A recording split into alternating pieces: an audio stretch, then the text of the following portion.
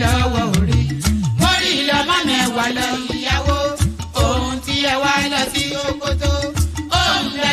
ṣòkòtò mo sọ àkúnlẹ̀yàn ọmọ ẹ̀dá láyé kò lè yí padà mo ń tẹnu mọ́ o olórí làlá bàrò orí làlá bàrò olórí làlá bàrò mo lórí làlá bàrò olórí làlá bàrò orí mi gbé mi níjà o olórí làlá bàrò làlá bàrò olórí làlá bàrò oríjà jogun ìkànnì wọn rí má fi wá fáyé mu nílé ayé wa o olúwa àgbẹ̀ wa níyà o àní nílé ayé wa ó tilẹ̀ jẹ́ pé ọ̀tá kọ́ ni wá ó tilẹ̀ jẹ́ pé ọ̀tá kọ́ lẹ́yìn ṣọ́wa nínú àpamọ́ kìnìún ejò olóró àkékè ṣọ́wa nínú ìdàgìrì ayé dáàbò ẹ̀bùn wá fi ṣọ́rẹ́ ṣọ́wa o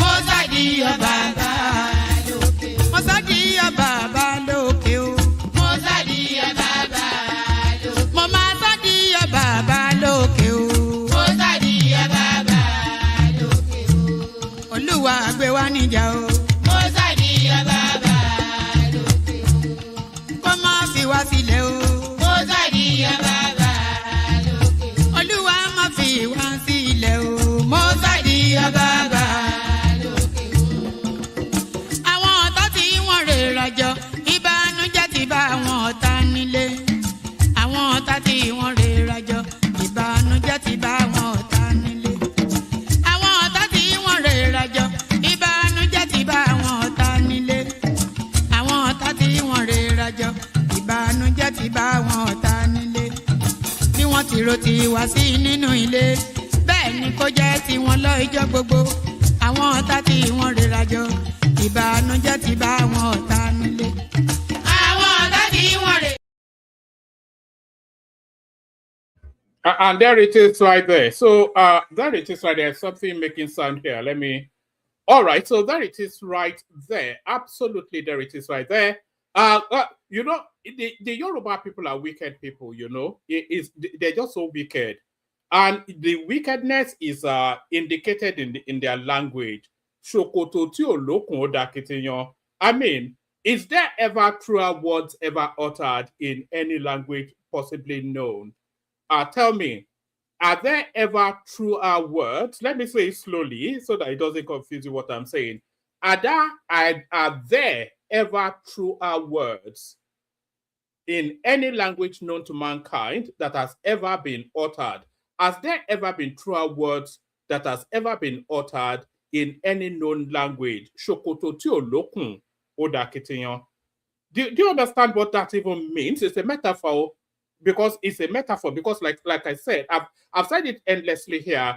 The Yoruba language is spoken in nuance because it's such a civilized language. We don't speak frontally, so we speak in nuances. So there's a nuance in there that's inviting you to come and interpret. Shokoto ti olokun odakitiyan. So for the benefit of translation, it doesn't translate fully, but if you want to translate it literally, Chokoto, you know the Yoruba outfit, the top is the buba and the bottom half is the shokoto. That's the equivalent of a shirt and trouser in the Yoruba culture. The top, everybody knows it, you know, globally is known. The top of the Yoruba outfit, the ensemble of a Yoruba man, the top is called a buba and the bottom half is called a shokoto. So now in the Yoruba culture, we don't use a belt because that's not the nature of our historic clothing. What you usually have from the materials you used to sew the outfit, you sew a little thread and then you run that thread through the trousers and then you tie it in adjustment to whatever your comfort is with your waist. So that's what that means. So the top is buba, as I said, the bottom half is shokoto. And then that rope that ties through the shokoto for you to fasten it around your waist is called okun. That's the Yoruba word for a rope. It's called, why am I so dark? Let me adjust my lighting. So as I was saying, the rope that you used to tie in the Yoruba culture is called okun. So what that metaphor is inviting you to consider is that a trouser without that rope, it becomes a difficulty. That's just the That's the nearest in translation that I can possibly give you. A trouser without that rope becomes a difficulty. Ṣòkòtò tí ò lókùn, ó dà kìtìyàn. Can you imagine that? Ṣòkòtò tí ò lókùn. And people who understand Yoruba better than me, by the way, maybe you can do the translation because it's such a deeply resonant sort of a thing. Ṣòkòtò tí ò lókùn, ó dà kìtìyàn, ó dọ̀rọ̀ wàhálà. So if you don't have that rope now, then you are walking down the road with one hand pulling up your trousers every single moment, or even holding on to it. So ṣòkòtò tí ò lókùn, ó dà kìtìyàn and all that. Good day to you, good to be in your company and all that. Good day to you, good to be in your company and how are you? Always a delight anytime I come out to meet you guys. Apologies that I've not apologies that I'm reading the comment section and it's making me that's a lot to read right there. So sagging, yes, now Sag or even drop himself. So yes, apologies that I've not been out for a few days. I felt somewhat, I did want to come out, but I just felt somewhat fatigued. You know, have you ever given consideration that how does this guy even come out every single day? It's just for the love of the game. That's been the it. But sometimes you just feel worn. I felt worn by it all, and I couldn't wear it. So if I feel worn, then I wouldn't wear it. So I wasn't willing to wear it those last few days that I've not been out. But we try and maintain some consistency in the push towards the elections now. So that's my promise to you, by the way, and that's my promise. But that promise also hinges on other hosts coming to join me as well, because I don't have the strength to push it past 2-3 hours. But I know you guys like to relax to it in the course of your day. So there's a whole lot of moving parts that has to pull together for everything to happen. But I will always, one way or the other, will always be here. Sometimes we'll even come out twice. We might well come out tomorrow afternoon. Why are people mocking me in the comment section? Why are you guys mocking? People are mocking me in the comment section. You know I'm a sensitive soul now. Don't mock me. So over, good day to you. So there's a whole vast of a plethora. When was the last time you heard that word? A plethora of happenings within the political cycle. Every single one of them will be touching in the course of the session. So sit back, lean back, take it easy, throw your hands up in the air like I've just done. Do you know when you throw your hands in the air do you know when you throw your hands in the air up as I have just done? That is the universal signal of surrender. So throw your hands in the air as I'm doing now and surrender yourself to the experience for however long we're streaming. Just throw your hands up in the air in surrender as we take you on yet another roller coaster ride. That is the One Man Went to Mo experience. One man went to Mo, the eagle lands again. The eagle lands in the expectation that you will click on the like button. So this is me now calling you to take an action. No? So click on the like. This issue actually be this index finger, isn't it? Because you don't click with the thumb, do you? You press with the thumb, but you click with an index finger. That's just, I bet a lot of you didn't even know that. I didn't even know that until I thought about it now. But you never click with the thumb, you press with the thumb, and then you click with an index finger. So click on the like button, just as you see, this is a click motion right there. My thing is, so this is a click motion. So click on the like button, as I'm indicating to you now, click on the like button. And as you're clicking on the like button, if you notice that you're not already subscribed, click on that to subscribe as well. So what's the summary of what I've just said? Like and subscribe. Very, very important that you do that. Do you want me to give you a moment? Actually, let me tell you something. You need to, this is something, I've been shielding you guys from this. So I've been trying to shield you guys from this, but I think it's time to bring out the heavy guns. Do you know what happens? If you are not already subscribed, do you know what I think of you? If you have not clicked on like and subscribe now, do you know what I really think of you? I did have it here. I hope I still have it. Yes, if you have not clicked on the like button and you are not already subscribed, this is what I think of you. I'm a babu. I stay in the zoo. Zadu, I'm a babu. I live. So if you are not subscribed, if you look at your screen and the word subscribe is not saying subscribed, Then repeat these words after me. I'm a babu. I stay in the zoo. Zadu, I'm a babu. All right, all that. So consider yourself whatever it is that Portable just said there. If you are not already subscribed and you've not clicked on like, so like and subscribe. Share the links as widely as you can. It's easily done. Copy the URL to the link. Put it in your comment sections. Not to the what am I even saying? Copy the URL to the links. Put it in your social media spaces. You know those Facebook groups that you go to.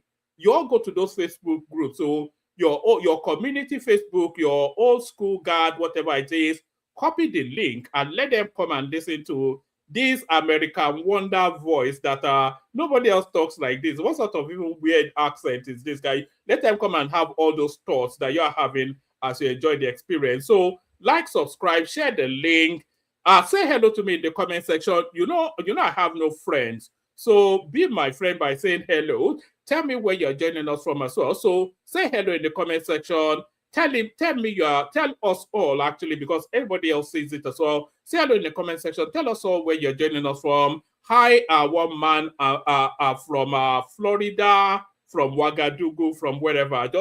Just so we know how wide our spread is. Like, share, subscribe. Click on the hyperlink that says StreamYard. Say hello to me in the comment section, and please make use of the $sign as well. You know, there's a cost to running all these things. So all this.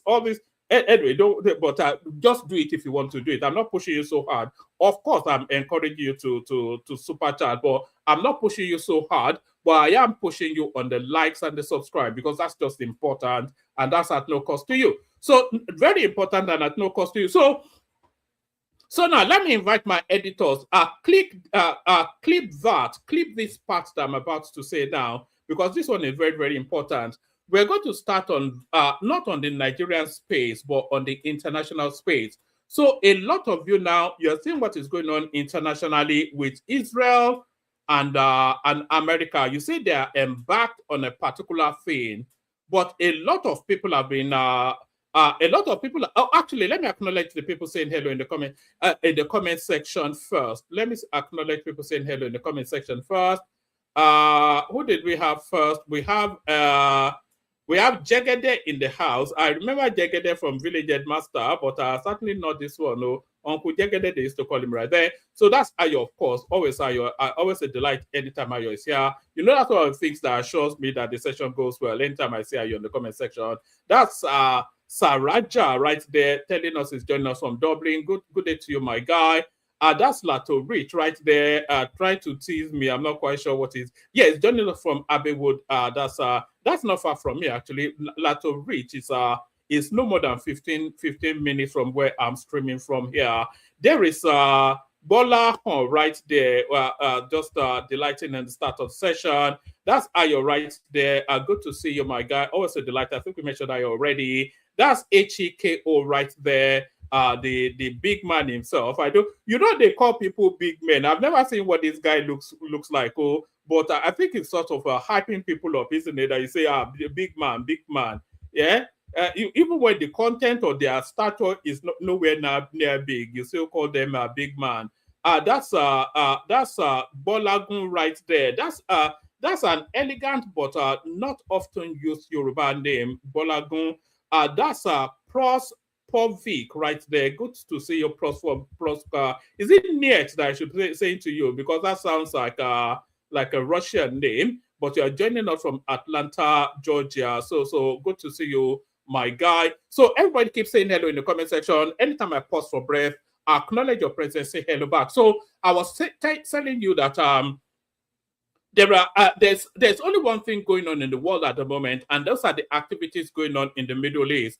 But and I'm inviting clip that now. But I'm inviting you then to have the understanding. Let me give you the understanding of what is going on in the Middle East.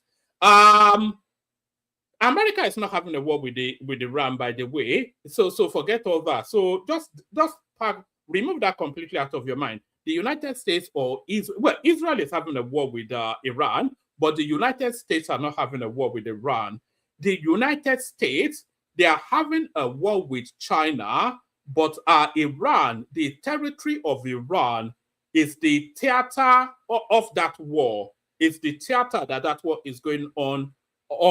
You know, yeah, that's where the war is going on. The war is between the United States and China, but Iran is the theater of that war for that war. So what am I talking about? Let me bring you this data. This data will give you a good indication. So now, before I bring up this data, the world is embarked on a trajectory realignment at the moment. So we have been under the American hegemony for such a long time, but there's a recalibration now going on globally. But that recalibration, it moves calibration away from the strength of the Americans and it moves it to a more neutral space where the Americans don't have the strength. So the strength that the Americans have used to hold the world for however long, since the Second World War, the potency that the Americans have used to hold the rest of the world hostage since the Second World War has always been their military might.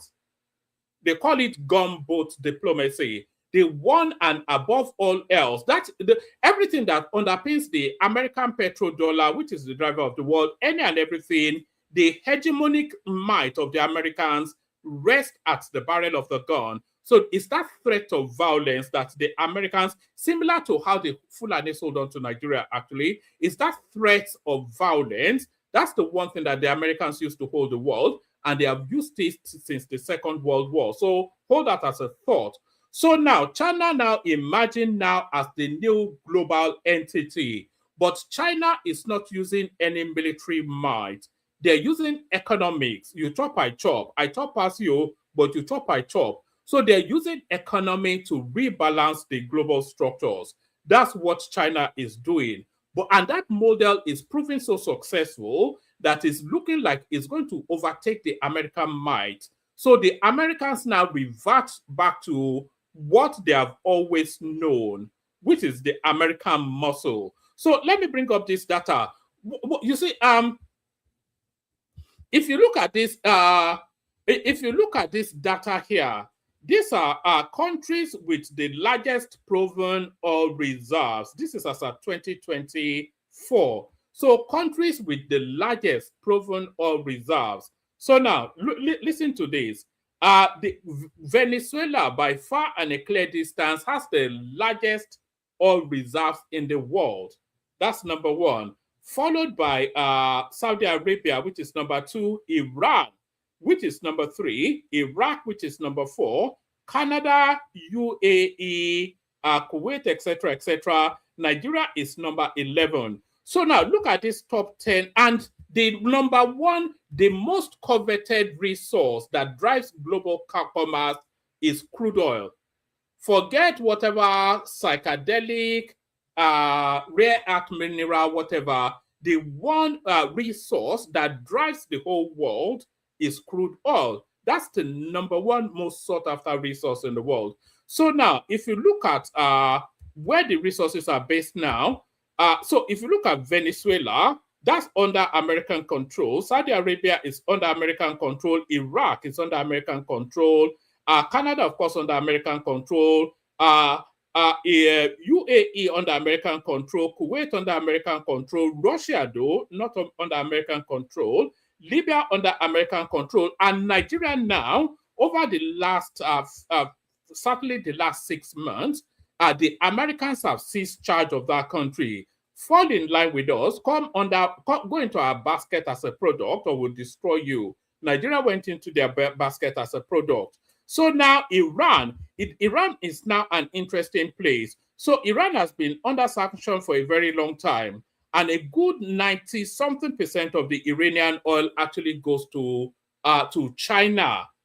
China is almost the only buyer of Iranian oil. 90% of Iranian crude goes to China. So if America now seizes hold, which is their intention, if they seize hold now of the Iranian oil, the Iranian crude space, then they effectively then block China off the number one resource that would drive their economy, which is crude oil. That's essentially what the Americans are fighting for. They are trying to cut China off resources in order to to pull back, to constrain their global economic push. And that's what the Americans have. From my own perspective, of course, everybody has a different perspective. So, yes, even US is ahead of Nigeria. You mean in terms of the country with the oil resource? The one that surprised me was that Libya was ahead of Nigeria. But let's go on from that to a different set of data. Let's go to this one. So this one now, you know, we say that, I've often said on this platform that Nigeria is one of the, if not the most subsidized country on the planet. The country, there's a lot that goes towards subsidizing that country. We live one of the cheapest lives in that country. Everything subsidized. And this is yet another example. Total, it says Federal University of Nigeria, it says total tuition estimate cost for the full 5 years.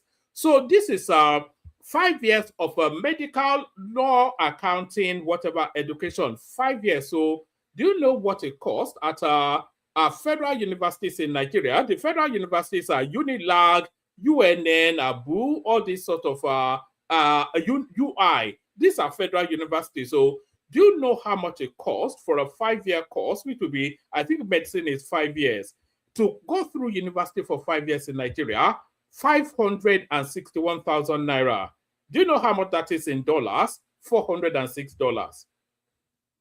You say, and they say, what has Nigeria ever done for you? You go to Nigeria, you get that education. You are a Nigerian, you get that education. They train you to be a medical doctor. You say they're not paying you enough. You go to the UK, the United States, and they start to pay you at 100 times more than you earned in Nigeria. And then you go on the internet and you start putting out all these clips. What has Nigeria ever done to me before and after? Go and ask those Americans, those your new found friends in America, UK, how much they paid for their education.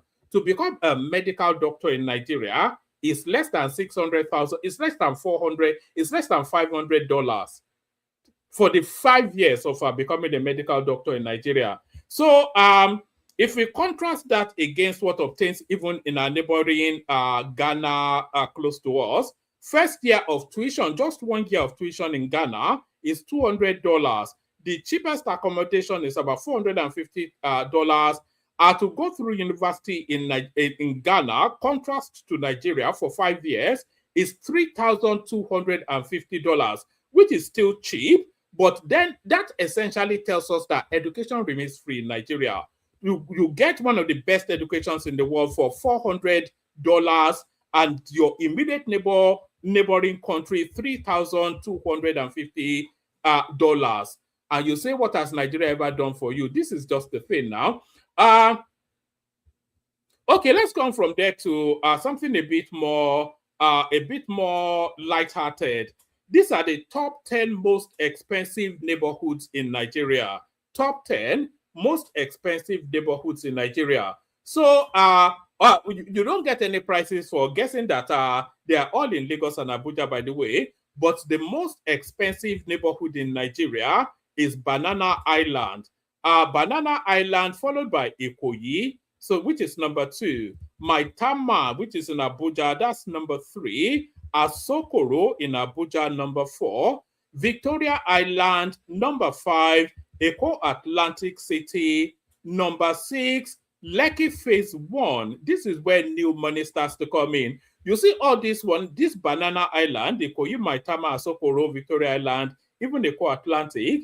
Forget it. This is not for the Yahoo boys. This is not for I made money on crypto. Forget, these people didn't make money on crypto. They made money. These top 6 right here, they didn't make money on cryptos. They don't even know what crypto is. They made money from looting the Nigerian treasury. So anybody in Banana Island, Ikoyi, Maitama, number 3, Asokoro, number 4, Victoria Island, number 5, Eko Atlantic, number 6. So ring fence those top 6, and you know that that's old money right there. So new money starts to come in. Lekki Phase 1 is the 7th most expensive neighborhood in Nigeria. That's where the Yahoo boys and the new age money comes in.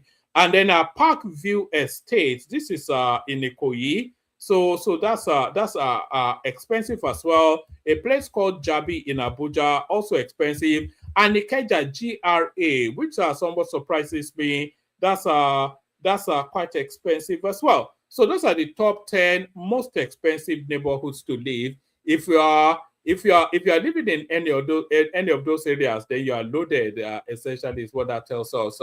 So that's just a little something for your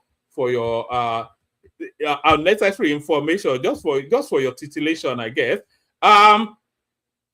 So now the effect of the new tax regime is starting to come in, and it's like a real boon time, a real rich harvest for the Nigerian economy. Nigeria's VAT hits record 1.08 trillion naira in January 2026 under new formula. In January 2026, Nigeria's VAT revenue reached a record 1.08 trillion naira, the first full month after tax reforms let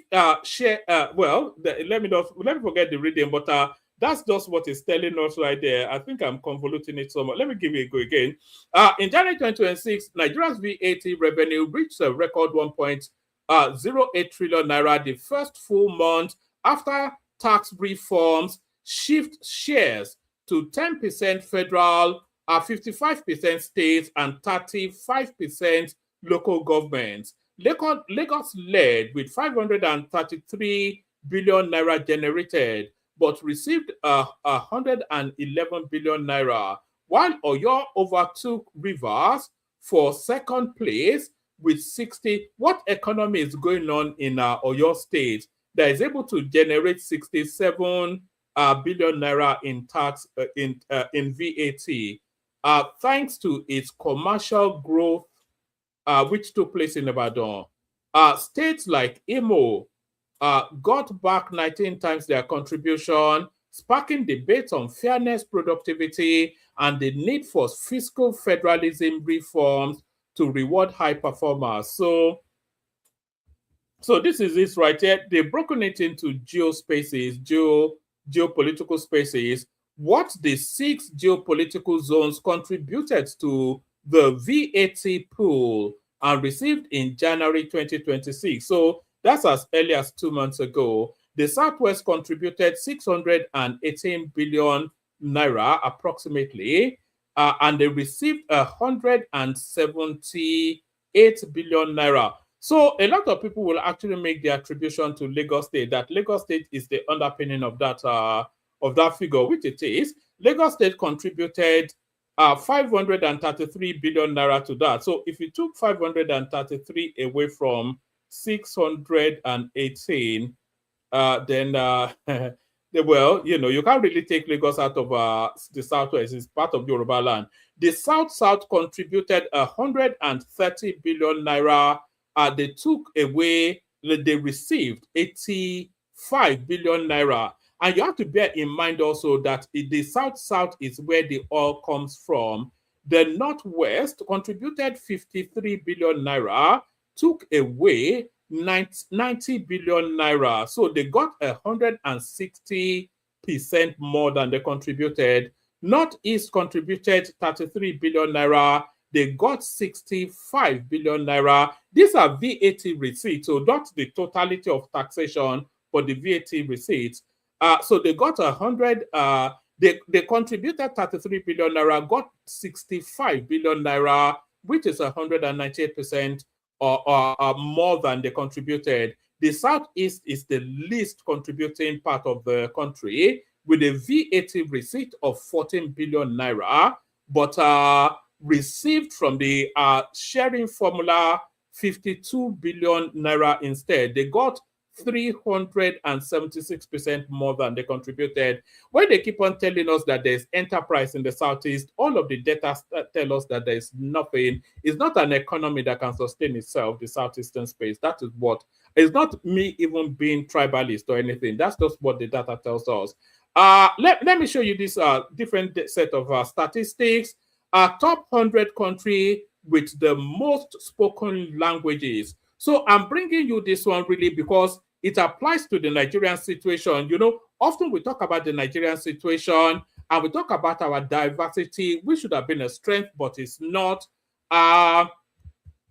This is just because, of course, if you have different languages, then you're for different people. The most language spoken within one country is in Papua New Guinea, with 841 languages spoken within that tiny country. Indonesia speaks 721, but Nigeria is number 3 with 538 languages. So when they are saying spoken languages, they're not actually talking about dialects. So I suppose they must be talking about dialects because I cannot imagine that we have quite that many. But that's just the level of diversity that we have in Nigeria right there. 538 different spoken languages within just that geographical mass. And therein lies the reasons for why we are in perpetual flux, where there's permanent discord in that country. What else do I have for you? What else do I have for you? I mean, in terms of data, by the way. Oh, let me play you this clip, actually. Tell me if you can hear it in the comment section.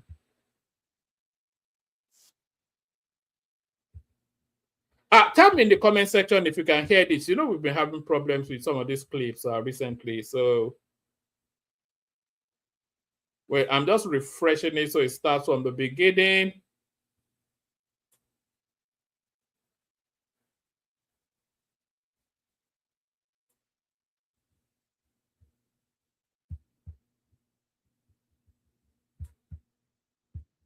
All right. So yes. Two things. I want you to tell me in the comment section if you can hear the video, the clip that I'm playing you now. So tell me in the comment section if you can hear it.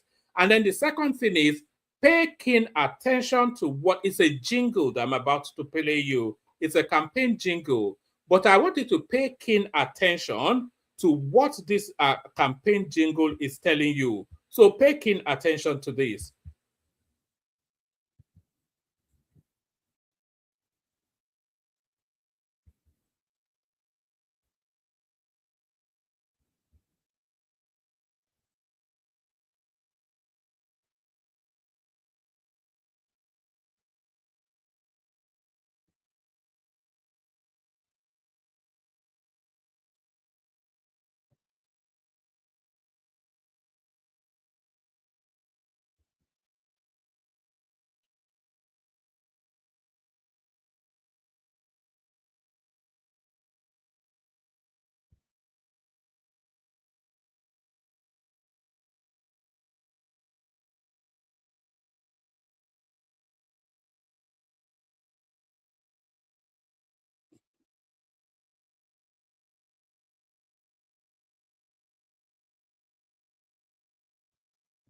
All right. Hopefully you heard that jingle. So that was no audio. Oh God. All right. Let me. I'll play you a clip now. I'll go out. I'll refresh the studio and come back again. It usually works after I've done that. Let me just play you a clip, and then I'll come back again. Did he actually live in the state coffers when he left as governor? And are you willing to publicly publish the bank verified statements to settle the matter once and for all? Yes. Yes. Not talking. Yes. My predecessor left 9 billion cash and 9 million or 9 billion? 9 billion cash and 25.6 billion in script issues. These are sovereign wealth fund and shares in other banks. You know, if you put 9 million to that, you get 35.5 billion. Technically, you know, but he issued checks worth over 15 billion before he left, waiting for me to cross over before those checks started appearing. You know, so you can see it's timing and leading in accounting. That's what happened. So this is fact. We have published it already. It's already in the social media. It's everywhere. That what he left was 35 billion. Let me even tell you, if I were not only publishing the figures, publishing the bank statement, would you do? Our accounts are properly audited. I have the largest funding from the donor agencies. They will not touch you with a long spoon if they don't see your transparency. Okay.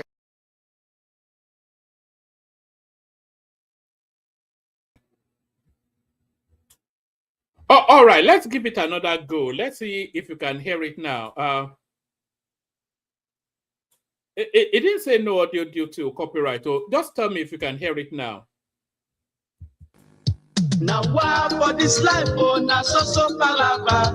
I tire for this problem, I tire for life, oh, Guinea. No work, no food, no house, no life. This small water, then they bring us so dirty, they pull am. This small money, I they get now social transport, they chop am. School low, na headache, hospital, no work. I tire for life, oh, my brother. Waiting you they think, oh, my sister. Help don't come, SDP, MKO, Kidibe, action. MKO, Kidibe, SDP, progress. Abiola na the hope, SDP na the party to solve our problem and better our life, oh.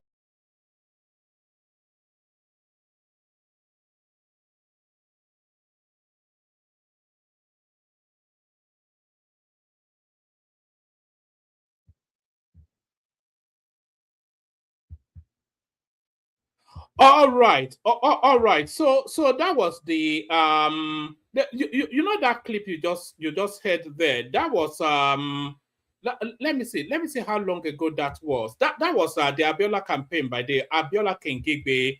That was about 30 something years ago. That was in 1993, which would make it about 33 years ago that took place. So now every single thing detailed in that this is 33 years ago, 1993. That was when that jingle came out. Every single thing detailed in that clip is what the obedience are blaming Tinubu for now. That because there's no food in the country, it's Tinubu's fault.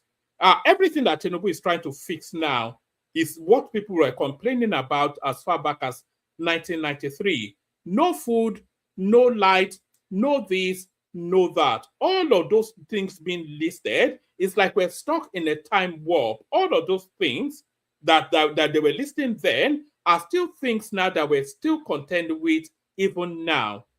And they're saying it's all Tinubu's fault. So that's just what it is. 33 years ago, there was no light. There was never been light in Nigeria ever. And the most light we've ever enjoyed in Nigeria is what we're enjoying now. There's never been any money. There's never been any food. There's never been anything in that country. So, you know, as if it's like we're living in a parallel universe, like we didn't live through the whole Nigerian thing that has led us to where we are now.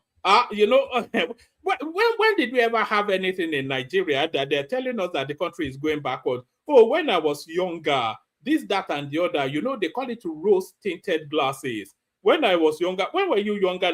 Were we not all younger at the same time that you were younger? Were you living in some Narnia land, on some parallel Nigeria that is different from what we all experienced? There was armed robbery everywhere. The roads were bad. You couldn't go to Moshin and come back alive, or Ajegunle. You know, you didn't even know what Abuja was. You know, all of these things. And you say when you were younger, Nigeria was a rosier place. So what level of nonsense? So that's that one out of the way. Let's now rattle through the rest and then see if anybody turns up. So this particular headline is about 2-3 days out of the loop, because I was going to do it 2-3 days ago, but then I didn't come out again. So let's just address it now. Peter Obi officially collects ADC membership card in Anambra State.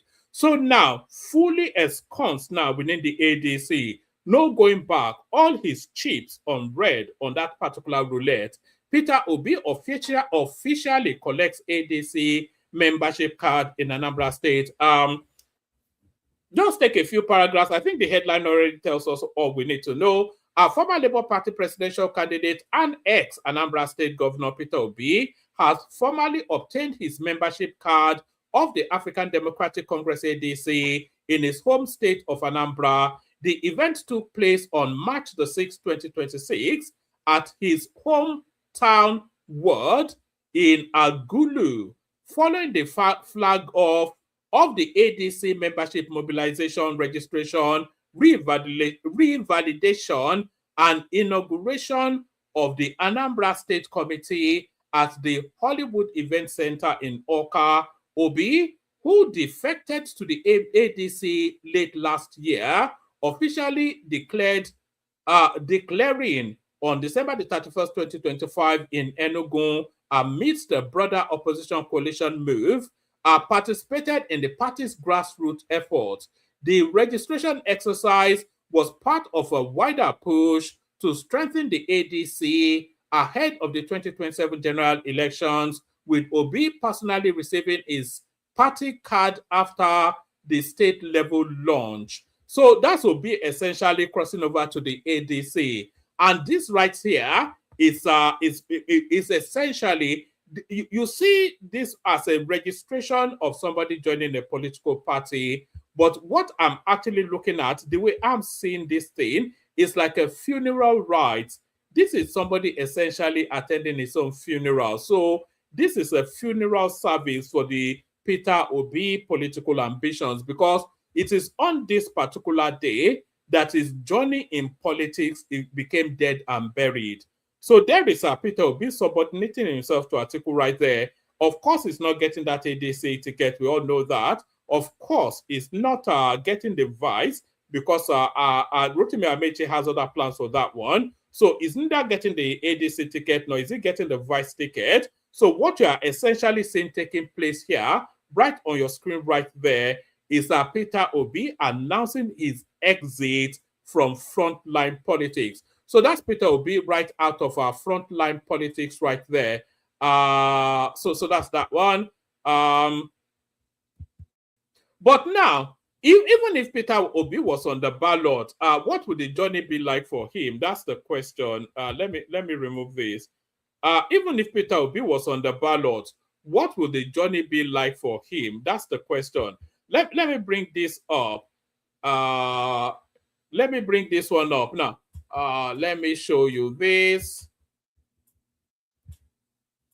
Zamfara Governor Lawal dumped PDP for APC. So the elections are already won and lost. I think everybody knows that. So Obi can decamp from Labour Party and go and join the Republican Party in the United States. It still means nothing.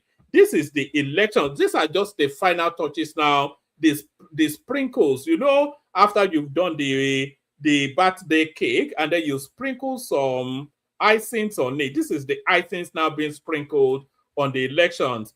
Zamfara Governor Lawal dumps PDP for APC. So I think everybody knows that election is over anyway. Governor Dauda Lawal of Zamfara State has resigned his membership of the People's Democratic Party PDP and joined the All Progressive Congress APC. Confirming this in a statement on Monday, the governor's media aide Nuhu Ankar said the defection followed his principal's consultation with stakeholders in the state. The government and PDP family of Zamfara State wish to formally inform the general public of an important political development following extensive consultation with stakeholders, political leaders, elders, and supporters across the state. The statement reads, after careful consideration and in the overriding interest of stability, progress, and the sustainable development of Zamfara State, Dauda Lawal, the executive governor of Zamfara State, has decided to formally defect from the People's Democratic Party PDP to the All Progressive Congress APC. This decision was reached after wide consultation with political stakeholders and supporters, particularly in view of the prolonged internal crisis, leadership disagreements, and unresolved structural challenges within the PDP at both the national and state level. I'll give you just one last paragraph. These challenges have continued to create uncertainty and distractions that could hinder effective governance and the delivery of democratic dividend to the people of Zamfara State. So that's Governor Dauda Lawal now. So what does that now tell us? So I think that now brings to 32 the number of states pledging fieldom to Bola Tinubu. The numbers of states, of the federating states within Nigeria that are on bended knee and are shielding their swords and, pledging their fiefdom to Tinubu, that now brings them to 32. So what does that mean? We have 36 states in Nigeria, 36. And then we have the Federal Capital Territory, which has somewhat of a quasi-state, it has a quasi-state sort of presence, let's put it that way.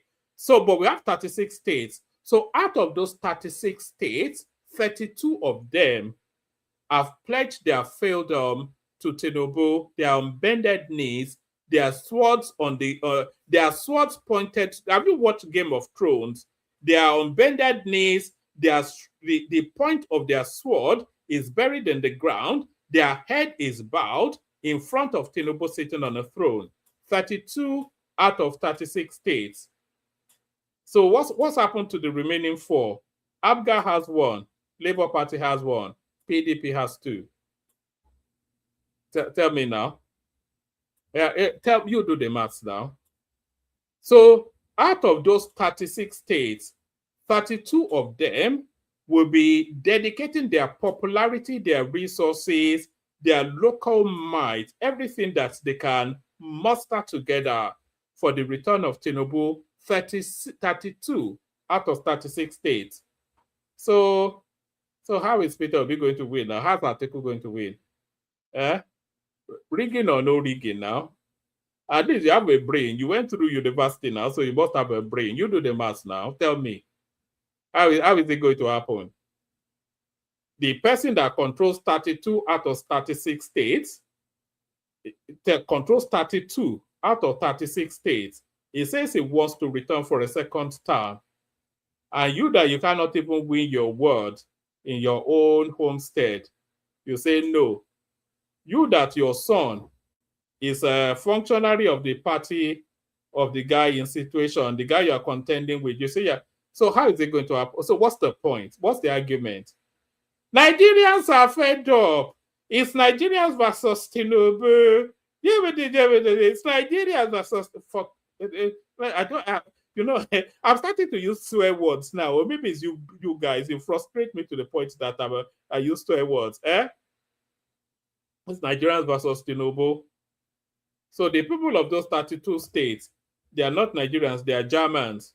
Somebody like me, if I was a Nigerian that would vote for Tinubu, am I from Mars? Am I a Martian? Am I not a Nigerian? Is Nigerians it's the country for everybody. And what is that phrase that Aisha Yesufu used to say? The lowest of the lowest. Forget all of that now. 32 out of 36 states are insisting, their structures is insisting that Tinubu returns in 2027. So when they declare him winner, you say you were rigged. How did it happen? How did it happen? What did you do? Who are your voters? Where are you coming from? It is Nigerians versus the government.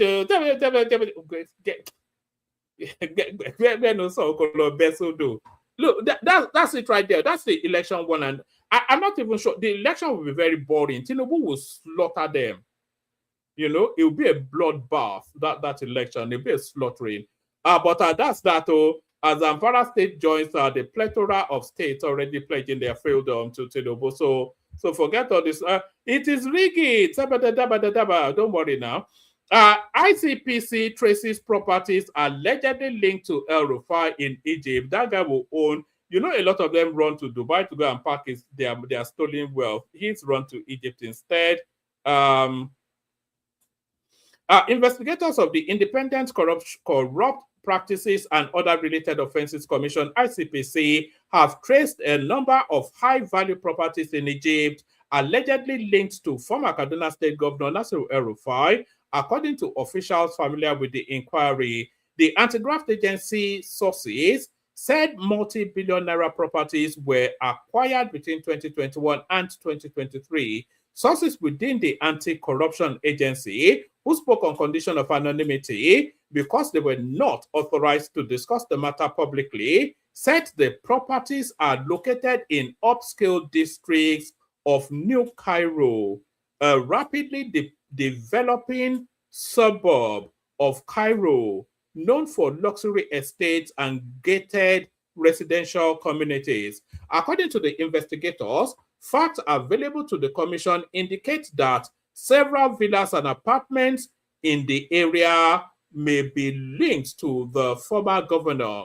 The properties are said to be situated in some of New Cairo's most exclusive residential estates, including Arabella Estate, etc., etc. Correspondents gathered that the value of villas in Cairo Festival City and Arabella range from 50 to 200 million Egyptian pounds, about 5.3 billion naira, whilst apartments cost about 26 Egyptian pounds, is about 700 billion naira. One investigator familiar with the matter said the properties under probe include a villa located at House 111 Arabella Estate in the 5th, etc., etc. Anyway, that's where El Rufai is packing his own stolen loot. A lot of them rush. You know, he always tries to be cute. He always tries to be different. So just to run contrary to what the rest of them are doing, running to Dubai to go and park their stolen money, he's run to Egypt instead to park his stolen money. APC takes control of 32 out of Nigeria's 36 states. So there it is right there, just as I was explaining. The All Progressive Congress APC is rapidly solidifying its influence across Nigeria, now reportedly controlling 32 out of the country's 36 states. In the South-South, the APC has achieved a complete sweep in the All-Rich region, governing all 6 states: Delta, Akwa Ibom, Edo, Cross River, Rivers, and Bayelsa. North Central, the party also dominates this region, holding Benue, Niger, Kwara, Nasarawa, Kogi, and Plateau. In the Southeast, APC controls Enugu, Ebonyi, and Imo. Abia remains under the Labour Party, whilst Anambra is governed by the All Progressive Grand Alliance, APGA, giving APC 3 out of the 5 states in the region. In the Southwest, the party governs Lagos, Ekiti, Ogun, and Ondo. Oyo remains under the People's Democratic Party, PDP, and Osun under Accord Party. Yes, so there are actually 4 states not with the PDP.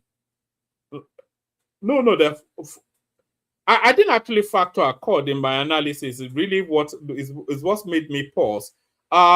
In the Southwest, the party governs Lagos, Ekiti, Ogun, and Ondo. Oyo remains under the PDP, Osun under the Accord Party, giving APC 4 out of 6. In the Northeast, APC controls Borno, Yobe, Taraba, Gombe, Adamawa, and... Does APC control Bauchi? I thought Bauchi was under PDP, which is Bala Mohammed. The Bala Mohammed crossover, that's why I was pausing to recalibrate my mathematics. Is Bala Mohammed not the governor of Bauchi State? I thought it was, and of course, Bala Mohammed PDP. Lastly, in the Northwest, this region remains a stronghold with Katsina, Jigawa, Sokoto, Kebbi, Kaduna, and Kano all under APC. These figures indicate the APC now governs 32 out of Nigeria's 36 states, further solidifying its national dominance. So forget it now. You know, by the time we get to the election, so people will not even bother turning up. It will be so, it will be so obvious. Dangote retains top position in Forbes 2026 Africa's billionaire list. So yes, it doesn't give us the list. So okay, let's just it's just a short little article, so we can read this one actually. Nigeria's foremost industrialist has retained his position as Africa's richest man, topping the 2026 billionaire ranking released by Forbes. According to the latest list, Dangote's net worth rose to 28.5 billion, further cementing his dominance as the wealthiest individual on the continent. His fortune grew by about $4.6 billion over the past year, largely driven by the strong performance of etc. etc. Forbes said Africa's 23 billionaires now have a combined wealth of 26.7 billion. Nigeria maintains a strong presence on the list with 3 other business leaders and also ranking amongst Africa's wealthiest individuals. Rabiu recorded one of the most remarkable gains on the continent, with his net worth rising by 120% to $11.2 billion. So who else? Despite the strong overall performance, Forbes noted that not all billionaires recorded gain during the year. Otedolar's wealth slipped when they will stop buying Ferraris for his children. That DJ copy alone, she's enough to hemorrhage a good billion from anybody. New US push for Sharia ban rattles northerners. So yes, I wouldn't mind the Sharia ban in Nigeria. But that's all I've got to offer. Let me send the link. Anybody that wants to come in, come in. Let's send the link. Anybody that wants to come in, come in. Come have a chat with one man. I'll play you the Kegite music. We see who turns up.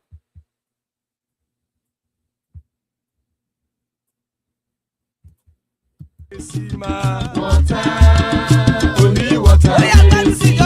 Water, only water. Where they see ma. Water,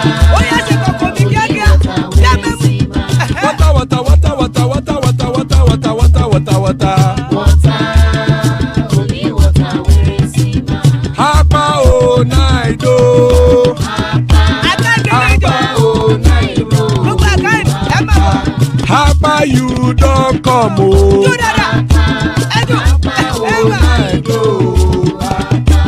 Hapa o naido.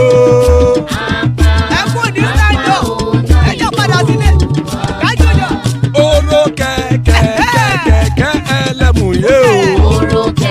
Ilé sọ́dí àkẹ́kẹ́ rẹ̀ ẹlẹ́mù rẹ̀ o. Bobby Master kẹ̀kẹ́ rẹ̀ ẹlẹ́mù rẹ̀ o. Chifu Wáìlà tí kẹ̀kẹ́ rẹ̀ ẹlẹ́mù rẹ̀ o. Eruku lẹ̀lẹ̀ ẹlẹ́mù dé. Eruku lẹ̀lẹ̀ ẹgbẹ́ ẹlẹ́mù dòde ojàre o. Eruku lẹ̀lẹ̀ Ghana ti dé ẹgbẹ́ bọ́dì o. Ọmọ ẹlẹ́yẹ ẹ̀yẹ o ó dìle o. Odúyẹ̀lá ẹ̀yẹ o ó dìle o.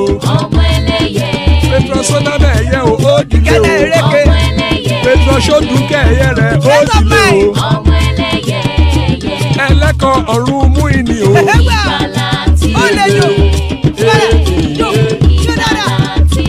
Àkùkọ ọ̀run méjìkọ.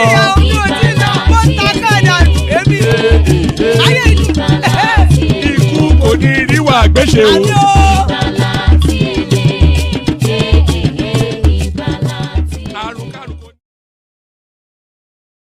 And there it is right there.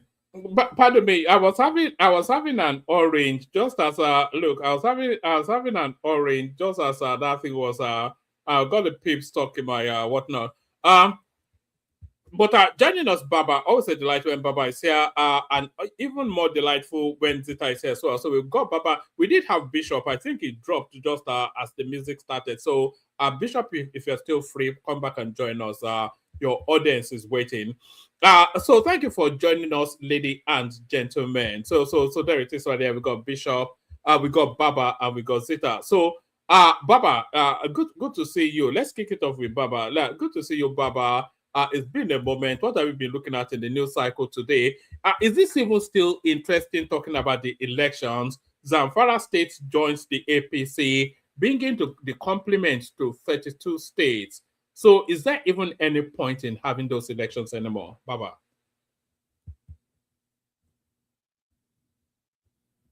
Baba is not there? Okay, Zita, are you there? No, I'm there. Oh, I forgot to unmute. Good to see you, Baba.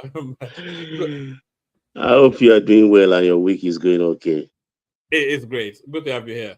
Okay, my people in the commentariat, I salute you. Alaji Adano, Suraj, Laturich, our man Ayo, the joy of the platform, and a host of others, Aladdin, Kelly, and all the rest. I salute you. And our viewers, I formally welcome you. I hope you've clicked the like button and subscribe if you haven't done so. It is essentially a must to do that. If your conscience should prick you, don't just be an eavesdropper, please. Yes, woman, I think we have to also always interrogate the election, not only for the sake of just talking, but educating people generally, because I find out a lot, though those who choose to be delusional can say in their own realm, but those who want to be educated and enlightened through always their demand for explanation should be actioned at all times. I came purposely because of this obese registration, because a lot of people are ignorant of the new electoral regulations going into the 2027 elections. And I hope by registering formally, Obi is not being clever by half, because he presented his card, but like others who came from the obedient movement, an outflow from the LP2, I hope they have done the e-registration. I'm not a lawyer. I don't know the difference between the legality of just having the card without doing the e-registration, or in ADC, is it automatic that if you registered manually, it goes straight on their e-portal and log you in as an e-registered member? I say this because it is an irreversible procedure. It is a commitment, a deep dive. There is no turning back. So I like your, what we do call that, allegory, or is that in proper in literature? I can't remember my literature terms now. When you say by doing that, it like he has buried himself. It's like a funeral. You understand that he has taken. It's a good step if he's serious. If his backers have assured or reassured him that he will get that ticket, because look, it's just like the tortoise. If the tortoise doesn't stick his Baba, sorry, I don't want to break your flow. If he doesn't get that ticket, it will look like a real fool. Because everything ends with that ticket. Everything ends. Everything ends. He can't even run back to the Labour Party. No, it's locked in. That's why I say it's locked in. Because what they we will mock. He will cry. The mocking, especially, we will mock him till he cries if he doesn't get that ticket. Yeah, because I hope they've read it properly, because it's not reversible. And I think Tinubu, or let me say, no, that's wrong. The National Assembly put that law to help this cross-carpeting, to mitigate against it in the next cycle of the next 4 years, 27 to 31. Because once you e-registered in a party, it is very, very difficult to remove yourself and go to another party. So imagine somebody cannot stand and say, I've crossed to SDP, I've crossed to this. No, without e-registration, because that is what they will use. Even in litigations, it will be used because, and they've also said, is direct primary. That has another implication because it's no more delegate issue, which is an indirect primary. And that is cheaper for OB, and that will test its popularity in ADC. Because every registered e-member of ADC will vote. It's just like the proper election itself, or a kind of dress rehearsal. So everybody will vote, state or statewide. Everybody will vote. Does he have the capacity to guide his vote? So all this mouth they are making, is he ready to guide his votes, even in their own primary? So it's a good test for his readiness and for the obedient movement. Because once you go, it's direct. It's no more indirect. So it's even cheaper because you know the cost of an indirect one where you have to pay big money to each delegate who are there to collect a lifetime payout. So, but in a direct primary, so every e-member will vote. And they will, in case of litigation, both in the proper election and even in party primaries, they will cross-check the votes by knowing exactly those who actually voted, are they members of the party? Because another party member cannot vote in their primary. Only the ADC members will vote. So since now he has locked himself in, I don't see him as somebody's fool. I see him as somebody being assured and reassured that they will get him the ticket. But I'm just laughing. I can't stop laughing. But Baba, what's the credibility of a Nigerian political assurance, especially an assurance coming from somebody like Atiku? That's why I keep on laughing. And in the process, I call. Because, look, these people that we know them, the usual suspect, those that are assuring him and tell him Kolo for Kombale, they can't even win their own polling booth. Even their children have defected to APC. All of them. Is it IBB, whose son is now a board director of, I think, Bank of Industry? Is it Baba BJ, whose daughter is now global candidate for APC? Is it Atiku? Is it Abdul Salam? We don't know. The other day, General Theophilus Danjuma, retired, visited Ashwaju.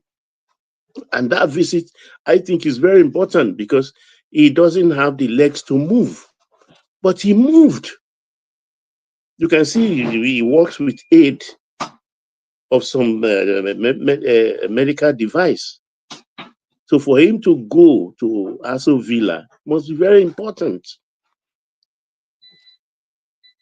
So I don't know who assured him and why he believed them, or he has already keyed himself into the vice presidential position.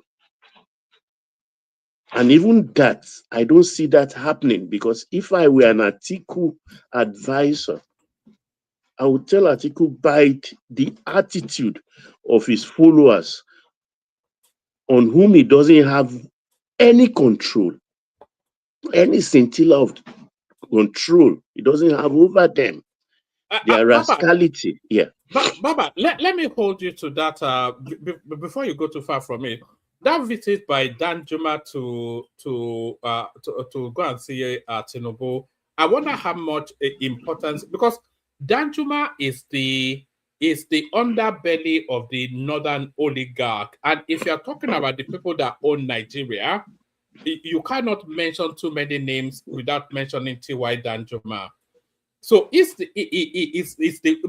with Danjuma, you want to enrapture the Babangida voice, the Abdul Salami voice, and all of those sort of northern stalwarts, the oligarchs of the north, and then Tinubu, of course, the oligarch of the south, is already in situation. So is this the?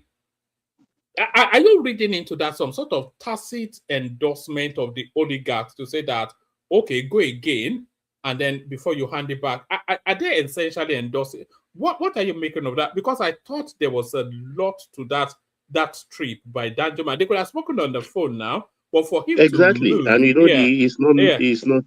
He was working without that thing, that therapeutic something. When you lost the use of your limbs properly, the camera didn't pick it. But if you are observant, just a microsecond when he walked in and they had the handshake and he had to move formally into the room, you can see that he was aided.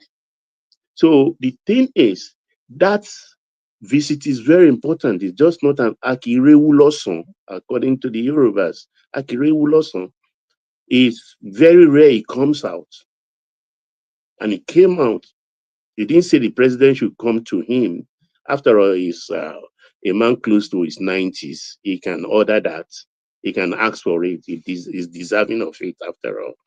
But he went there. But I think that visit, most importantly, they must have talked about the matters of insecurity. One, insecurity, and then two, about the elections. One, if he doesn't have it, how do I put it now? If he's not one that has taken a shine to Tinubu, he will not go. He will not go to Aso Villa. He will not go. So to me, it's a very cordial one, and maybe getting assurance from each other about what is going on generally, because whether we like it or not, he's a Northern Christian, and he's very, very influential. Despite he's a Christian, the Northern oligarchy, even the Muslim North, they respect him highly and they listen to him. It's one voice they all listen to. Apart from General Yakubu Gowon retired, I think there is no other officer that is most senior. Even he is the one that's made Baba Obije to survive his head of stateship. That after Amritala died, and he was the one at the head who went to then Western region, Western states, or what we called at that time, to remove Ironsi entirely. And in the process, Fajuyi also was eliminated. He was there. He spearheaded everything. He handpicked the boys, the Babangidas, and all the rest. The rest is, the story we all know. So that visit is just not an ordinary visit. So by all indications, and I don't see Obi even getting that vice presidential lot, because if I were Atiku, I will not be comfortable with the Obi followership, the obedience, particularly because he doesn't control them; they control him. It's the case of the tail wagging the dog. So they will disrupt the presidency of Atiku if peradventure he won the election. There will be a very bad influence because they will want to take what is not theirs. And an Atiku and his followers will not even entertain that kind of rubbish. So it looks like that is where he will know that his coffin had been nailed the day he actually registered, because they will choose another vice president, not Obi. Not Obi. So he has really, really, really hurt himself by that single move. I tell you. Baba, why do you think this opposition? Do you think the opposition? Do you think they are just fulfilling all righteousness by? But I cannot think why anyone would think, including them, that there will be any vacancy for them in January. So I mean, what are they even doing? Are they well, I just can doing it understand just? Atiku. Yeah. Is the last roll of the dice for Atiku, generally. So I can understand. It's like he's going for broke. Anything happen? Well, I don't know. Fate is on record. People have contested 4 times and won. People have contested 3 times and won. So maybe something may happen. If at least 1 week is It's still holding on to the words of his Babalawo, Abi, because we were told that some we have Babalawo. a way. It's like listening to an obedient, for instance, about the chances of Obi. You'll be so surprised that is this person normal? Because when I see them talk at times, I mean, the other bandit in a job, even talking about Lagos, talking about the Obasa imbroglio, that, with the Abasa thing, they will punish Tinubu. And I start to say, what? Is this where you guys put all your hope? Hoping against hope. With such things that we have put past us since and moved ahead, and thinking of how to make sure that we got 80% of the votes in Lagos. So those are the kind of things they pick. And some of them, the other one with the red scarf, I mean, somebody said she was on their normal space telling people that Jesus Christ will be more popular than Jesus Christ or something like that. And they've even hurt themselves irreversibly. They've hurt themselves with things they say. You know, a lot of those people actually, like that one in the red scarf. You mean the one that puts this red thing on her head? Yeah, exactly. Yeah, I don't even know her name. I'm not even trying to despise, but her name is not even of any I don't consequence. care. Yeah. I think you have to understand. A lot of them is just a business model, because Obi has been the #1 business model for anybody wanting the social media coinage from the Nigeria. It's just they're just cashing out now. They are cashing out. That's all. Yeah, that's true. Yeah, because the way I think we are miscounting. I think APC has gotten only just 31 states, not 32. Because if we count Abia, Anambra, Oyo, Osun, and Bauchi. Yes, but the list was 36. Yes, the list I was reading out, they said Bauchi was APC, but Bala Mohammed is PDP now. So no, I think they are rejecting him. He's trying to come on board, but they are rejecting him. He's being rejected. And I think there is a scheme actually to give, because of Wike, they want to give some states leverage a PDP to take some states. So it doesn't look like a full swoop of the whole 36 states, and make sure that ADC got nothing. Absolutely nothing. So that is this. If that is maybe one of the reasons why they are rejecting Bala Mohammed of Bauchi to stay, and then I don't buy in that hint that they will leave some states for PDP, because Osun, for instance, is very, very important. They are not going to leave Osun for Adeleke. No chance. Adeleke is why didn't they let him join the APC? He tried so hard. Because of Tinubu's cousin, actually. The Minister for Blue Economy. What's his name again? I've forgotten his name. It was the former governor anyway. Yeah, the former governor. Are we anticipating? And by the way, we're talking about this because Governor Dauda Lawal of which state is it again? Zamfara State. He's now crossed to the APC, which is now the latest of just a gushing of people into that party. It's just a stream. It's just an avalanche or whatever the invective is. I mean, what actually is trying to do is that, look, he wants to overwhelm them to the extent that to the extent that where do you want to even start the litigation? When, let's say, for instance, for the sake of this discussion, is Ashwaju scores 10 million and you scored maybe 3 million. So where do you want to start? What do you want to see happen? How do you want to upgrade 3 million votes to 10 million? It's not possible. Anybody all over the world, they will look at it. That look, this man went into the election with 32 governors ruling the states. That's why I'm saying that's why I was actually asking you that is there any point in that election taking place? You see it from the campaign anyway, Baba, and the efforts. No, they will just deploy the most minimal of efforts in terms of expenses. Nobody's going to put their money into this. You mean the Tinubu camp? No, the opposition.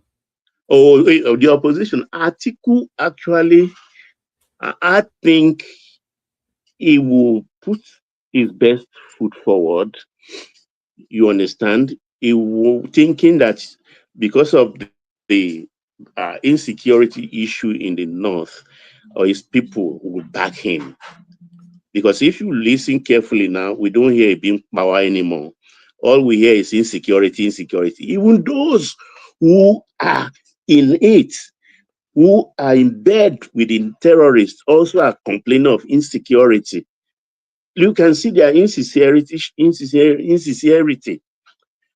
You come forward, something you are encouraging, something you are in bed with, and you come and complain that it's like killing your mother and killing your father, and in court you are pleading not guilty on the grounds that the court should pity you because you are now an orphan.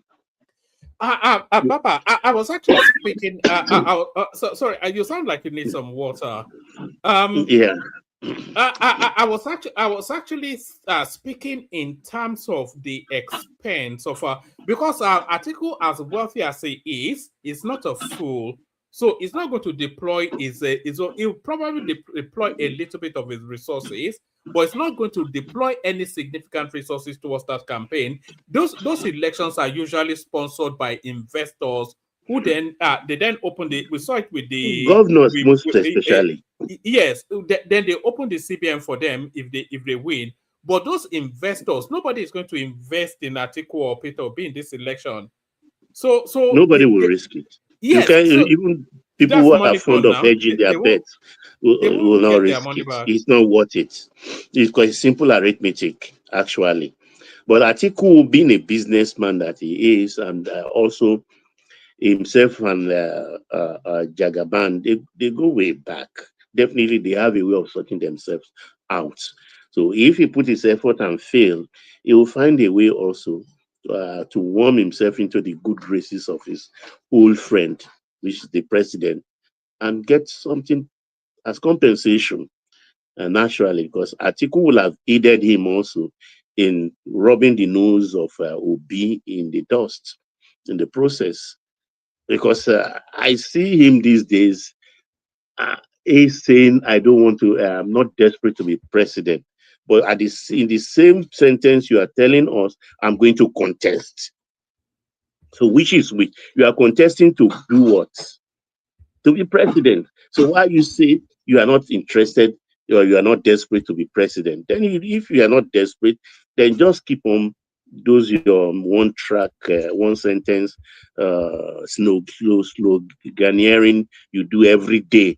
Then keep at it and leave the contest to other people. Don't disturb their chances. So he doesn't. He's a confused man. He doesn't know what he's doing, and he has all these people, his followership, who control him. They sit on his neck, and he's trying to develop a backbone, a kind of erection, which he should have developed with the backing of Dati Ahmed, who was really up for the fight then, and he was not. And now you have some little girls pushing you around and telling you, putting words in your mouth, and I hope it just doesn't cross the line. Because El Rufai crossed the line See where he is now. He doesn't even know when he's coming out. Malami has just been given a bail. It's not just him, his son and his wife in tow. And if he comes out, I don't think. Anyway, they've locked up all his bank accounts. So it has nothing to do for ADC anymore. Neither will he be contesting for his, is he from Gombe Goba? He doesn't have that kind of money anymore. D2 for El Rufai also. Because that one doesn't even know where he's going. As far as I'm concerned, he may not be out until after the next election. So he's in big trouble. Big trouble. So the defections actually have shown definitely that the man at the helm is just too clever for them. Too clever for them. What are you making of? Baba, what are you making of this narrative that Tinubu is using the instrumentalities of states to stifle the opposition and strong arm them? That's another thing I hear every time, that is the one he should be a Democrat and allow the opposition to strive. And I start to, are these people, do they have common sense? So I should maybe laden the boxing gloves of my opponent with lead so he can hit me and knock me down. I should fashion a weapon against myself. What is a contest? In a contest, you have to knock down your opponent. You don't prop up your opponent. So when they come out, I just look at it, I call it lazy man fights. If he's applying bow and arrow, you pick up a revolver. Go succeed yourself. It's a fight. The man you are contesting with is now on the seat. You can see what happened to him in 2023. He was up for the fight. Look at the forces arrayed against him. Look at the forces arrayed against him in 2023. He surmounted everything. Even currency, even CBN was involved for his sake, to reduce his chances. They even printed the currency. There's nothing they didn't throw at him. By the way, Bishop and Zita, you can join in. I can see Bishop. Bishop, carry on. Please come in. Bishop. Good evening, everyone. Good evening, Bishop. How are you? Good evening, Bishop. How are you? Yes, sir. I have. Yes, please carry on. You have the floor. Okay. Hey, I am sorry. That was okay. Good evening once again, everyone. I mean, it's been exciting these past few days, and our brothers from the north will say "Kafili Gadoki." I will loosely translate it to mean anybody that knows what's happening in Nigerian politics. The obvious is becoming too obvious. I don't know. I was having a conversation with someone earlier today because I still did something. I still went back to listen to Peter Obi, some of his interviews, some of his media engagement. You will have a laugh, eh? Yeah, I mean, it's always like that. I was still wondering, then what exactly is it that this is? And the person told me that, well, everybody has a price, they have what they are interested in, so they want a weak person in the system so that they can do blah, blah, blah, blah, they can have access to our collective patrimony. And I get a little bit very intrigued. And because I thought these individuals have some level of clout. So they have integrity, so I thought. And they know what they were doing. But as far as I'm concerned, I think it's an insult. And I don't want to say, no apologies to anybody that wants to get offended. I think it's an insult putting Peter Obi, Peter Gregory Wabushi in the conversation with Bola Ahmed. I think it's a very terrible. It's a big mistake. It's a disservice to people that can think and reason. You know, I think it's not fair at all to put Peter Obi in the same conversation, the same sentence, at the same sentence with Bola Tinubu. Because I listened to Peter Obi. I was listening to what Chukwuma Soludo said, the banters he was throwing, and it was very accurate and it was very exact. What he was saying. But I mean, just having said that, the basic thing is that is there anything that we want to offer? So sorry, Bishop, your connection is a bit quaky somewhat. Okay. If you're using Bluetooth or something like that. Not using anything. I'm speaking directly here. Maybe the connection is the network. But Okay, it's better now. Oh, okay. I was not using any device. Peter Obi in ADC. Is there anything ADC can put up? If they can think, and I'm sorry, or let me say I'm not sorry. If they can really think, look at what has happened in the Amala convention that PDP had in Ibadan. This appeal convention, which it was obvious, we knew where it was going to land. Yeah, we saw it. I knew. You saw it coming. You don't need to be a prophet. Baba will do Ojogbon Ayodele Awujobi of those days. Of those days. Remember in 1983, he said, I saw it coming. And we had a good laugh. Sorry for people that did not know what 1983 looked like in the military coup that happened there, December 31. He said, I saw it coming. Because there was an interview he granted earlier. He used to give, people believe that he saw things that, and we were wondering that such an important event would not just miss your something. And he was so sure that, but that's by the way.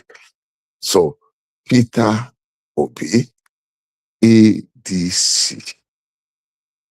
The theatrics they are putting up, whether it is in Edo or it is Ubiba in the river, so I laugh at the foolery that they are putting up.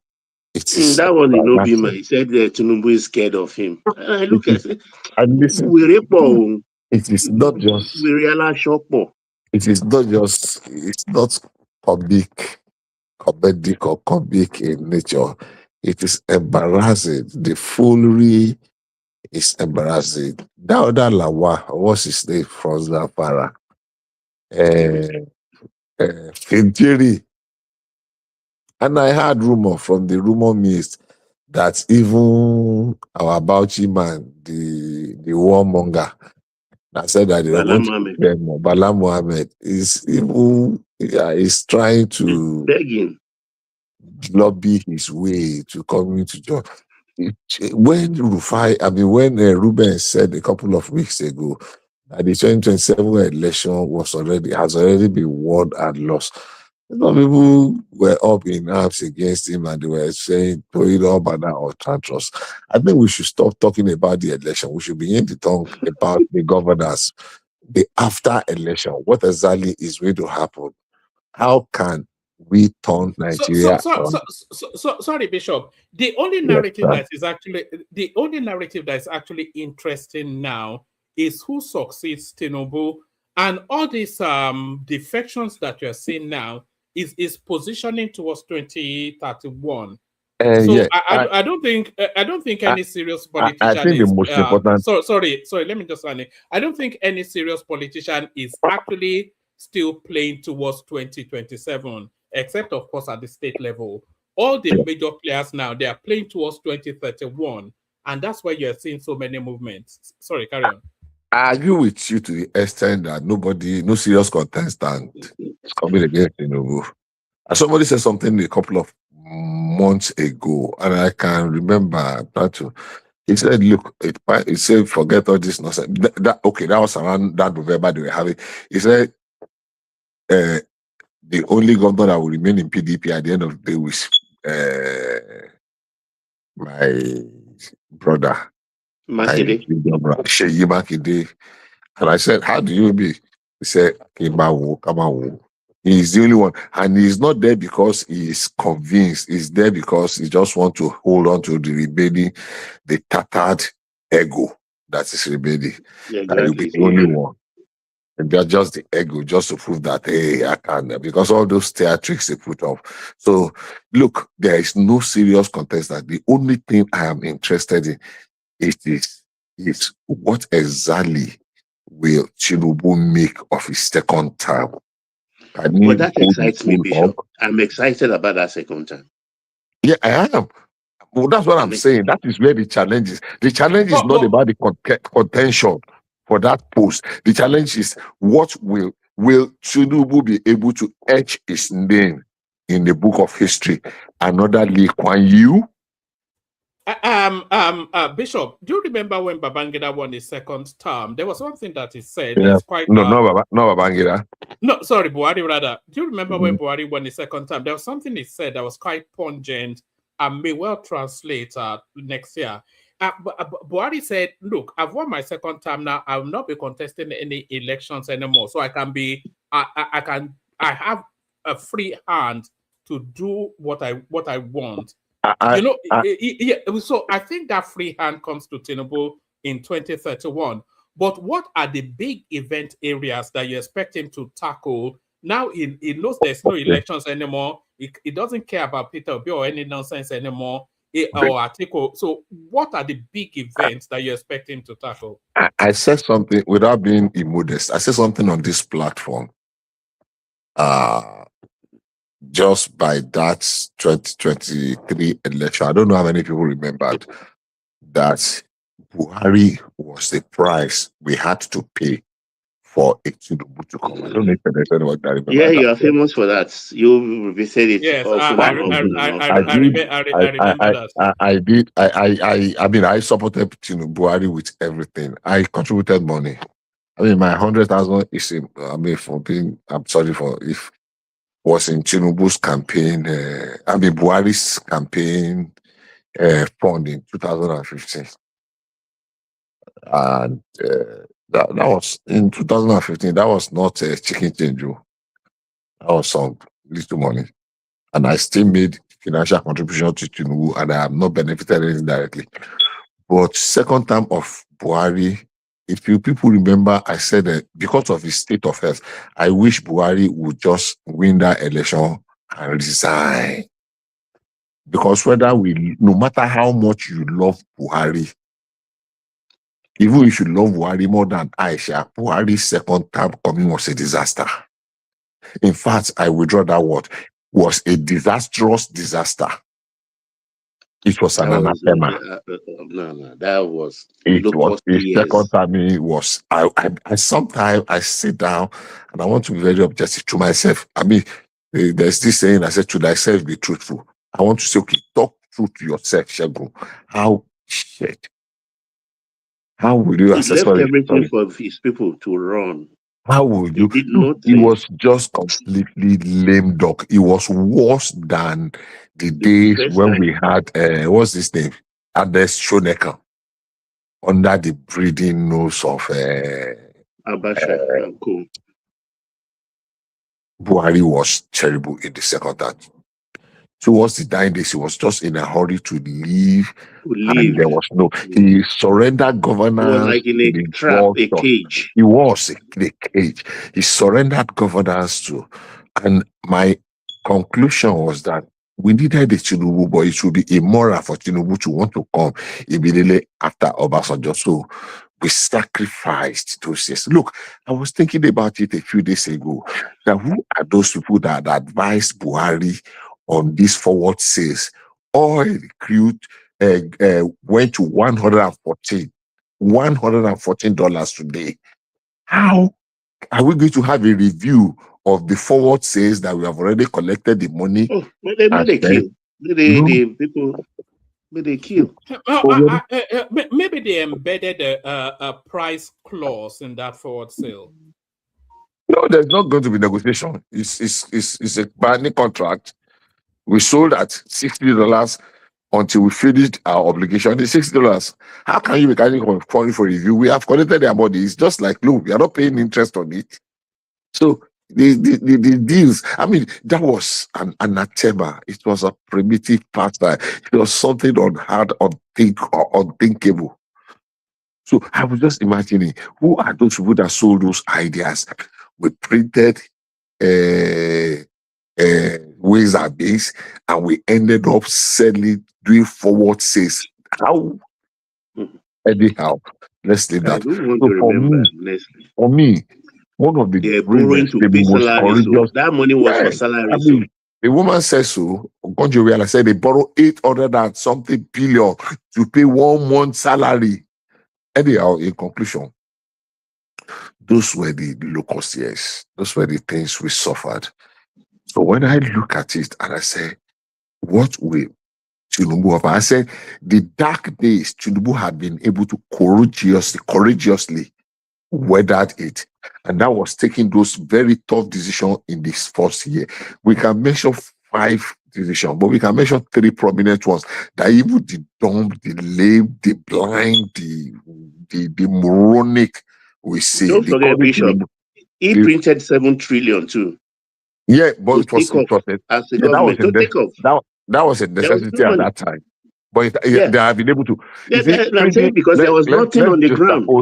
Let's just oppose printing 7 trillion to facing the backlog of the $7 billion. By the time we weigh them side by side, we realize that it was a necessary.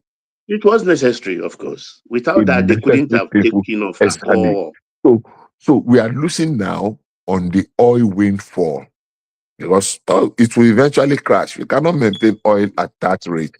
Americans are crying. The next 2 months is gone. About gas at almost just earlier today, Bishop.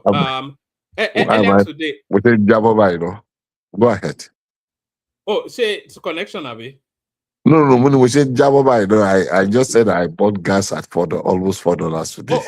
No. They don't sell gas in dollars in it. They don't sell gas in dollars in Ibadan. Oh, you are in Ibadan. You know. No, but it's nearing that here. Yeah. Where are you, Baba? You know, earlier today, Baba. New Jersey. Oh, I was in Augusta today and I bought gas at almost $4, and that's something. I mean, I'm not stable in a place. I'm like fluid as water. I can be in Augusta. I've been in New Jersey like a dozen times in the past 1-2 years. So, but that's by the way. Go ahead, one man, please. No, I was just going to add that earlier today, Trump was saying that we're coming to the end of the war, that the war will be ending soon. And there was a bounce and the market responded to that. So when you're saying that let me just land it just 1 second. When you were saying that the oil windfall might be short-lived, it might well be short-lived. Because if the war suddenly comes to an end, then that will stabilize and then they will start to adjust back. So I just want to carry on. Why one man that it will not be short-lived? It will not. Because Israel has a different agenda. America has a different agenda. Thank you, Baba. Number one, one man, I know you are not naive, but I think you will be appearing very naive if you take the orange man's word for whatever is what. You are making a very big mistake if you think when the man says white, it is white. There is enough evidence to prove that the man is, I don't want to use the word unstable as water, but it's very unstable. And because he says what you want to hear, the market might react to what he says. But we have gotten to a world today that even me, I remember back in the very early 80s when we were hearing of when Fela sang, he ran the over, so Siraki, which can work with that? I never war. I don't know many people that remember that song. We thought that the era of one individual standing up and causing the mayhem, the chaos, the anarchy, the total breakdown of law and order in the world is over. And especially this individual that was talking about, he wants peace and peace and peace. He wants peace because he just wanted to make a statement. The confusion that is in the world today, even in the so-called almighty America, is something else. Except you are not saying it. For everybody that's saying it, gas. Yeah, there's no protest. Nobody is crying. But gas is already selling at over $4 in many cities. Inflation, they will tell you it's at 4.1%. But you bought tomatoes at 89 cents, 83 cents per pound weight, and it's now selling at $1.70. The same brand of AS Ruba, what they call that, the cheapest part of the tomato. Some of them are very expensive. They are going to almost $2 per pound weight. And some of those tomatoes, you just pick 2 pieces. Bell pepper, some bell pepper is now selling at $2.79. Just one bell pepper. What's some of these places? For $2.79. And this is something that was sold for $1 something before. And you tell me a loaf of bread. A couple of weeks ago, I entered the store, I saw a loaf of bread for $9. I almost fainted. One loaf of bread. One. It's not as big. I can finish it if I'm really, really very hungry. Or I can finish it. So these are really not the way they used to be. So if you are using Trump's word for it, I think you are very sorry, Dobby. But the bottom line is this. Are we going to survive it? Yes, the world will survive it. With the world, we do the same thing. Well, we thought the world would not remain the same thing. We said the same thing after COVID, during COVID, that the world would never be able to recover. But we recovered and we moved on. One thing has been established. Any madman can come and be powerful and will force his way through, and the world will sit down and not do anything about it. It has happened now. It will happen again. That is the unfortunate. Back to Nigeria. Nigeria's case is in a minute is that Tinubu is going to win. Tinubu has been able to weather the terrible storm, but there's something we are all missing. We thought some very educated individuals are patriotic about Nigeria. They are not. They are only interested in what part of the largesse come to their own side. And they are doing everything. I mean, everything. They are throwing everything into the mix, including insecurity, including making Nigeria ungovernable. The tough work has been undertaken by Tinubu. I know he will be able to sustain and complete it. The question is, so what happens afterwards? If they get power, some of the people will pander to want to do the public, to do the populist whatever. And look at the way some people are crying over fuel. Fuel is already selling that over $1 per liter in so many of American cities, and nobody is even talking about it. But if you can buy it but in Nigeria, people are calling for protest, they are calling for revolution, they are calling to burn the country down. The good thing is this: in this area, I am a Yoruba man. There is no such thing that will happen in Yoruba land. You want to burn your city, or you want to burn Abuja City, federal capital, go ahead and burn it. No problem. Anywhere you want to go. But you want to bring it to Nigeria, we will resist. To Yoruba land, we will resist you, and we will send you either to your city or. But you know when they want to burn, it's usually Lagos. No, we are waiting. We are waiting for them. Ideal. We are waiting for them in Lagos. We either send you back to your city to send you to Abuja, or we send you to the Alamoto. From everybody. Put your children on hold. Put them on leash. If they enter streets in Lagos. If he's not reading the handwriting on the wall, if he's not saying, then that means he doesn't know anything. He's overrated. let's just throw it away now. But Bishop, do you most listen to ugly thing that Igboho has happened. recently? Bishop, Who? what Igboho said, is it true? Can it be true? Which one? Which one? That You mean that Asobila is they're raising a offering him- militia for him? They are allowing him to raise a militia to fight the terrorists in No. Yoruba land. Number one, I am not a fan of Igboho at all. I hate Same every here. of his excellencies, and I have come here. I have opposed him here. I was in the garden that Igboho was some years ago, almost 10 years ago, somewhere in Chicago, Illinois, and I was embarrassed. And I will say, I mean, I don't think Igboho is representing security absolutely. alert. It's not. No, I not brought that up representing for me. you.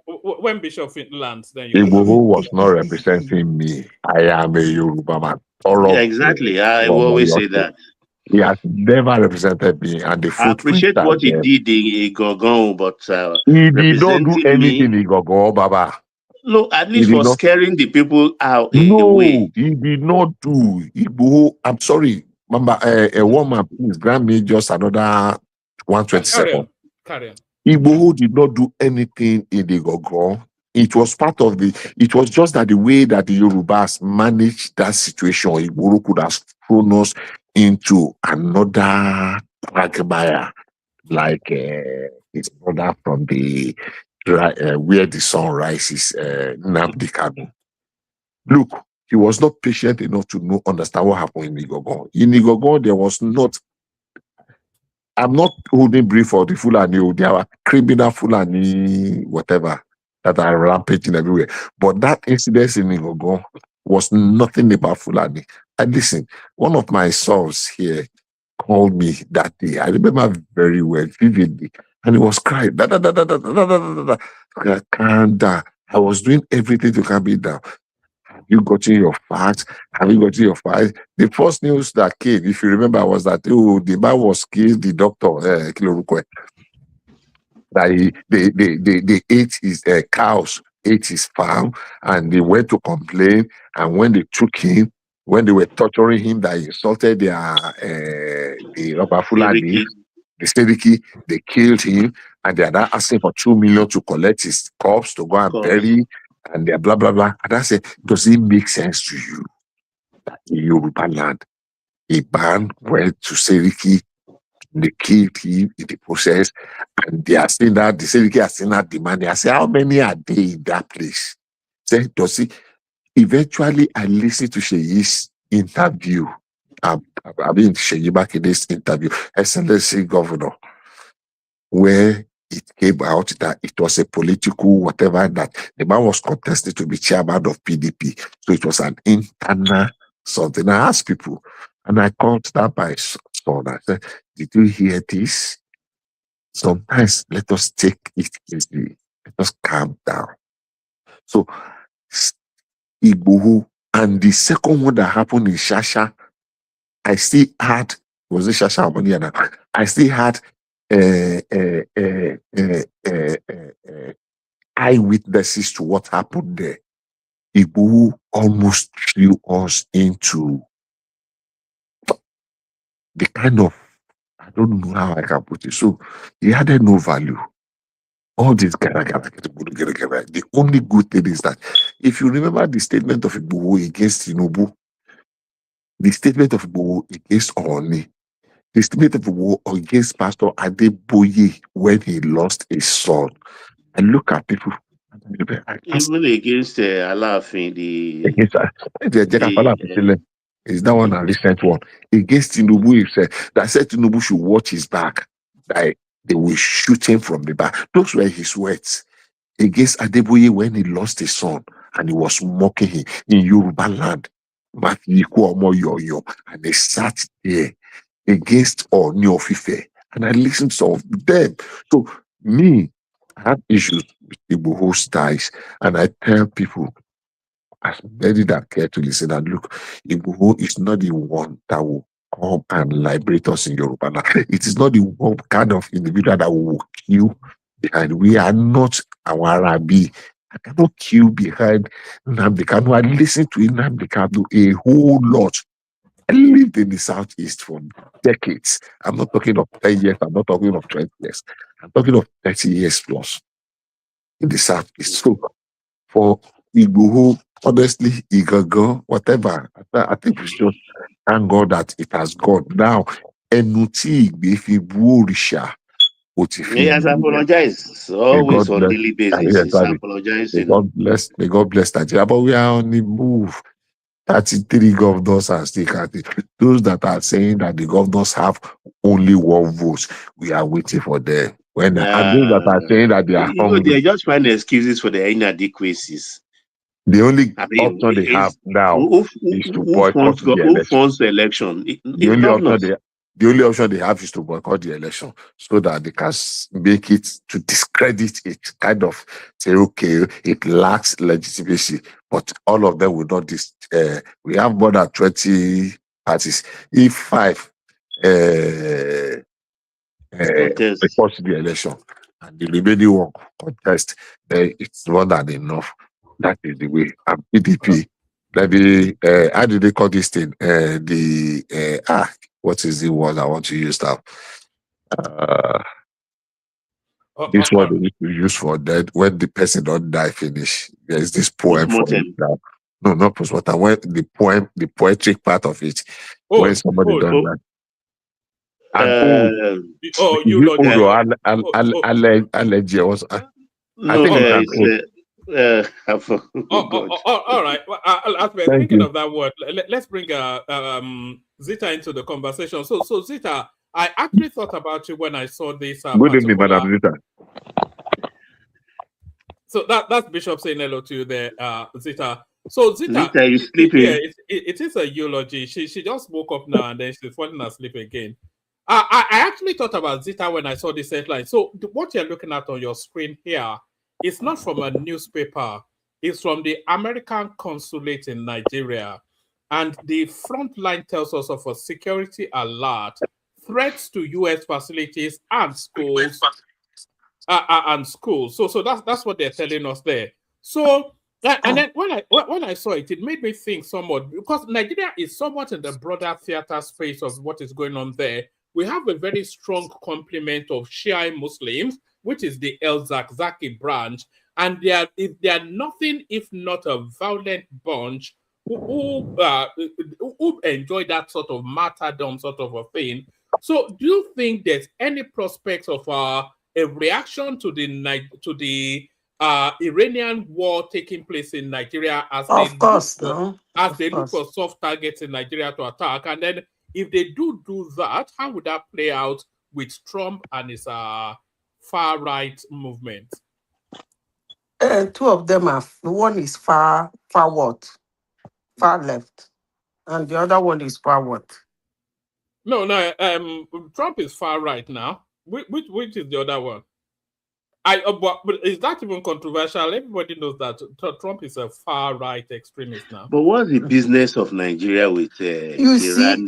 Baba, it's good you ask that question. We've seen that before in the past when there was an incident even when they had even when they had that Salman Rushdie something, we had incidents in Nigeria when we had the something Abdul. When some cartoonists drew something about the prophet in France, we had incidents in Nigeria. And now we're seeing protests already. We're seeing school children marching on top of American Israeli flags in Nigeria. So that is the precursor to a major event taking place against an American soft target in Nigeria. And that's what the American embassy is alerting to. One man, you see, I think we've had this debate for a long time in this platform. And I asked a question, and I repeated that question severally. I said, where have there anything happened, like a reverend father or a pastor or a church burnt somewhere in the world, and then Nigerian Christians start attacking Nigerian Muslims? There have never been a thing like Even that. when they shot the Pope, when Mehmet shot the Pope, And nobody, they nothing didn't do happened that. now. You see, woman, when I tell people that I support the war on Iran, they might not understand. They will say, what is wrong with this woman? Is it that you like violence? Is something, in fact, I don't even know why they stayed this long before they do that attack. Because these people are going in. Look, woman, it's not, if you say Shia Muslim, you are limiting it. Because the Sunni too will join them. Probably the person planning this attack might be Sunni. They think they have monopoly to violence. That's actually what they think. In this your platform, I have said it severally. They do not like US and Israel, not because they actually have done anything to them in any way, honestly, sincerely speaking. Because this very Iran, as I said before, hired 243 Marines through Hezbollah in the year 1943. They have not even hired them like that. Because if I'm a president of a country, if any country used their proxy to do such an attack on my military personnel, and I have that kind of power America have, I will obliterate them from the surface of the earth. They hate these two countries because they are the only one who is stopping them from achieving what they want to achieve on planet Earth. What do you call Islam in Yoruba language? Can you remind me? Musulumi. We call it Musulumi. Imale. All right, Imale. False knowledge, right? Is it false by force? Yes, I think that's a reasonable translation. Yeah. Civilization has changed that. It used to be Imale. Now they say it is no longer Imale. I was a Muslim. So my name is Abdul Kadri. But we are no longer Imale. We are now Musulumi. Yeah, so I think your translation may be right. It's close to Imole, a religion of force. Yeah. So if you look at it, the religion even came through a ragtag radical from the desert. So what do you expect? You see, Nigeria is not only the one now. What about, you didn't hear what they did in Norway? The US embassy there, somebody threw a grenade. So if Norway can receive, and Norway is going to be another problem because they have this Norwegian refugee, whatever they call it, and they're busy bringing Muslims. If you see any 4 black people in Norway, 3 is Somalians, the other one is Ethiopian, and they're all Muslims. Madam Zita, can you just permit me for a few seconds, if you don't mind?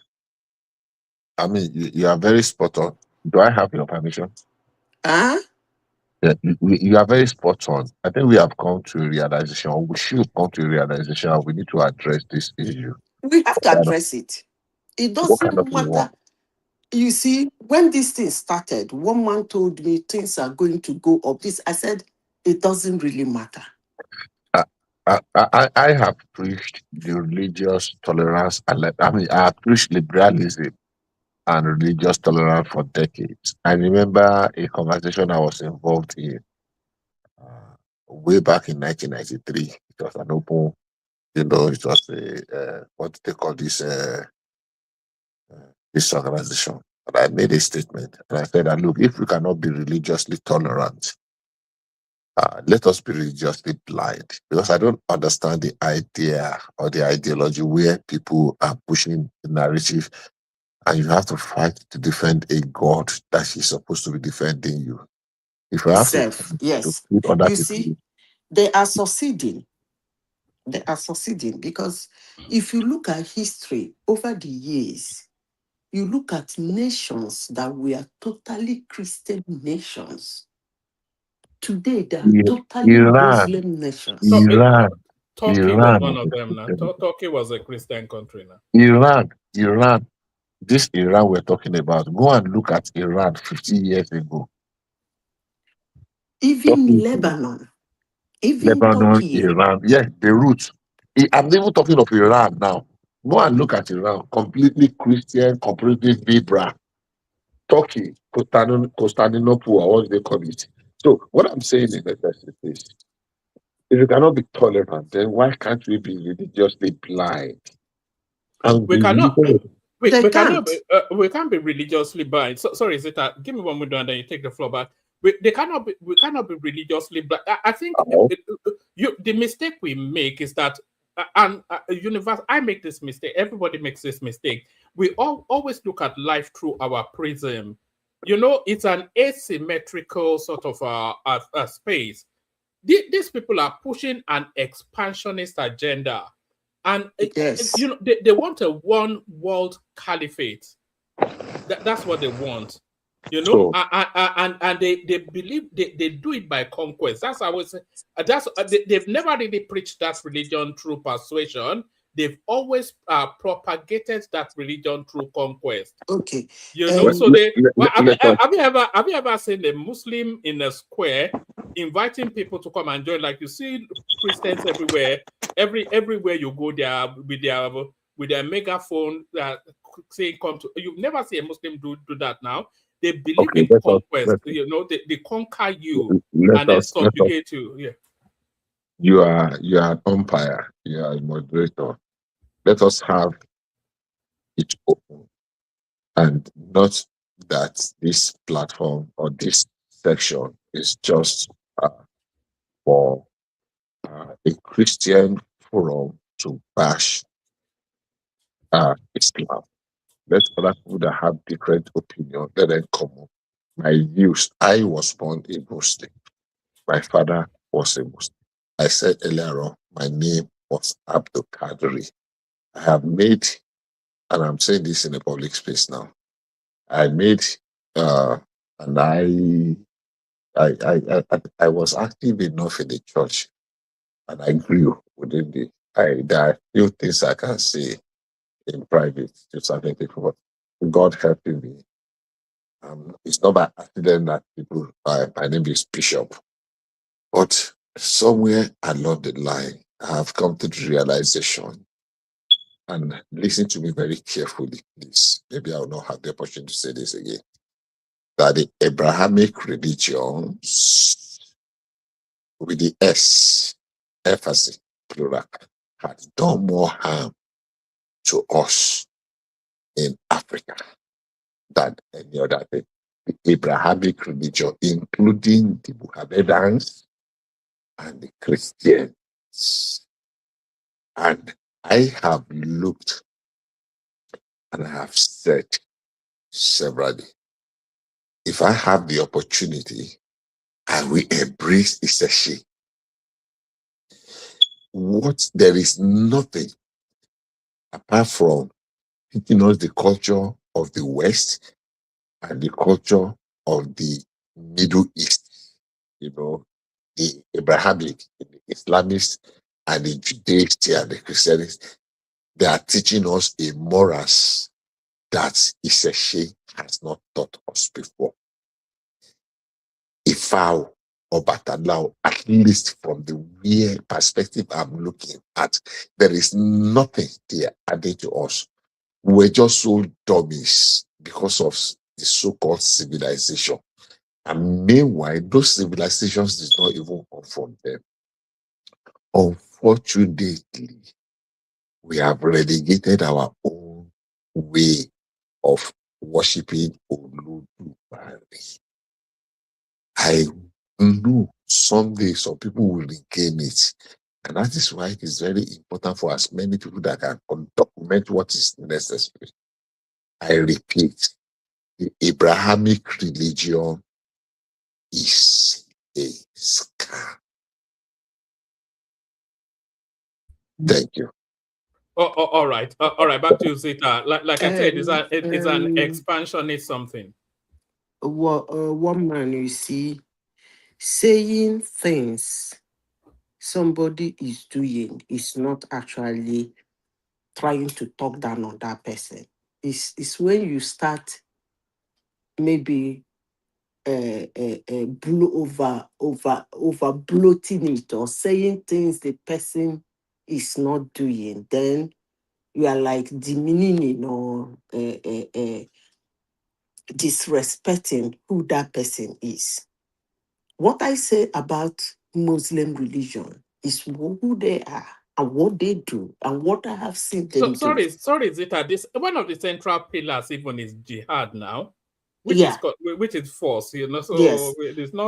There's nothing controversial in that.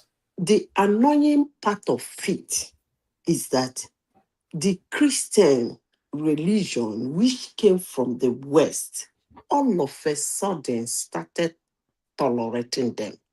I think they did that intentionally because they caused chaos in their region and then used that chaos to move into the West.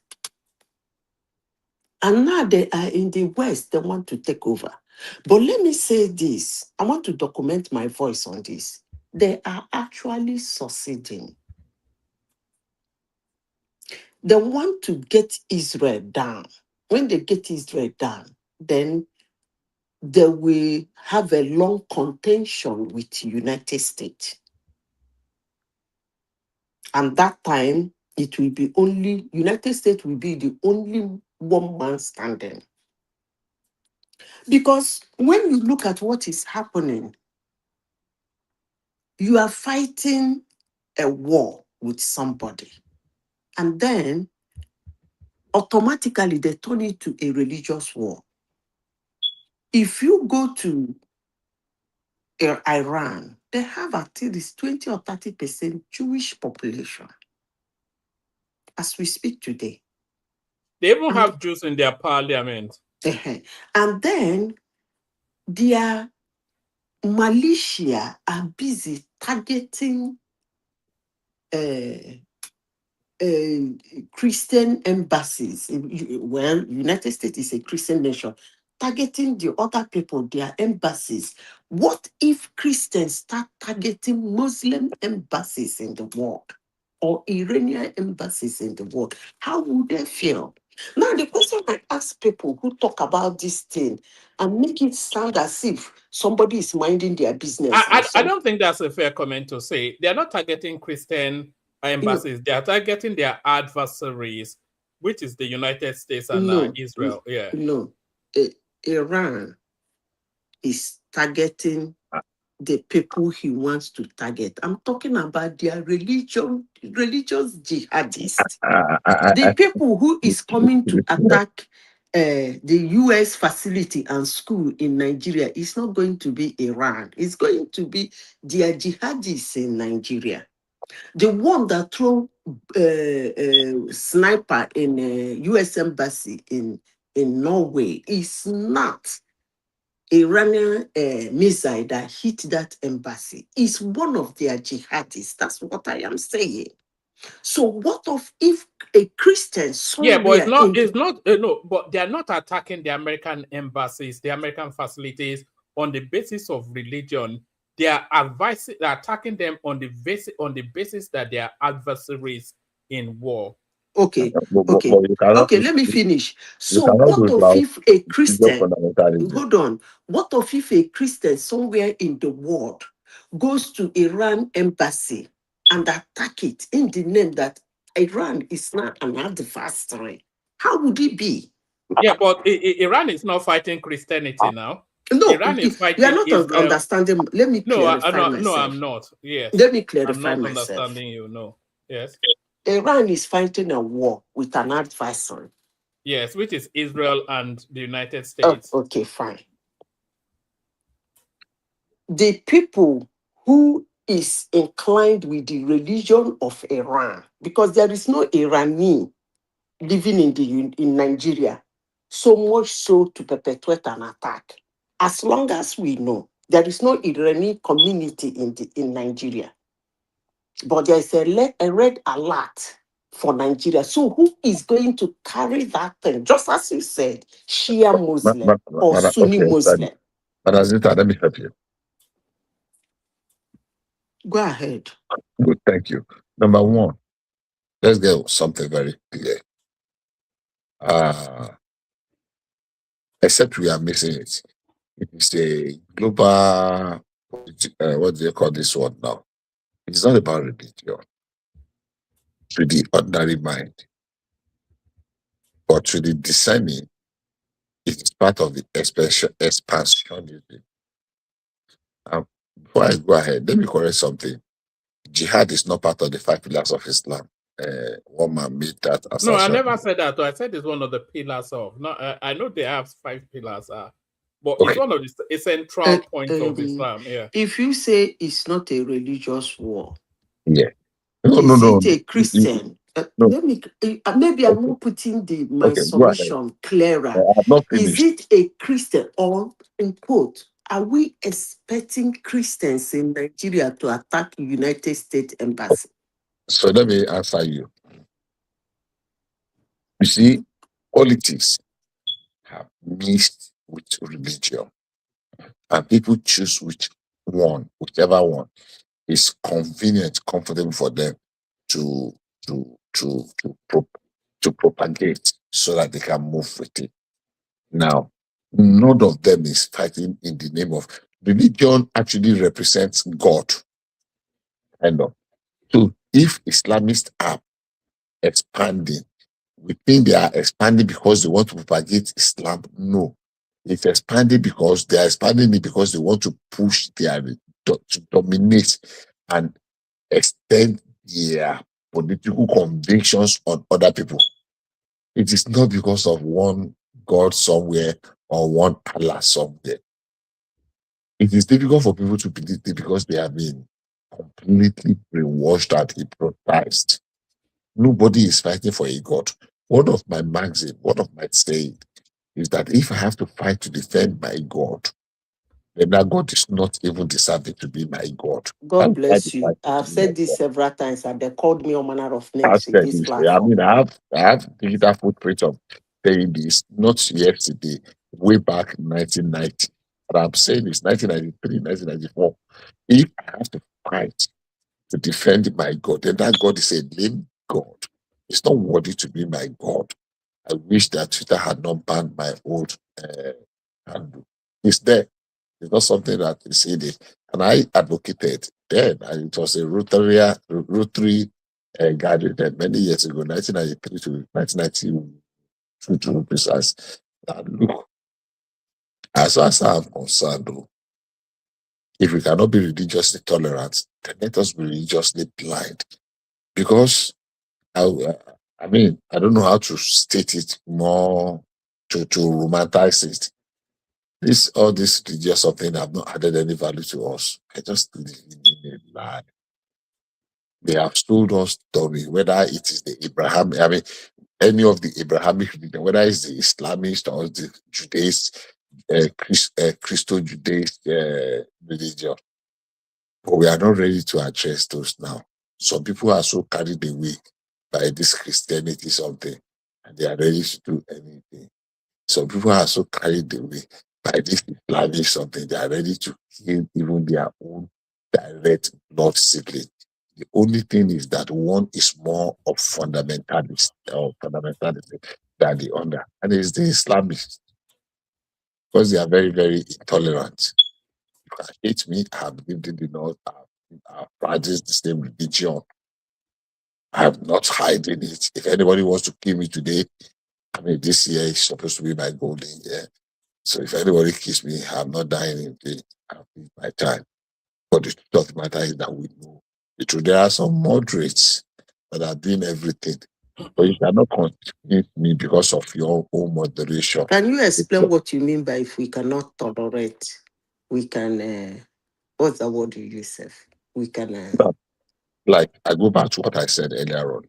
Right, we have come to a point that we should be religious. If we cannot be religious, No, she's just asking you to clarify that phrase. I think she heard the rest of it. Yeah. That's what I'm saying now. Yeah. That if we cannot be tolerant, then we should be blind.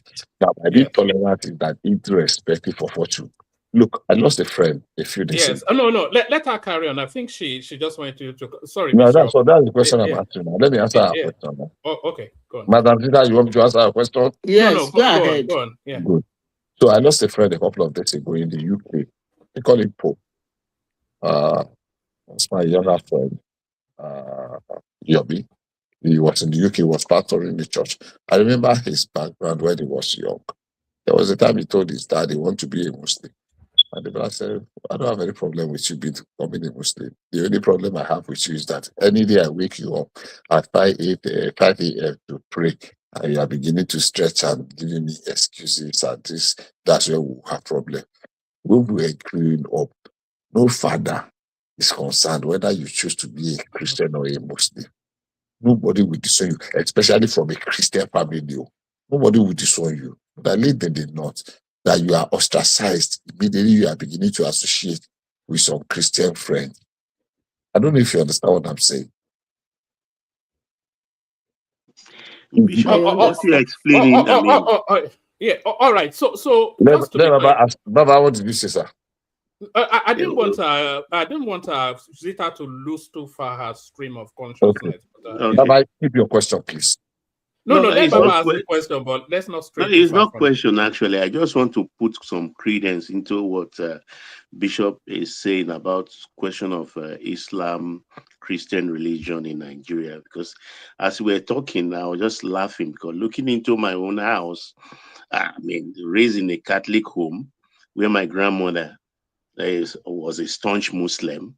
My father didn't practice anything. My mother is a Muslim. I went to Catholic school. I was almost going to be choir boy, and I went to Muslim school for secondary school. And today, even in my family, we have the Archbishop and we have two Monsignor. So when they talk about religion, mine is not unique. Most Yoruba families are like that. I mean, all my children's wedding, my mother attends, and she was until she stopped going to Mecca. She was 13 on the 13th pilgrimage. She stopped, and she started sponsoring other people because she has a mosque in her house. That's my mother. So this religion thing, I don't know. I just take it as a pinch of salt. I don't understand it. Baba, like Bishop, I have a Muslim name. Baba, I have a Catholic name. Baba, the Zita. thing is that if you are lucky and then you are born into a family that don't hold too strong to religion, then all I can tell you is hallelujah, praise God. There are some families that are fanatical. If they're Muslims, you dare not mention in that house that you have a friend who is even a Christian. Let alone you being a Christian. Vis-a-vis, anyway, I'm not saying it's all about Muslims. Vis-a-vis, same in Christian families. I remember in my family, in those days growing up, you can't even marry somebody. But the consequences are different. So sorry, Zita, I didn't even want to stop you, but that scenario that you described, the consequences are different for the two religions. If you had a Christian friend as a Muslim, as one of those conk Muslim something households, if you had a Christian friend, the consequences are on you. They are different from the consequences on you if you come from a Christian household that's even as fundamentalist as a Muslim one. The consequences are different. Yes, I know. You having a Christian friend could well cost your life, but in the Christian home, you having the Muslim one, the most that will happen is they'll ostracize you. Yeah. But the thing is that one you see, when we talk about this kind of a thing, I don't want to go deep into what happens within the family. But what I am concerned about is when you take it out, it becomes an issue to the society. Honestly, sincerely speaking, I will continue saying it. The recklessness of Muslims is beginning to be something that an action should be taken. And it must be taken now. And is being taken. Because you cannot tell me that a country has a problem and then he's bombing his neighbors, spreading the whole thing everywhere. And the question people have been asking since then is, what does he think to achieve? Yes, I will lose my land.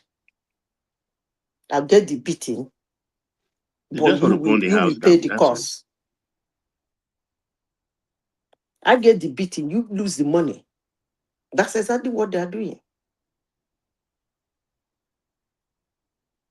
Is that fair? You can throw bomb to Israel. So continue hammering Israel. If you can reach United States, continue ham. I actually, for once, I didn't have them problem attacking United States bases.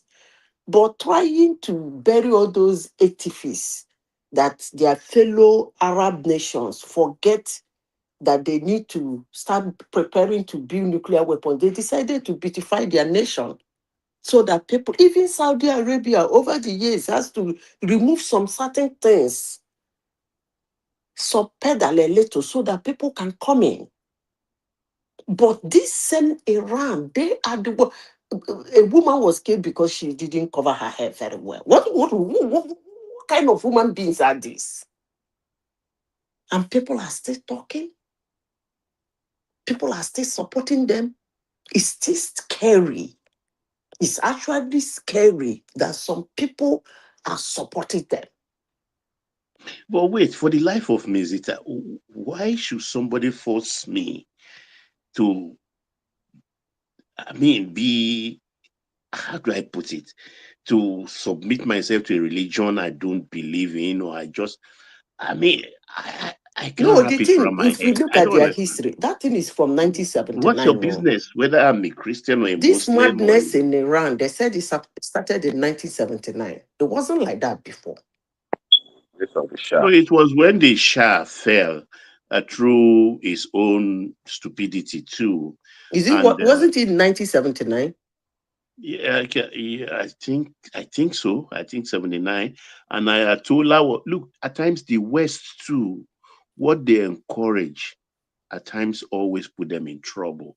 Even this small trouble that is happening now, America are of two minds, whether they should arm the Kurds so that they can help them, they can join in the fight too against the Iranian regime. And if they went ahead to do that, it's Afghanistan all over again. Because they've done this thing over and over and over and over. No, It's no, always you didn't hear backfiring. what their president I said. think it would be very Let naive me to tell you separate what their president said. expansionism from Islam. Sorry, Zita. I think it would be very naive and we'll be shortchanging ourselves to separate expansionism from Islam. They are one and the same. Going back to what happened in Yoruba land, thank God for Ibadan. And proudly Ibadan, that stopped the the onslaught of the Islamic Jihad. Yeah, when they are going to dip the Quran in the ocean in Lagos. We had to go and face them. Even I'm talking of the old times that the Ibadan forces had to go to Oshogbo to defend Oshogbo. Yeah, that's what I'm referring to. They were coming, not just stopping Oshogbo or overrunning Ibadan. Exactly. They were actually going to dip the Quran in the sea, or was it their sword? So Ibadan forces had to go to Oshogbo towards the north from and the stop them. And from after Ofa, Inisha, and we stopped them. I am proudly Ibadan. My progenitors are warriors. And that was the only thing that gave, we still have some liberality. Some of them managed to penetrate and we accommodated them. But originally, I mean, on a larger scale, that was how it was stopped. So that expansionism is part of Islam without apologies. Now, is this supposed to be so? Is this supposed to be a religion? Is there any religion that's supposed to be by compulsion that people will force you to do what they want them to do? But that is the reality. People that want to hide away, I want to, to decorate or to manipulate, they know what they are doing. The fact of the matter is that people should be should be free to worship a father. And why? I read Professor this late woman. What's her name now? Uluwole something. Oh, Sophie. I listened to her a few times and read. I'm looking for some of her books. I wanted to buy. I've seen some. It's just to order them and they have them delivered. But before her, I've actually said, and this my thought has been with me since 1993, and it is documented, that if we cannot be religiously tolerant, why can't we just be religiously blind? People should be able to worship. I was going to talk about my friend who said, You did not really explain what you mean by being religiously blind. That's what I'm saying. blind. I've asked you that question. Blind. Give example. No. I think it's a look the other way metaphor. That I think it essentially means look the other way. I will tell you what I meant. My friend just passed. He lived in the UK. I don't want to mention. Maybe I'll mention his name privately to one man. He might know him. He was a famous pastor. He was buried just last Friday, not this minute one day. Just Friday to Friday single. I remember growing up, and he said the father was famous, and something. And he said one day he wanted to be a Muslim, and the father said, "I don't have any problem with you being a Muslim. The only problem I have with you is that any day they are calling, and I wake you up, and you are not sluggish about it. That's where you have a problem. Because I will not have a child, I will not be." That is the mentality of the religion. When my elder sister, way back in 1973, yes, came back and brought a Muslim man to marry. My father did not object. A typical Yoruba family would not. Look, when my mother wanted me, Bishop, to go with her to the last Mecca thing, I refused because I don't like the crowd or anything. So we settled, okay, I will go to Umrah instead. So we went to Umrah, and I felt nothing. Nothing binds me. I don't know. My elder sister, in 1973, married a. Sorry, sir, for calling you. My elder sister, in 1973, married a Muslim. Nothing happened because it's my sister. The husband was a Muslim. We married in a church. And Cook, anybody that knows Cook Memorial Baptist Church in Ojaba, I was there with her. She got married, and my second sister married a Muslim. My father was a Christian, a top Christian, he became a Christian. He was a Muslim, or he became a Christian, and there was no hard feelings, everybody. So that is religious tolerance. Now you can be blind. You are not even interested in any religion, whether it is Christian or Islam. Just choose your own way. When my friend wanted to be, the father told him, "Look, my only problem with you is that any day I wake you up, whatever you want to do under my roof, serve God. Whichever way you want to serve that God is your choice. You want to serve the God in Islamist way, in Judaism way, or in the second way, just serve God. You cannot just be idle, saying I must have been anything." That is tolerance. I don't know if you understand what I'm saying, Madam Sita.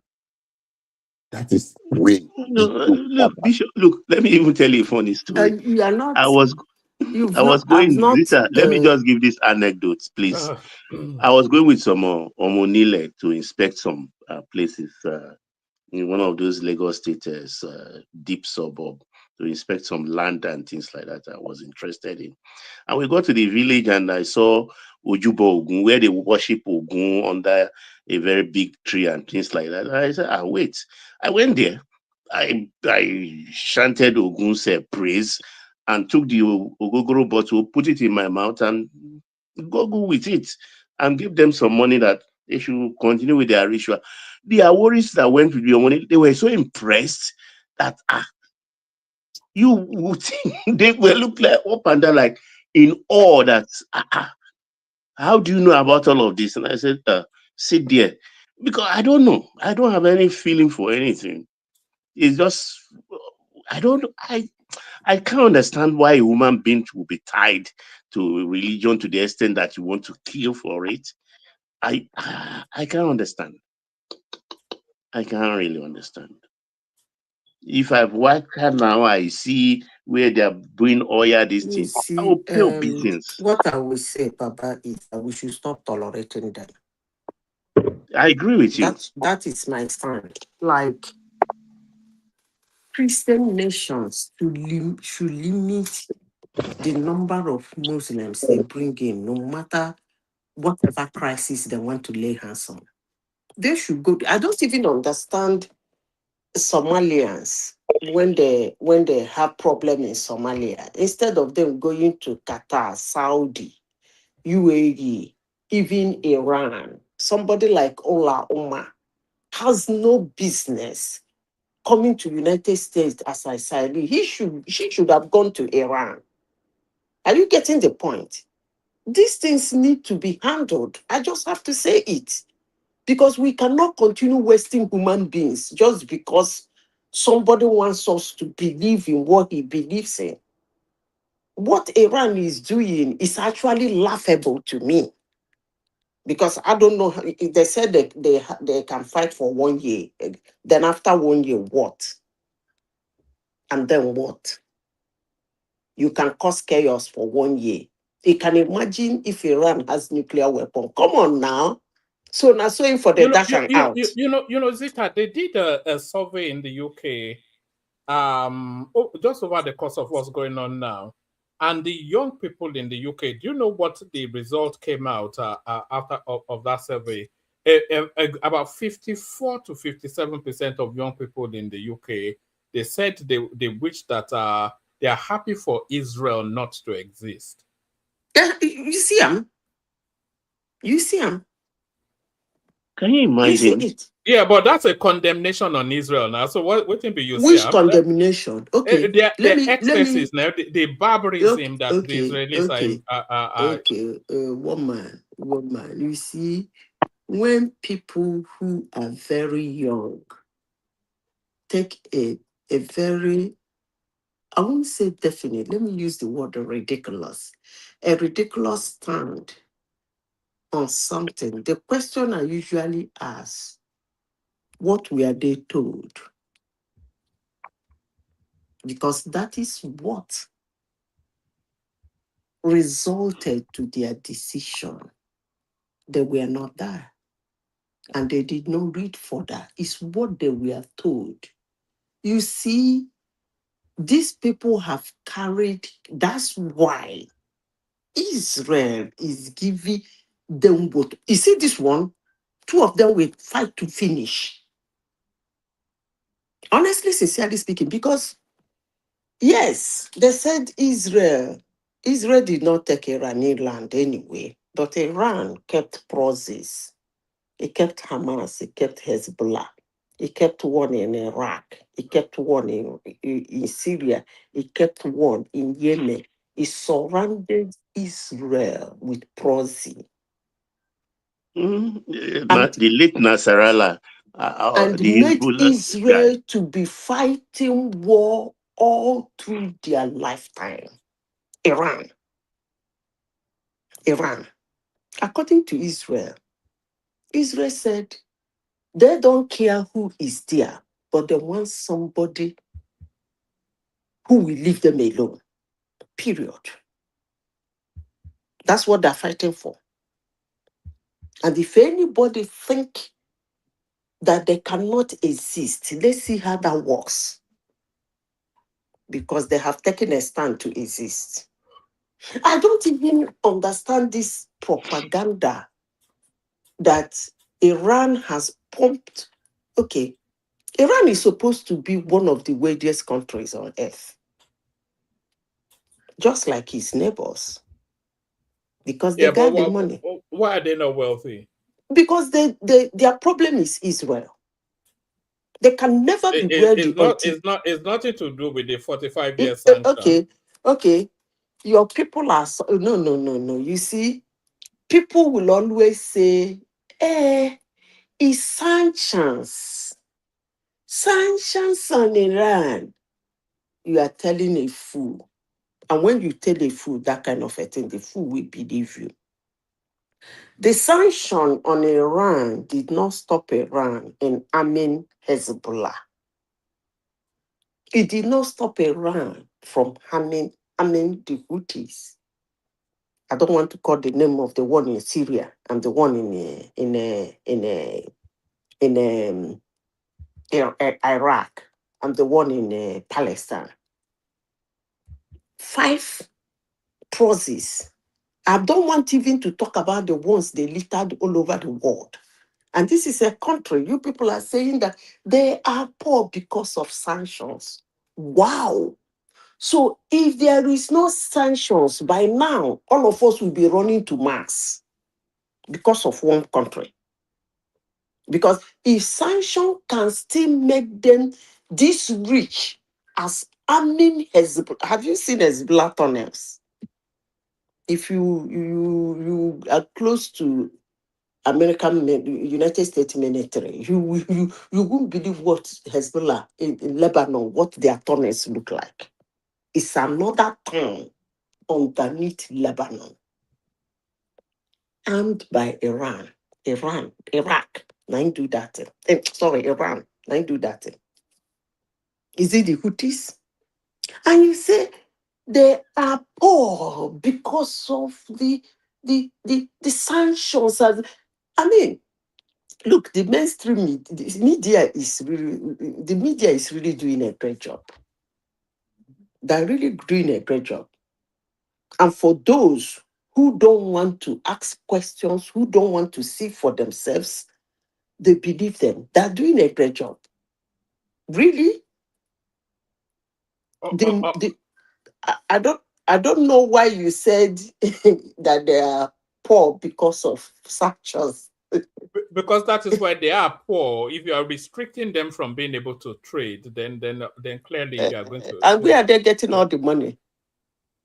Because to the extent they cannot take care of their citizens, they prefer to arm around Israel.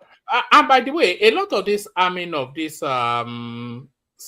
satellite organizations or they are all things that Israel is telling us now. So we're actually hearing it from Israel that they're the ones arming Hezbollah and whatnot.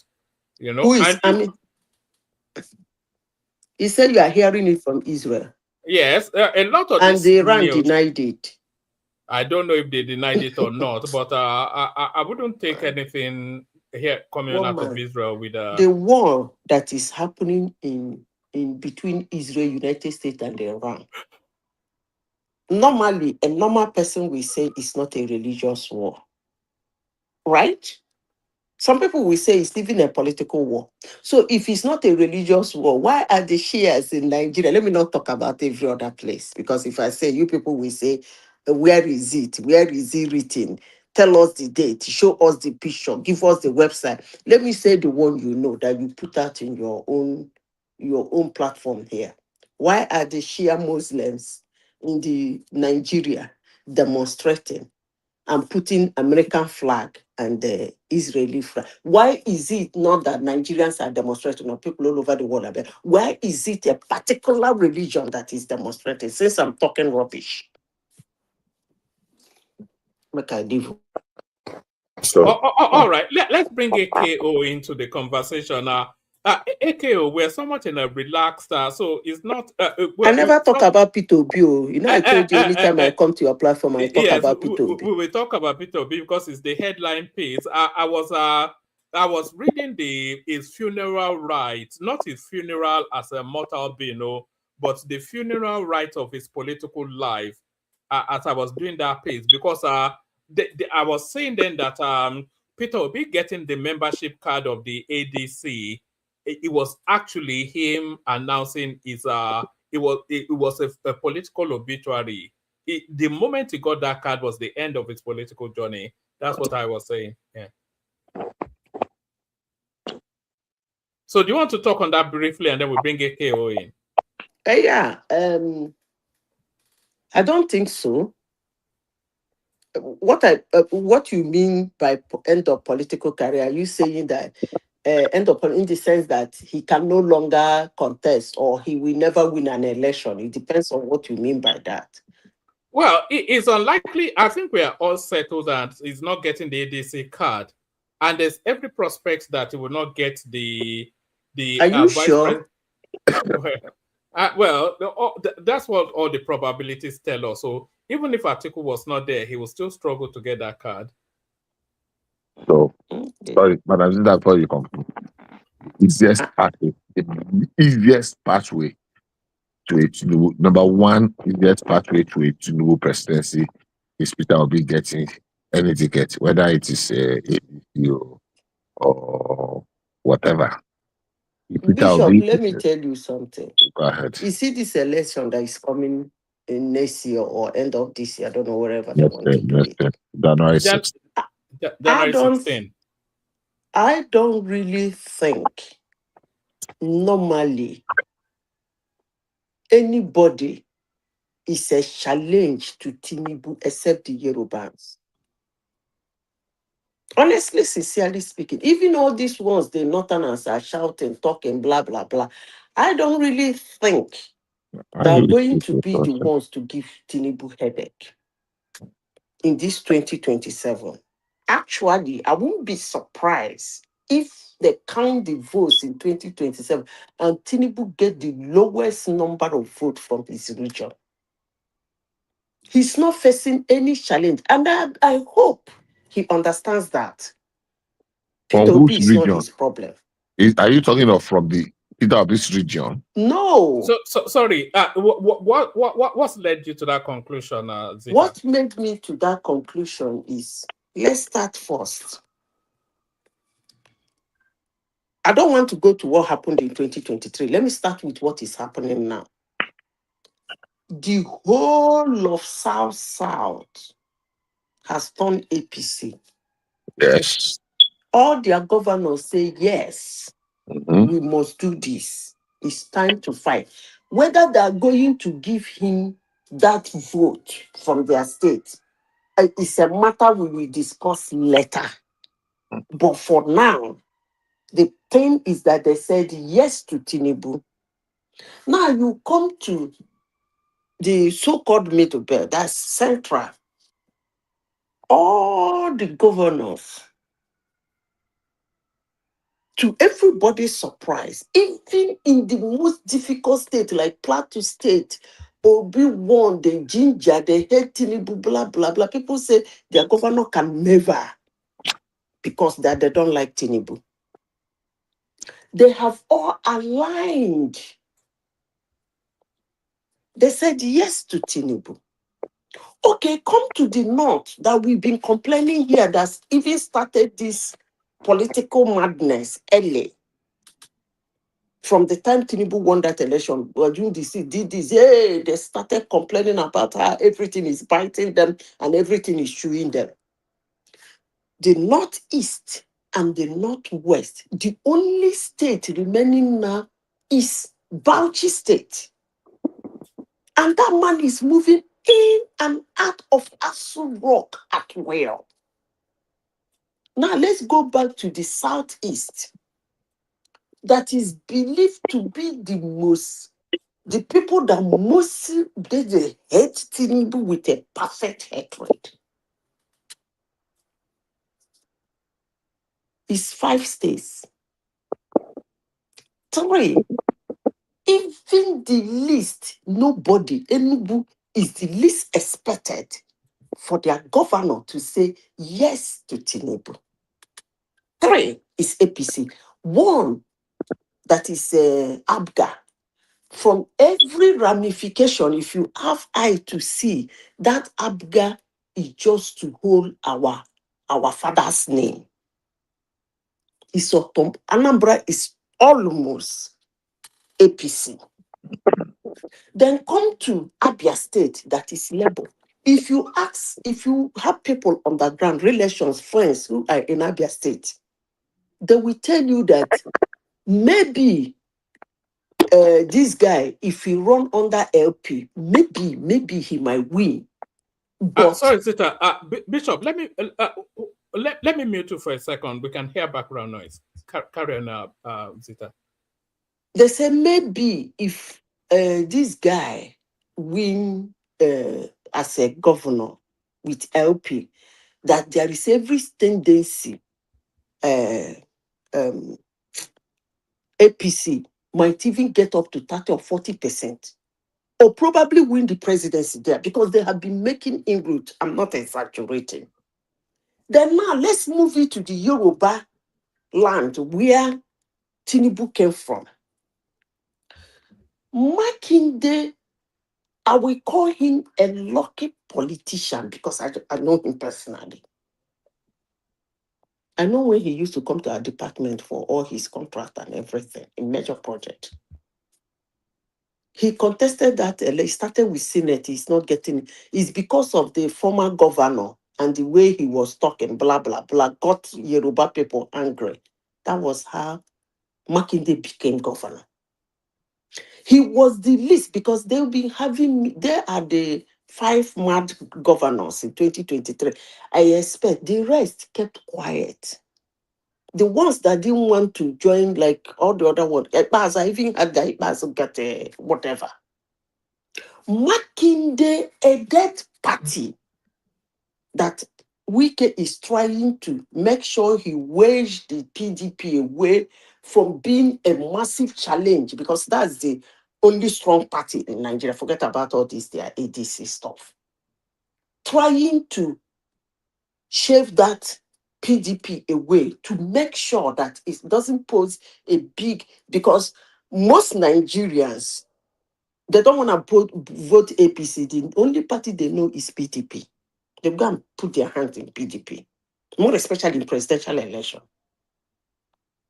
Wike is struggling to move that party to one corner so that it won't be a big challenge to Tinubu. Makinde is pumping money, or just state money, into PDP to make sure PDP survive. I'm surprised. Don't put me wrong, because somebody like Makinde, I thought is somebody who would have been, because he's young. I thought he's somebody who would have been running around, like visiting Asoro from time to time. But hell no.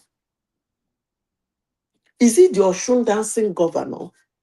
What he did in 2023, I don't even want to remember it. But I must say this, and I will say it again. November is coming. He's going in for another election. If care is not taken, the APC will not win that election. You know, I like talking rubbish. So I don't even want to start saying what. Well, can you see what you just did? Your last sentence again, please. I want to be sure. I said, if care is not taken, okay. Mark my word. If care is not taken, APC might not win election. How? There's going to be a big drama there. If care is not taken. I know why I'm saying that. Your campaign. Because the APC hate and Tinubu hate, every other region in Nigeria is like they're coming down about it. They start saying, the man is trying, he did this with it. But that APC anger and Tinubu's anger is still roaring in Yoruba region. So let's take it from Osun, if you don't mind. Let me finish. It's still roaring in if there is any place Tinubu has to manage and put his eyes on ground, he has really helped the Yorubas. Even after what you people did to him in 2023, he's still putting you people in different. He used you for reasons I don't know. Maybe he has a way of living with his friends and foes. There are people who have that expertise. they can live in the same place with their enemy and survive it. Maybe he's that type.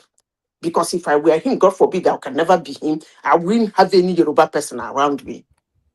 But he has put you people in better positions everywhere, littered around. But still, the anger is not quenching.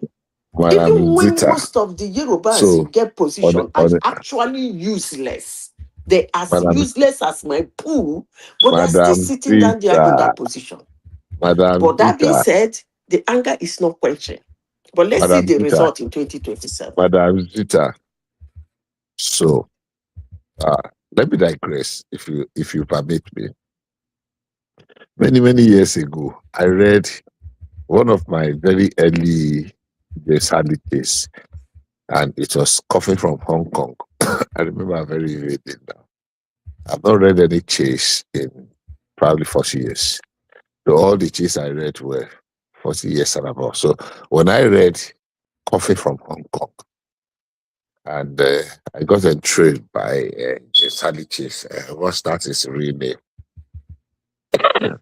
And one thing I realized is his prowess, its capacity to create in you a clear mental image, a picture of whoever he was describing. So in my head today, I have a picture of after Coffee, I read An Ear to the Ground. So I created a mental picture of certain characters of James Earl Chase, and one of them is Inspector O'Brien. I created a mental picture of Lucille. I created a mental picture of what other character in James Earl Chase, but have a mental Tom picture Levski. of Tom Levski. God bless you, Baba. You are there. I mean, those are novels we read 40 years and over. So, Madam Zita, I have a better picture of you, even though I've not seen you before. I don't know. I really wish I can share my personal number with you. Woman, you can make that happen. I like to really know Madam Zita very well, because she operated in areas that I have operated. Zita is a married woman, no toasting, no toasting. I am not, Baba, woman. I'm 60 this year, so I know Baba is my Baba, but I'm not toasting. I'm not. Yeah, no. 60 is 40 now. 60 you know, like not with me. Bishop, I am a grandfather. I am a grandfather. Baba, me UK. So any that's by the way. What I'm saying is this, sir. I am Madam Zita. You see, we excuse me. Excuse me. I'm sipping water. The truth is this: we probably I'm sorry that I lost my I lost my. All right. Whilst you are trying to regain that thought, I'm really conscious of the fact that AKO has not spoken. So unless you've remembered what you're saying, we'll try and bring it. Let's speak. I'll take over. All right. AKO, good to see you, my guy. I did say you could chime in if you maybe it's busy, but we're talking about the elections being virtually over. APC controlling 31, 32 out of 36 states. So there is no coherent logical reason to suggest that they will anything other than it will take something big has to happen to stop them from victory. It seems almost a certainty. So we're talking about that, and then we're talking about the American consulate putting an alert on their website that the American presence in Nigeria has to be on red alert for reasons that they have the anticipation that the Shia movement in Nigeria might well act against American interest in the country for reasons of empathy with what's going on in Iran at the moment. So we're talking about that. And we're talking about our mutual friend, Peter Obi, taking the membership registration of the AADC. So he's now a formal member, a registered member of the ADC now. And we were suggesting, or by I should say, was suggesting that that's essentially his funeral rites in politics, because that marks the obituary of his political life, not his personal life, but his political life. So we're talking about that, or anything else that interests you. Dangote retains his position still as the richest African and all that. So anything else that just come into the conversation. Give us about 5 minutes, AKO. Yeah, I knew it wasn't fully there because I was expecting him to have been on muting. Hopefully, Bishop has regained his thoughts, or otherwise we'll go. Yeah. Are you there? I'm trying very much to.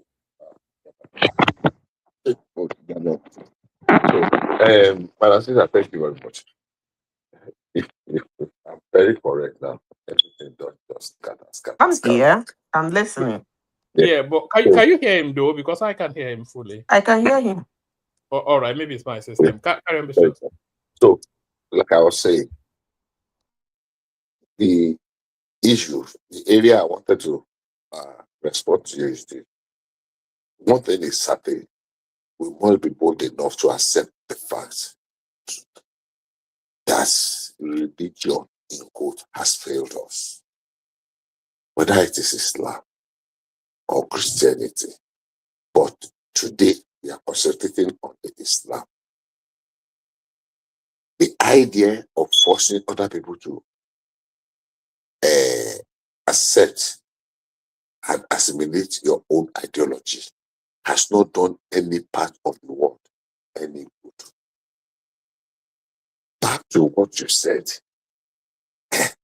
from whether it is Israel or it is Iran, the only difference between Israel, they're propagating, because many people are mistaken that Israel is actually a Christian nation, as we define in our own.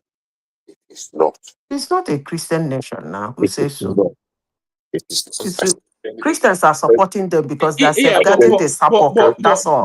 But that wasn't even what you were responding to. I thought you were responding to Zita saying that the only concern that Tinubu should have is Yoruba land.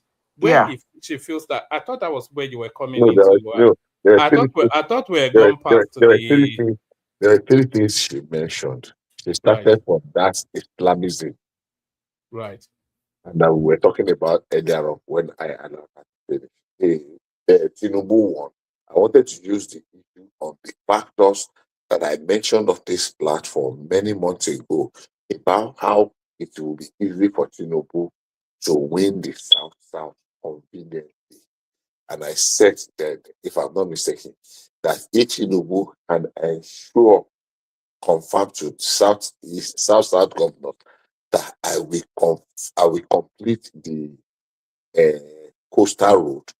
And adding to that, the icing on the cake is that we will review the derivation from 13.5%, 30% to minimum of 15% or even 20%.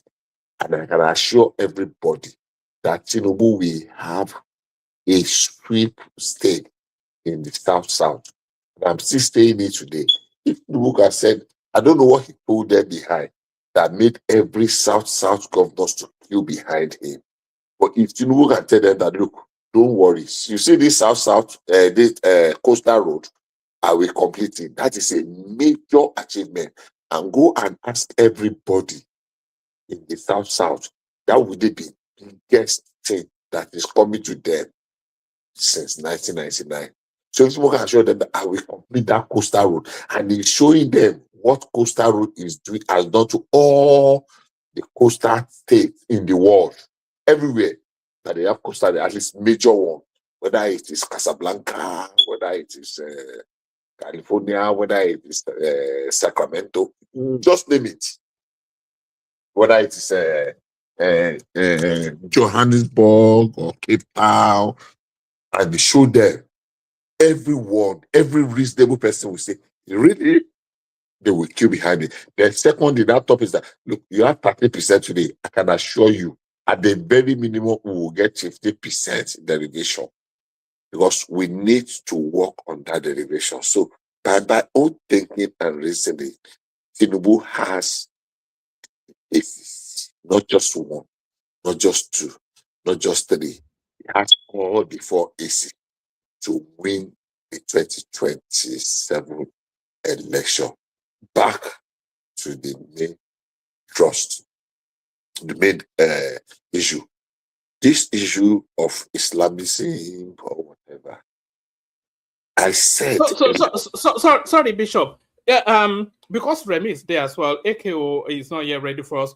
But are you contending? Because I think Zita concedes at all of the regions. I don't think there was any. But are you contending what she said about the Yoruba space? So if you want to speak to that, then we bring Remy. Yoruba spaces. Zita's analysis. So just I was thinking about that. Yoruba space was supposed to be my last thing. Yoruba space is just too easy. And I have taken to you as a Yoruba person.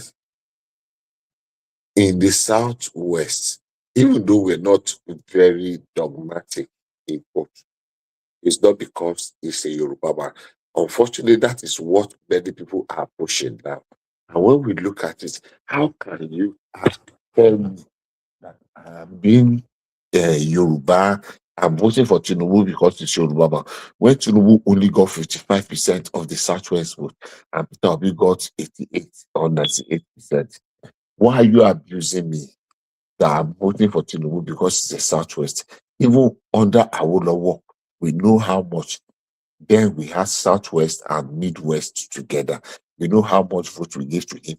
People still voted against him in the Southwest. So if there is any region that is very liberal in Nigeria today, it is the Southwest where we mix. Look, in 1992, I remember very well because I worked with one of the politicians. Yaradua defeated Lai Balogun in the Southwest when they were doing Zero Party. He came and defeated. How come that Yoruba people left from Shehu Musaya Radwa and we voted? I mean, we left our own people. We have 2 people from the Southwest. We voted for Shehu Musaya Radwa. Then we are now saying that people are migrants. No, people reason independently. And we are ready to vote for our candidates on convictions.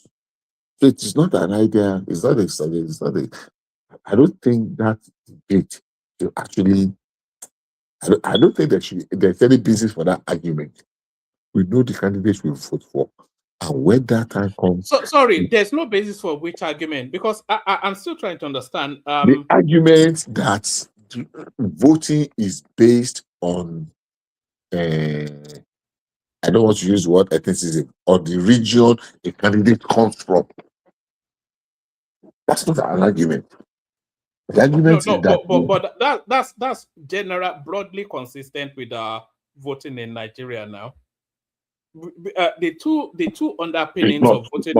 Hold on. The two underpinnings of this is the received wisdom. I think this is everybody's understanding, maybe not yours. But the 2 things that underpin voting in Nigeria usually are ethnicity and religion.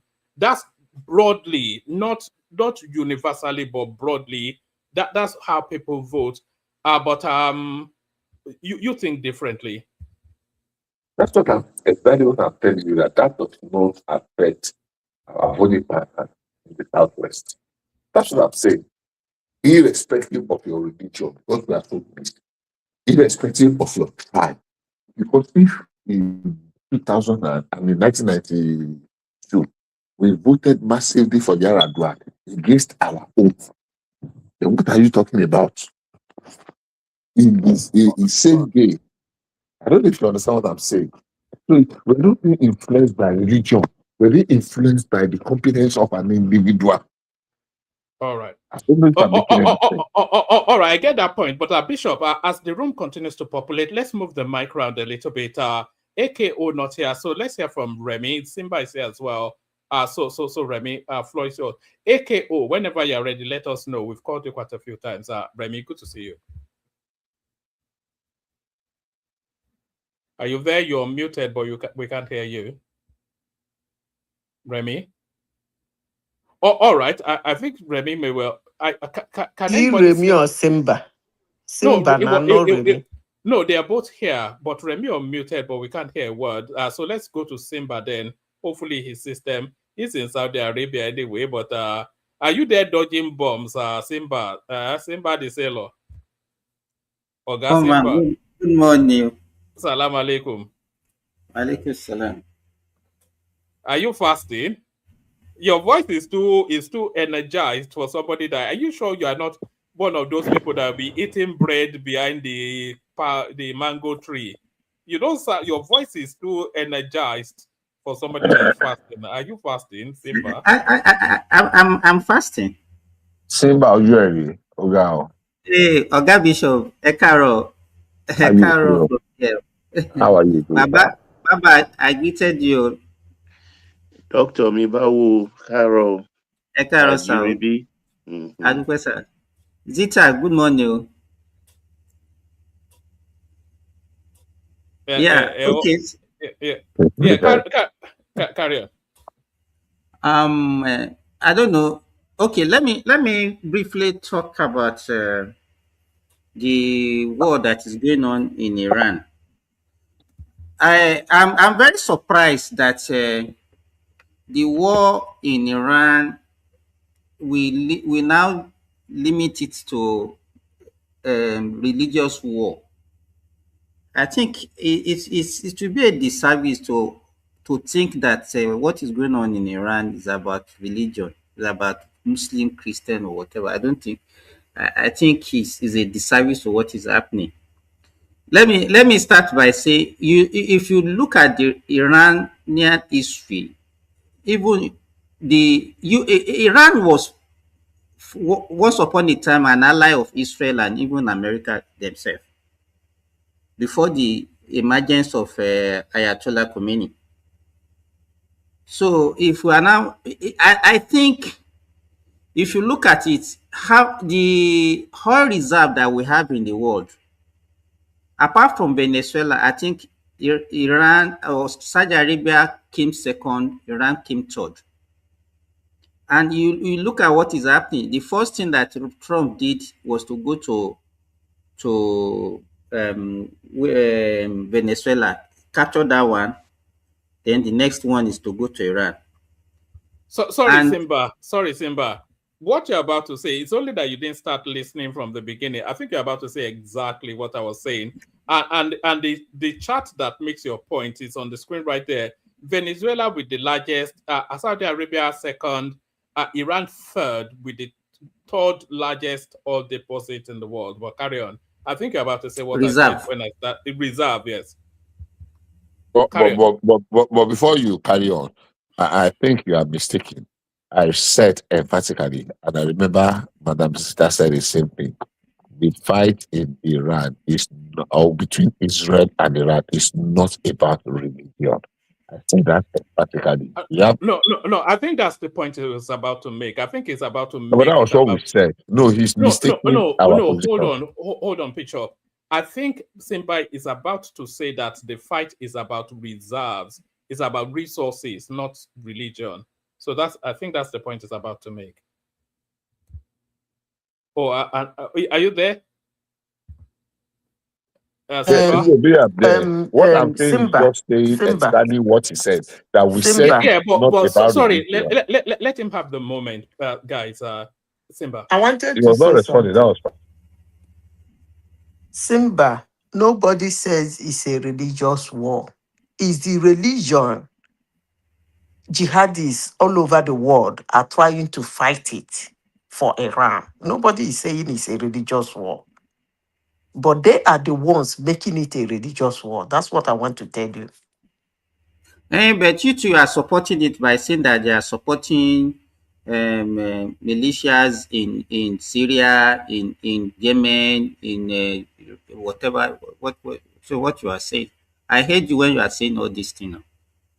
So to me, and another thing that we have to look at is also a fight against China. Because if you look at the oil production, no, me Legbaye. no, let me explain. Hold on. You heard me say exactly that. That was exactly what I said when I started. But carry on. I was just if saying. I tell you, one man, I did not even listen to you. It's not as if I'm re-echoing what you are saying. I'm just saying it's just uncanny the way what you're saying is. I was saying when I started, if you scroll back, you go and hear it. I was saying that the fight that is going on is not with Iran, it's with China. Iran is just the territory that the fight is taking place. But carry on. I think it's just uncanny. But carry on. I agree with what you're saying so far. Carry on. Okay, so because if you look at 20% of the whole world oil production comes from that region, and majority of them goes to India and China. So if they can, what is happening in the Strait of Hormuz now is actually affecting China more than the way it's affecting the other part of the world. And if you look at it now, the US gave India a waiver that they can now buy Russian oil for 1 month. You can see the game that US is playing. So for me, if you look at it very well, even if we think that some illiterate people that doesn't know what is going on, that are looking at it from, because the way it's not even about the Muslims that are looking at it from that aspect. Even the Christians are looking at it that way, because most of the people that are supporting Israel and America, they are looking at it from the religious angle, because they don't understand deeply what is actually happening. But if you know, I think we should be talking about, let enlighten people and let people know that what is actually going on. It's not about religion. It's about economy. It's about oil. That is what is happening there. So we should not be limiting it, and then we say, okay, because they believe that is what is going on, then we will now be giving them other reasons, or we'll be supporting it with some evidence that are not true. So that's what I want to say about that. Woman, which other? I agree with you. I agree with you 100%, and I congratulate you on the brilliance of your mind as well. I don't think in the history of me ever doing this thing, I don't think I've ever agreed in total with what somebody is saying. When people are saying, oh, and then they are fighting, you know, there are about several. I just want to hold to that space for a moment. There are several moving parts in what is going on in Iran, which nobody understands. But clearly, I thought I understood it, but I thought I stood alone because I have psychedelic thoughts. But I think you understand it as well. There are several moving parts in what's going on in Iran. The Americans are fighting China in Iran, because China is propelling quite aggressive. You know, there are two models that is competing to run the world at the moment. China is using an economic model in order to overtake the United States as the preeminent country in the world. The Americans, they have only one tool, which is the tool that has always served them, and that's the barrel of the gun. So America has always held their hegemony with a gun, but China is bringing forward another model, which is an economic model. So that economic model is set to supersede the Americans, and the Americans can see that they're about to come out of play. They will no longer hold the reins of the world. So they revert to their trusted strategy, their trusted tactic, which is war. So this war against, if you look, they came into Nigeria. What are they? They are blocking off the oil in Nigeria. They've taken over the entire oil in Venezuela. They control Saudi Arabia, the oil space. They interlink that oil to their currency. Now, if they take over Iran as well, and the number one resource that drives the world over and above every other resource is crude oil. So if they And by the way, 90% of Iranian oil is sold to China because of all of the trade embargoes and all that. So if they take over that Iranian oil space, they will decapitate China from the knees. If China doesn't have sufficient enough of crude to continue to propel their growth, then they will hold them by the jugular, and that is exactly what is in play. For Israel, is an expansionist something to take over as much as, because the only people that can rival Israel now in the Middle East is singularly Iran. So if they decapitate Iran, you know, then they essentially control the whole of the Middle East. You know, so there's so many moving parts, but people don't look to that direction. They think it's religion, they think it's this, that, and the other. But at the center of it, exactly as you just described, it's resources. It's America versus China, and it's a battle for preeminence. It's just so obvious. But sorry, Simba, carry on. We're also talking about Peter. You know, one thing that people don't know. If you look at it, United States is the largest producer of oil. They even produce more oil than Saudi Arabia, but they consume about 20. They produce about 13 million barrels per day.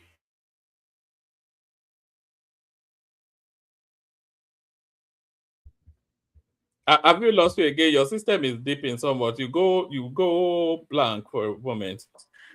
By the way, there is something about this war I didn't say. I will say it when he finishes. No, I think it's stuck in a funk. Comes from the Middle East. We didn't hear most of what you said, though. Your system faded out. Can you hear me now? Yeah, we can now. Maybe you want to restate it. I said, if you look at the top 5 oil producing economy, United States is the first, followed by Saudi Arabia, followed by Russia, followed by Canada, and followed by China. But if you now look at the top 5 oil consuming countries, China produce oil. They produce. But they produce oil, yes.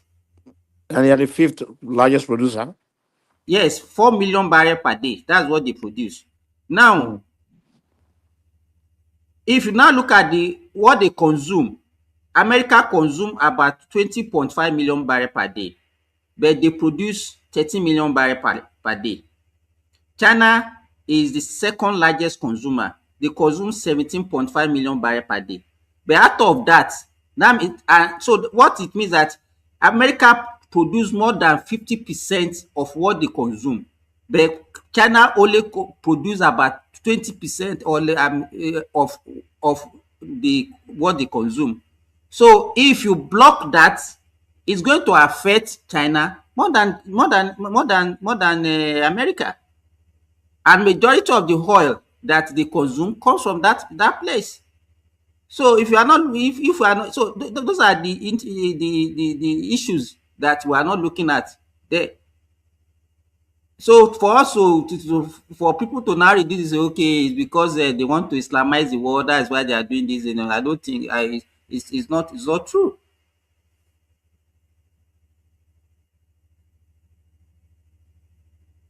You know, I agree with you, Simba. In fact, this little section, this your piece right here, maybe I'll make the effort tomorrow to clip it and put it back on as a standalone, because I think people need to realign their thoughts. They think America is not fighting. What business does America have fighting Iran? When they have a bigger fight, they have an existential fight with China. You know, so America is fighting China, and that's just what's going on.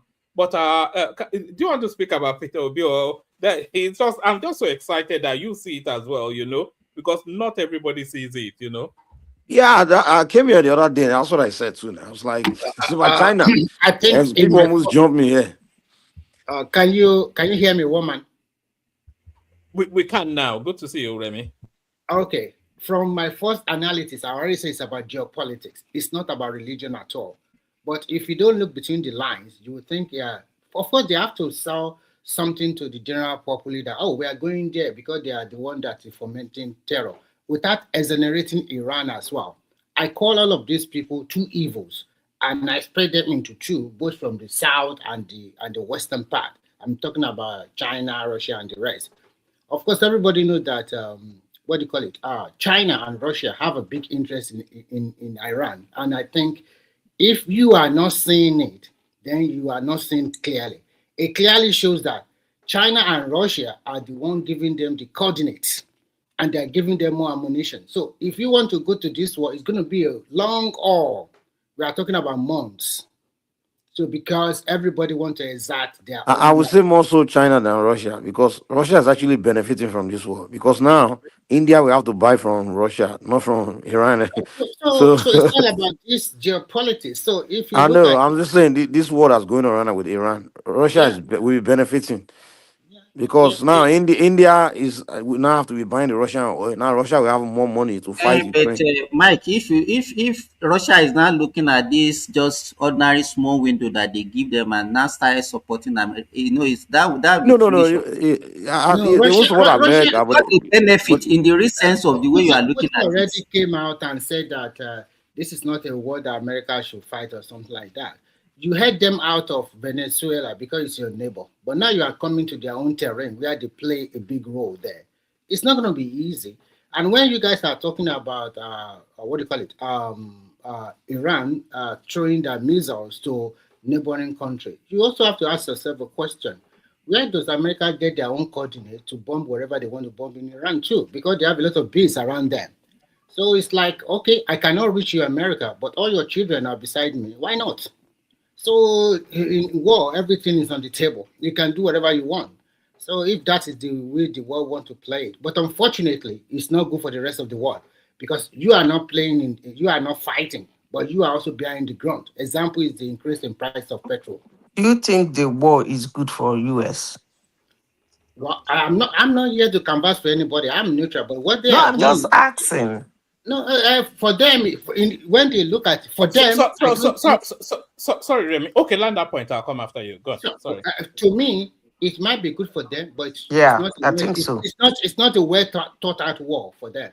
They didn't plan for it, so this is not something they plan very well for. And I think in the government over there in America, I think some of them will be blaming themselves because they didn't plan very well for it. And the other time I was listening that a day they are spending over $1 billion for what? Oh my God! I think this is. If you think about all of the movement of that that war, it may even be an underestimation. That is very expensive. Look at all the deployment they're deploying, all the assets. Easily $1 billion, if not more now a day. But to what Zita just said there. It's not only, I think, not only are Americans benefiting, I think what America are fighting is an existential war. And if they lose this war, they lose control of the world. I just think so. Exactly. Based on Simba's assessment just now. But I won't say they will lose it because if you follow the Orange Man over there, I think at the end of the day, it will just leave Israel to fight their war at the end of the day. It will just back out and realign because I know that it's going to meet President Xi Jinping next month. So the way they play this game, if you don't really sit down and think critically, you will not understand. So sorry. Yes, land that point, Remy, and then Mike coming. But let me just add this on your way. If they don't get control of the Iranian oil, then it will be an exercise in. It have been a meaningless exercise and an expensive one for the Americans. They won't get that oil if that is their main goal. They will not get it. I can bet it. They won't get it because if you are fighting with people that. It's all about ideology. They can die anyhow. They don't care. You don't get it at the end of the day. Because it's not a thought-out war for them to go. I think whatever that happen, I know that America, for them, they will reposition themselves and realign better. So by the time of next month that Donald Trump is going to meet Chinese president, you'll be hearing another thing entirely. So don't be surprised. So quickly, let me go to Obi so that. Sorry, before you go to Obi, I think Mike wanted to chime in. Mike. Yeah, I was trying to ask you, what does losing look like for America? Like, what does losing look like? Because Yeah. factor in, they say Iran must not have nuclear bomb, and that's one thing they say they're fighting for. So, and what does losing look like at the end? You know? The loser will be too much. Sorry, Remy. If you think that the fight is about nuclear war, then Iran not being able to get nuclear weapons will be a victory for America. But I don't think it's about that. I think it's about China. And if America does not get to influence who leads Iran next, and I think they've chosen another leader, so they don't have the influence over that leader. If they don't get that, and if they're not able to, by whatever means, get hold of Iranian oil, then America has lost that war. That is just as to me. So the end of the war will be that America goes back home, right? Well, what else will happen if they can't take the country? Then okay, so if they go back home now, so Iran will now further their nuclear program. No, they've decimated that country to the point that they would not be able to, at least not for another 20 years. They've done 20, 30 years rebuilding damage to that country now. So I don't think, but anyway, I don't know. But I do know, but I don't want to. Iran will accelerate once they ceasefire now, they will start accelerating their nuclear program. Yeah, they're trying to make that bomb quick. The point about that nuclear power you are talking about is that there's no certainty about that. Even as we are talking now, maybe they already have everything. We don't know. But from the IAEA, they're satisfied that they don't have it. It's time they said they were enriching something and they deal with Obama at that time and they stop it. Do you think the US can actually stop Iran from having nuclear weapons if they want when to? They cannot even stop after this war, they can't anymore, because all of the reasons why they should pursue that nuclear something is what's playing out now. If they had a nuclear weapon, this won't happen. Exactly. Yes. So then they pursue after this war. Now, I think in fact, this war after this war, the woman, it will be accelerated. Yes, that's what I'm saying. It will be foolish for Iran not to even go straight for nuclear bomb after this one. Because America will come back again for them, you know. Yes, it has taught them a good lesson that somebody can just come and take out their leader like that. So they have to have something. Why can't they take out a leader of North Korea easily like that? Why? Why can't they just go there and take him out as well? Or Putin? With all the shenanigans that is going on in Pakistan, why can't they attack Pakistan? Yes. Lie. If you notice in that Middle East, two countries America or Israel don't threaten is Pakistan and India, because those two countries have nuclear bomb, you know. So quickly, let me go to initially from this. I already said there are two puppets. Unfortunately, one of them is already in DSSL. It is both. Sorry, Remy. Let me build. Simba, shut it down when you guys are done. The Super Tatas Alpha Mega team are Jack. Nobody Super Tatas anymore. But thank everyone anyway. Thank everyone. See you tomorrow. Back to you, back to you, Remy. Simba, please shut it down when you're done. Okay. So as I was saying, is the two puppets are both Amaechi and El-Rufai. El-Rufai is playing a long game against 2031. He does not even care whether they win or they lose. But Amaechi is playing a game to be presidential candidate, or the worst come to worst, he'll be the VP to Atiku or whatever. Their initial plan was just to cage Obi into their party so that he won't be able to go to any party. And at the end of the day, they were successful. And they sell him a bait. The bait they sold him in the beginning is that no matter what happened, you are going to be the VP to Atiku. And he took it line and sinker, just like that. So, but fast forward to today, the reason why I quickly go and get the ADC card is because you know it's being played. And because of the new electoral act, that you must belong to a particular political party, a registered member, before you can contest for the presidential election. At the end of the day, it's going to be very difficult for B to opt out of ADC. If you opt out and time is not inside, because all the primaries should end by, is it May or June or something like that, of the presidential candidates of all the political party. So they play him very well. So, and it didn't also, all the successes he got in the 2023, he didn't use it very well. So I think at the end of the day, if Atiku got it, Amaechi can be VP. But if Atiku did not get it, go and write it down. It is that Amaechi they will give that ADC ticket to. Thank you. Another person can take over. It's Obi that will get the ticket. It's not. It's not Obi. Is that ticket is meant for Atiku. If at all Atiku is going to step down, don't believe that they won't give it to Obi. They will give it to Amishi, because look at it from today. From now on, the South already said they are voting for. They have picked their own son. I'm expecting ADC from the Southeast to also say we are. So the argument I made about Tinubu and the Yorubas, you didn't hear it. Yeah, I heard it, and I know what you are trying to say. But fortunately, things have changed. It's not going to be the same like 2023. I think he's going to win convincingly in the other 6 Southwest states this time around.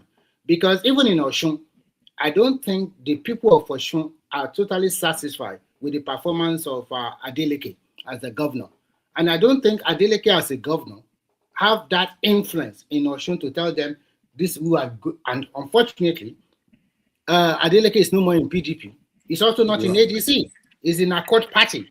So there's no way he's going to tell them, okay, everybody go, let's vote for PDP or vote for Atiku. It's not going to happen anymore. So even Adeleke is fighting for his own life, and his chances of coming back, I think, is just. Remy, hold on. You can't just whisk away everything that Zita said about the Yoruba people.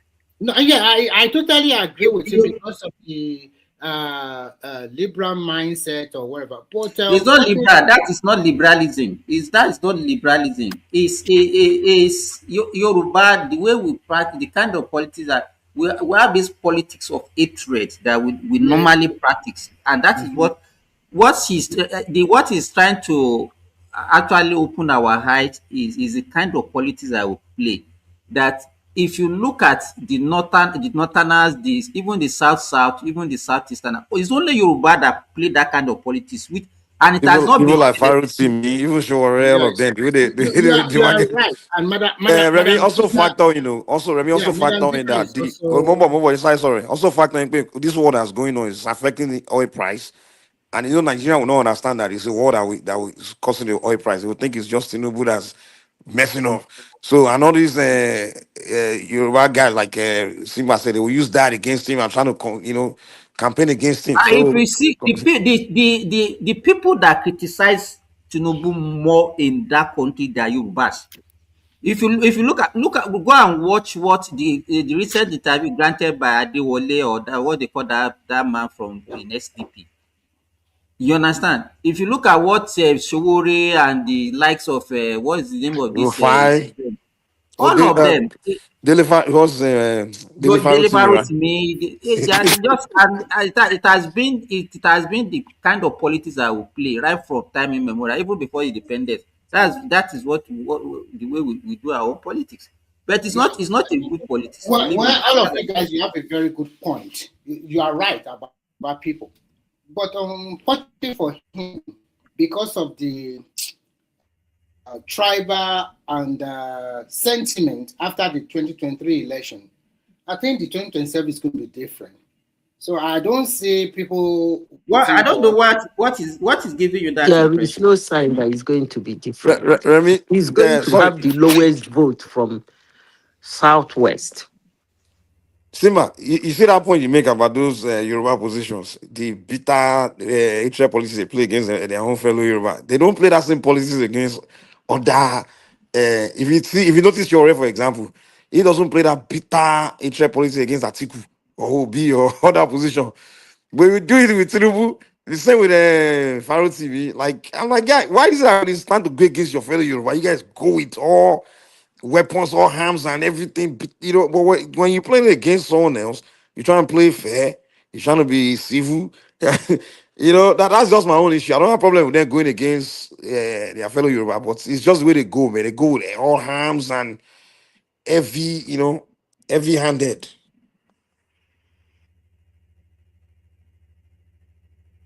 So Remy, please don't defend what is not defensible. I'm not defending it.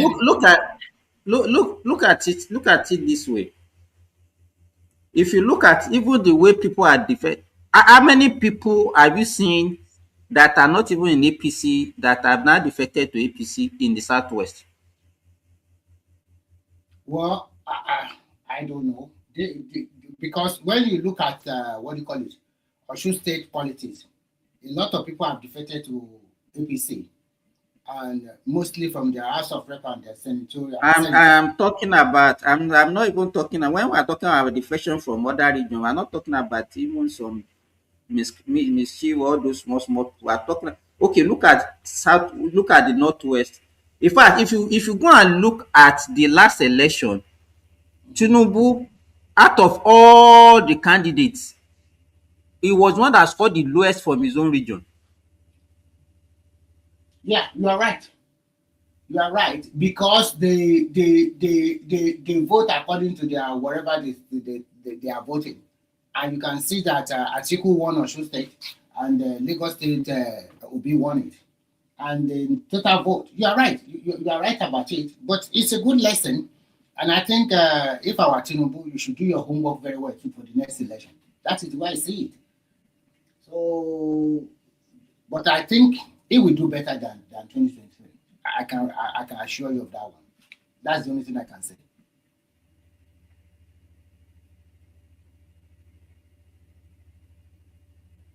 Okay, Mike, do you have anything to say? I think there's also other people there now. There is. Yeah. I just think, this 2037 is. I mean, it's unpredictable, to be honest. It's not so predictable. Mike, what I see, the major problem that APC is going to have is actually going to come from APC. It's not even the opposition that's going to cause the problem. You think so? Yes, I think they will have internal implosion. And APC or ADC? APC. No, what is trying you to see the sign of that? Is that a sign right now? Unfortunately, Simba, before you go ahead, let me tell you this. For you to move to another party after the primaries, you cannot move again. It was not like before. So if you go for senatorial primaries in this party and you lost out, you cannot say quickly, let me move to Accord. No. The new Electoral Act already stopped that. So people must be very smart. So I don't think they will have a big problem. I think what APC will judge you that those people holding that position now, maybe they have a better advantage than those who that will contest against them. That's what I'm going to say. I want to know what you mean, Simba. Mike, with the kind of, they said there's nothing like indirect primary again that is going to be direct primary. That means not only the delegates that can vote for their that will vote for the candidates now. Is that not what it means, Remy? Yeah, what direct primaries is that you just file in behind your candidate. It's not for the people, it's only for the party member. So that is why INEC. What I'm saying, I'm not saying we are talking about any member of the party. Yes, any member of the party. So it's not going to be like the way they used to do it, that they will vote for delegates, then the delegates will now go and vote for the delegate indirect is already out. Direct primaries and consensus. So it throws it open. So it means that if you are popular, you can. So it make it difficult for somebody like a money bag like Atiku to win. So of course it is. But what I'm trying to tell you that Obi stand a chance of clinging that ticket now. If his people can join the party and mobilize themselves for him. But even if these people join the party, are they joining the party in all the 36 states of Nigeria? The point is that you must be a member of that party, and when you come to the direct primary, then you line up against the person you are voting for. It's all. It's not for everybody. It's not like general election. That is why they ask them to do e-registration of all political members of their parties. This ADC, Remy, have they agreed that Obi will be the front runner? Because Amaechi's body language doesn't look like Amaechi has agreed. No, what is happening is this. Amaechi is playing a very Obi or what? I don't understand what you mean by me. No, what I'm saying is, if Obi is not going to be the front runner, then he makes absolutely no sense that he went to join them. Because Let me tell obedience you will not accept it now. Let me tell you what is playing out. ADC will never give it to Obi because they know that giving it to Obi, even if they are going to, if they give it to Obi, that means ADC is just playing. They don't really want to win that election. That is just the point. Do you know the reason why obedience will burn down the country? So they are not sleeping in another part of Nigeria and give it to another southerner. So at the end of the day, do we end up spending 12 years? No, it's not happening. I think Remy, the position they line up for him is just the VP. And I'm not sure they are going to give him as well too. Okay. Remy, you know, obedience, they've always threatened to burn out the country. I think one reason when they will burn out the country is when ADC doesn't give Obi that ticket. They cannot do anything. How many of them? What is their population? These guys have been campaigning for Obi for the past, since the last election. Now, election day will come. Obi will not be on the ballot. No, they are just me. Who are? How many of them? Who are they? Are they even up to all this obedience you are shouting about? Blah, blah, blah. If you do their count, the numbers that I don't think they are even up to 500,000 people. Because the people that have voted for them during the last election voted for them based on religion and tribe. That's all. It's not and some people in this, people in Lagos, because they don't want the old order because of the NSAS and whatever movement. After that one, everything has died down already. A lot of them, that election will not be interesting if Obi is not the ballot. I just not will be interested. It will be a boring election. The only way for him to be on that ballot is I don't know, you just play terrible politics.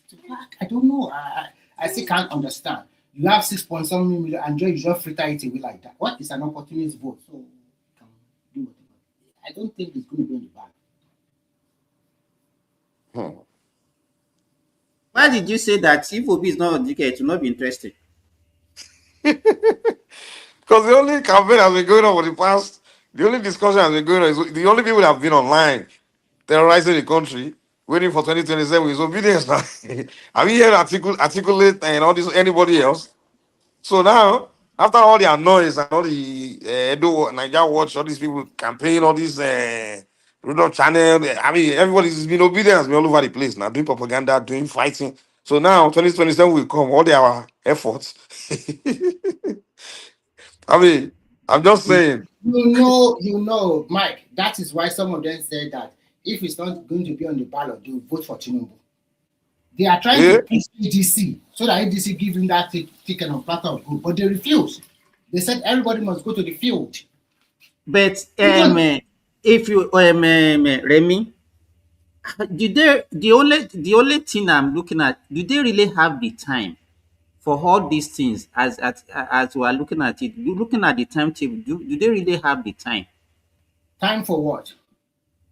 To do now they have to do digital registration of their members.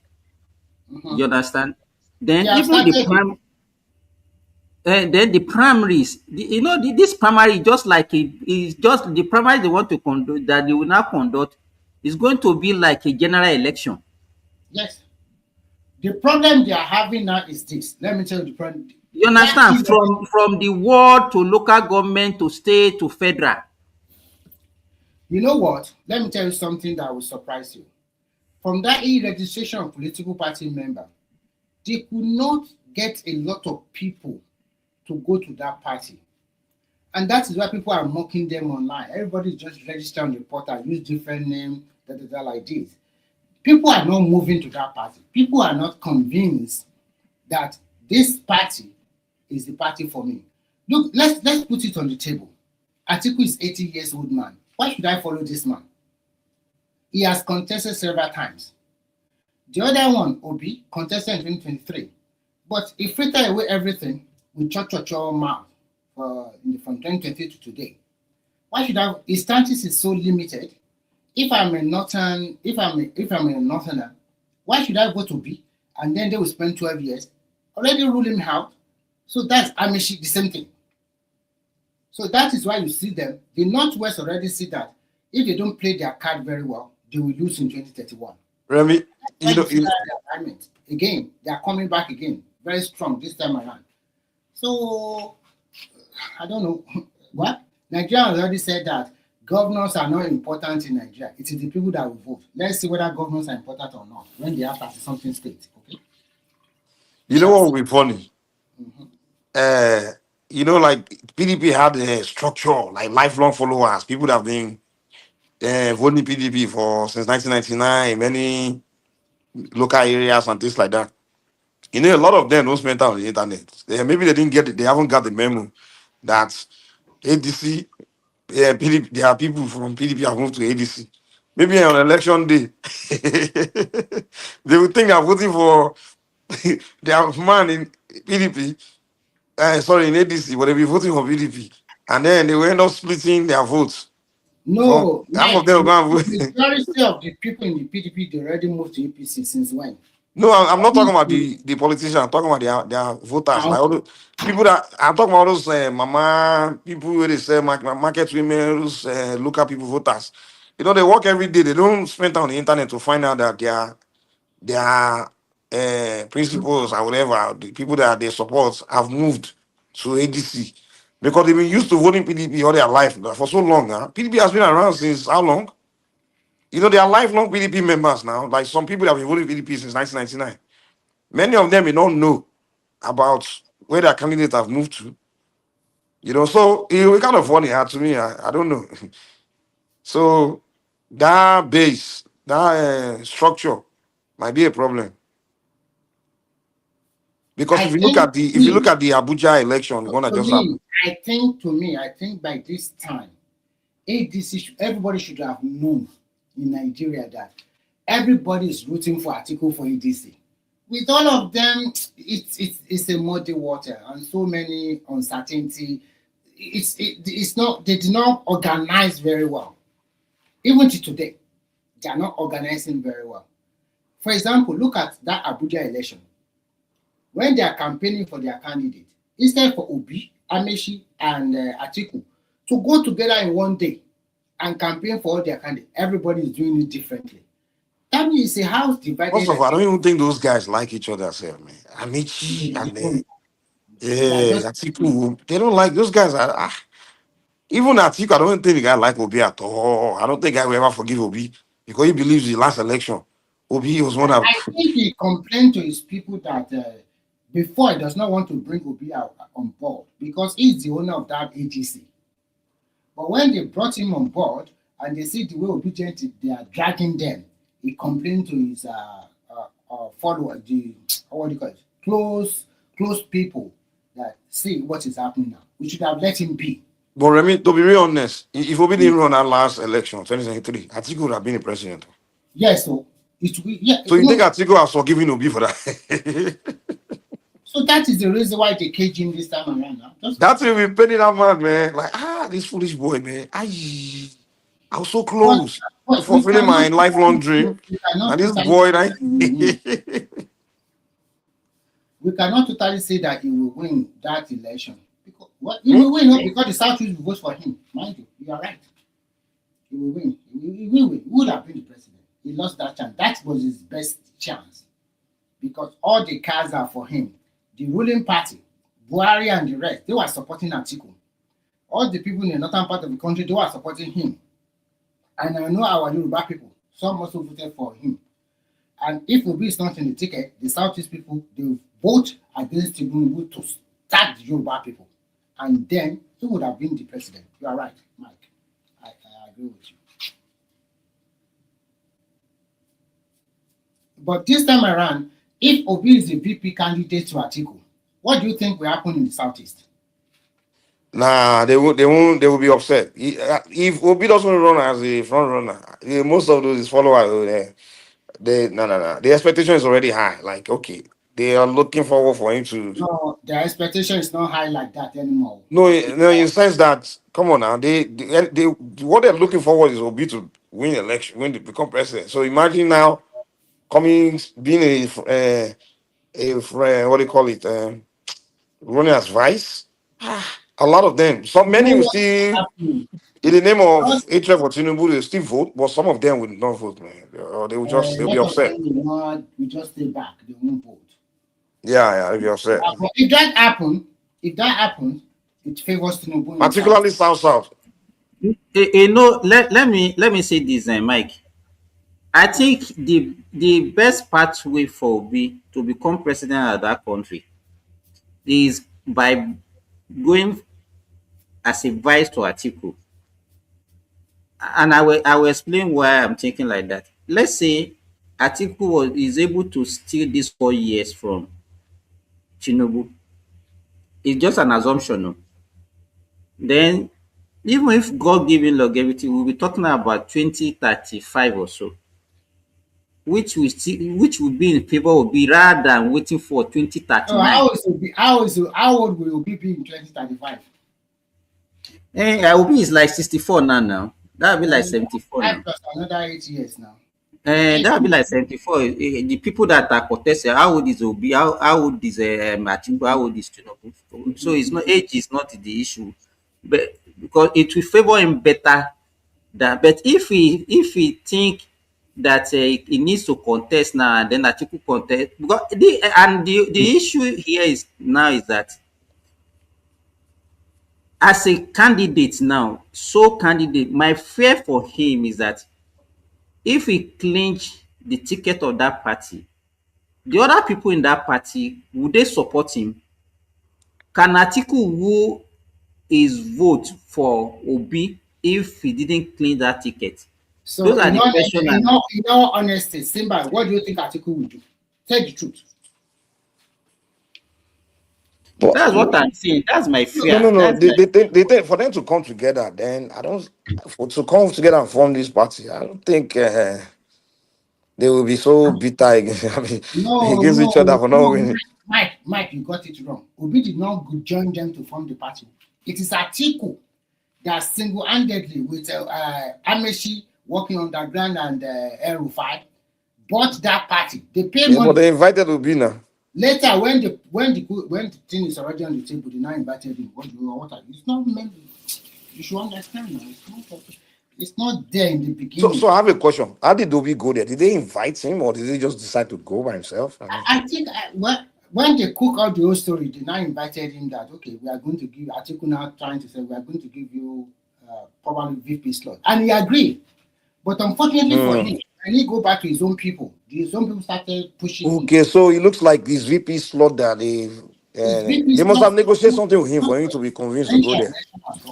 So maybe, like Simba said, I think his best part is to first become VP, and then later, because that way we'll build a connection with Atiku's people, Northern people, or something like that.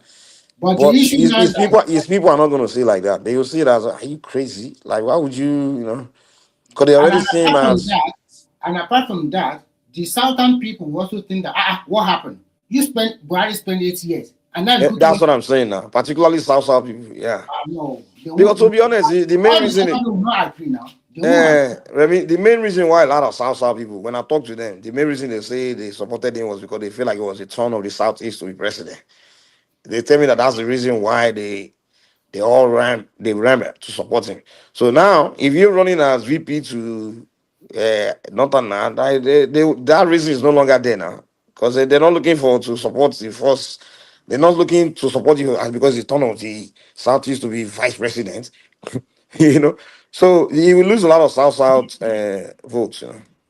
Mike, let's assume that he is the one that even have the ticket in ADC. My worry, apart from the other people in the party, is also, can they not trust Obi? No. The guy, no. They not Nigeria. No. The question you should ask is this: do you think the North will also accept another Southerner, Tinubu 4 years, another Southerner for another 8 years? Do you think they will accept that? That's it. That's another angle. So if you look at it, Obi being on the ticket, there are so many things. The only way Obi can win election in Nigeria, presidential election, is if he run like perform. He can only win by performing the way Jonathan performed in 2011, which is winning the Southwest, South, and Southeast. Because that North, Obi doesn't stand a chance winning the Northern Nigeria, man. Like, I saw his result in the last election. The guy did terrible. Like literally, many states, this guy was scoring less than 1%. No, he performed very well in the North Central. In the North Central, it's different. Abuja and Nasarawa. And, Abuja, Plateau, and Nasarawa. But those are that area. If you go there today, most people that live there from the south. Because of religion. That's No. If you go to Abuja and neighboring states, that place is flooded with Southerners, man. I'm telling you. So you can't count there as north. We talk about real north, like all those other parts. The guy was scoring less than 1%. I was looking at it, 0.5%. So, I'm like, dude, get good numbers now. Like, the guy has work to do in that north, man. And he can't really relate with the north anyway. Because you know why when we talk about structure and people say, hey, structure doesn't matter. It's somebody that doesn't have structure, he won 6 million votes. Let me tell you, the structure that we are talking about matters when you come to grassroots level. In the grassroots level, it's not people that take decision on who to vote on their own. No. All those villagers, is their leaders that will tell them this is the person that you are going to vote for. That's what people don't know. They are always thinking about maybe the South that are maybe somehow somehow educated and enlightened to some extent, and people that can take decision on their own. But when you go to villages, especially in the core north, they don't even know who's Obi. The governor will just tell the local chief, like, okay. They will give them money and say, okay, this is the person. Exactly. The governor is the one that will tell the. And when people say it's between the governors and the Nigerians, I don't know what they mean by the Nigerians. That's why most cases people win the party, they vote along the party of their governor. You know. So during that presidential campaign, the president will just call the governor of his party. So okay, go to work for your people, for your campaign for me in your state, and then the governor will just be visiting the head of the communities to tell their people, okay, vote or give them money. So that's the way it works, man. Most voters in Nigeria are not someone that tell them to vote where they will vote, and usually a powerful person within their states. And all they have to do is just put the money in the right pockets. Okay, everybody. Mike, let's say, for example, let's say in my village in Osun State. Who knows Obi in my village in Osun State? They don't, man. They don't. You understand? So who will not say if Obi has some big wig, people that are there, they are the one that will canvass for Obi and exactly. Tell people that, so that is what exactly. Structure. That is structure, what exactly, and that's what I'm saying. And the structure, particularly if the governor of that state is within your party, so he's already, he's already governing the state. So that's already a structure there. So he can campaign for you, Well, in this case, you can't just say you are running and think people in villages know you. They don't know you, man. They can't vote for you. People in villages, most of them they're not following these things, man. It's the city where everybody get their own mind, they're debating, they're having conversation about voting and stuff, So most people don't know that. In the rural area, it's a different ball game. You have to have that structure. But I hear you, Samu. I said, Dr. Simba, good morning. Your regime is hard. I've been waiting there for a while now. You didn't even bring me on. I know. I just saw you popping up now, and I put in here. Okay. Mike, well done. Long time. Remy, how you did, man? I remember Michael. I don't know if you still remember. Almost 4 years or 3 years ago, I was on the other side. I don't want to mention their name. When all of them were railing on me, and he came to rescue me. And I think it was that stupid guy. What's his name? This guy that's always talking nonstop. Atu Ninja, whatever it's called now, that just dropped it that day. I was so angry. But many years ago on Dr. Damages, or whatever it's called. Anyway. Oh, so I lost contact with him. Speaking with you. Yeah, that stupid guy. So I was talking nonstop. Basically, I've listened to some conversations here. Let me just stick to what you guys are talking about so I don't drag us back again. This Peter Obi thing, there's nothing I'm going to say that you have not said. Nobody will vote for Peter Obi from the north in Nigeria. You can take that to the bank anytime, any day. Nobody trusts any Easterner in that country. As hard as it sounds, I'm a tribalist. I was never like this before, but that last election opened my eyes. Everybody needs to start fighting their corner now. It's about survival. In the UK here now, where I'm at, everybody's trying to fight their corner now. You see, everywhere in my village where I'm living, you see the British Union Jack flag flying everywhere. I didn't even realize what was going on until later. We started hearing, all these people that are coming into this country, coming by boat from Lampedusa, from wherever they're coming from Syria into the UK. The French guys are not even stopping them on the waters. Since you're not coming to stay in their country, if it's UK, you're going, keep going. Because the UK government thinks they are the ones that can save the world. Using taxpayers' money, lodging these people in 5-star hotels in the UK. Yet their citizens are suffering in this place. So everybody is really angry everywhere. They are protecting their own country now. Really, really protecting the country. If you look at the last election, can you hear me? Yeah, Hello? yeah, we can hear you. If you look at, because I was hearing some humming sign. I'm sounded. If you look at the last election in Manchester, the one in Denton and Gorton that was won by this Green Party, everybody thought it was the Reform Party that would win the election. But see the vile campaign, that plumber, a lady won that election, one young lady, a plumber from the Green Party, the campaign she ran in Manchester was so divisive. That is where everybody is at now. So if I narrow that back to Nigeria, everybody is trying to fight their corner now. Nobody can come and run roughshod on you where you are.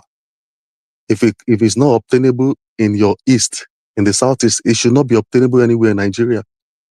If a Yoruba person or a Hausa person cannot be a head teacher or headmaster or headmistress in the east, why are you giving them chance in your space? Why is that? But we're so stupid, we Yoruba people. I'm sorry to say I'm a Yoruba person. I'm from Ogun State, but I live in Lagos.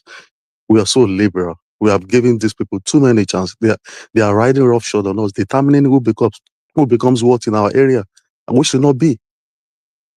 And they have really entered us, proper entered us now. They've so entered us that they speak our language even better than us. I have a doctor here in the UK. She lives like 5 minutes away from here. When she writes in Yoruba, she'll be putting accent on Yoruba words that she's writing. Doremi, she's doing it perfectly. She got A1 in Yoruba. Very brilliant lady. That is how deep they have entered us, because they have lived amongst us. Things that do not obtain in their own place.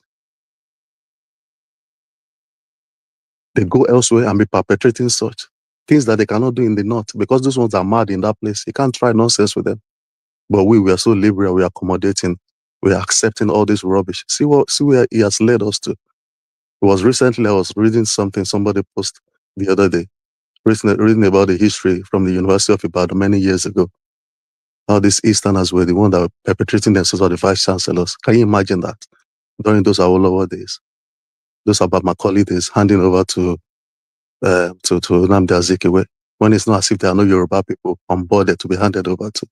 So we've really sold ourselves out to these people, and they have entered us. There's no way back again. We have to live with it, and we have to fight our corner. Because most of us that are abroad now, I used to live at Alakpere too. I went there a year ago. I couldn't recognize my street again. Everywhere has been taken over by Igbos. We have sold out our parents' homes to them.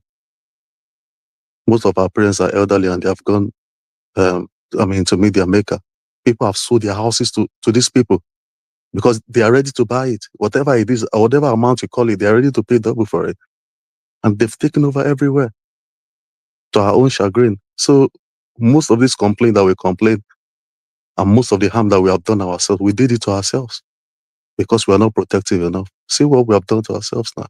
Contesting an election, and we are so scared that these people, we don't want them to come, but these people, we're always looking over our shoulder so they don't hijack our own place from us. See what's happening in Ethiopia everywhere. It's a shame on us, to be honest. What is it I was saying earlier when I was listening this morning? I think this is the third time she said the thing. He asks me a lot, he angers me a lot, but then I have to stomach it because she's really saying the truth. That's exactly who we are, selling out our own people. You think if Obi becomes president now, all these people shout, you think they will say anything against him?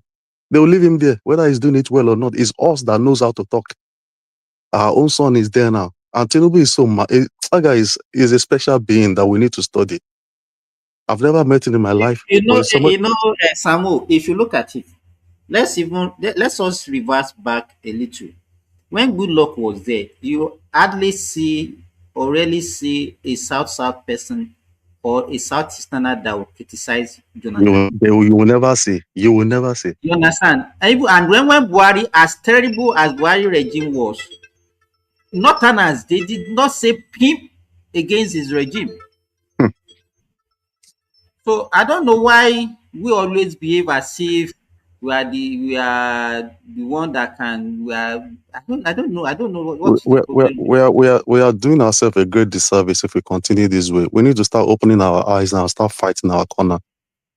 The world now is protectionism. We need to start protecting our things, our land, our people. It's even painful. This governor in Lagos State, I'll come back to what I'm saying, giving our jobs to people as if we don't have engineers amongst ourselves that can do some things just in the name of inclusiveness. Things that are not, I mean, sometimes I just wonder, as much as I love him that he has done infrastructurally well in Lagos, Look at but then that, what Towori is doing now. He's now supporting the families of the coup plotter, saying that there was no coup, is victimization and all these things. I don't even know what is wrong with that guy. Sam. Senators. Sam. Senators.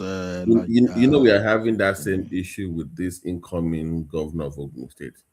To last, that is the issue he's having now. They are really questioning if he's really conservative or too liberal for that space.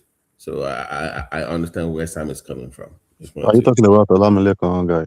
Yeah, because he has some contract that he was given to non-indigents, and when he was asked about it, he said he gave the most qualified person, and there's no need for them to be from Ogun State. They're like, red flag here.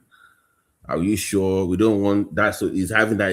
That is the reason why you see all these people springing them from everywhere, because he failed that test on several occasions. It was a test for him. So if you're not going to give your own people that you claim that you're from contracts where you're running for office, then what happens when you become governor? And it wasn't even given to any Ogun or Yoruba person. No, it was outside. It was even worse. So yeah.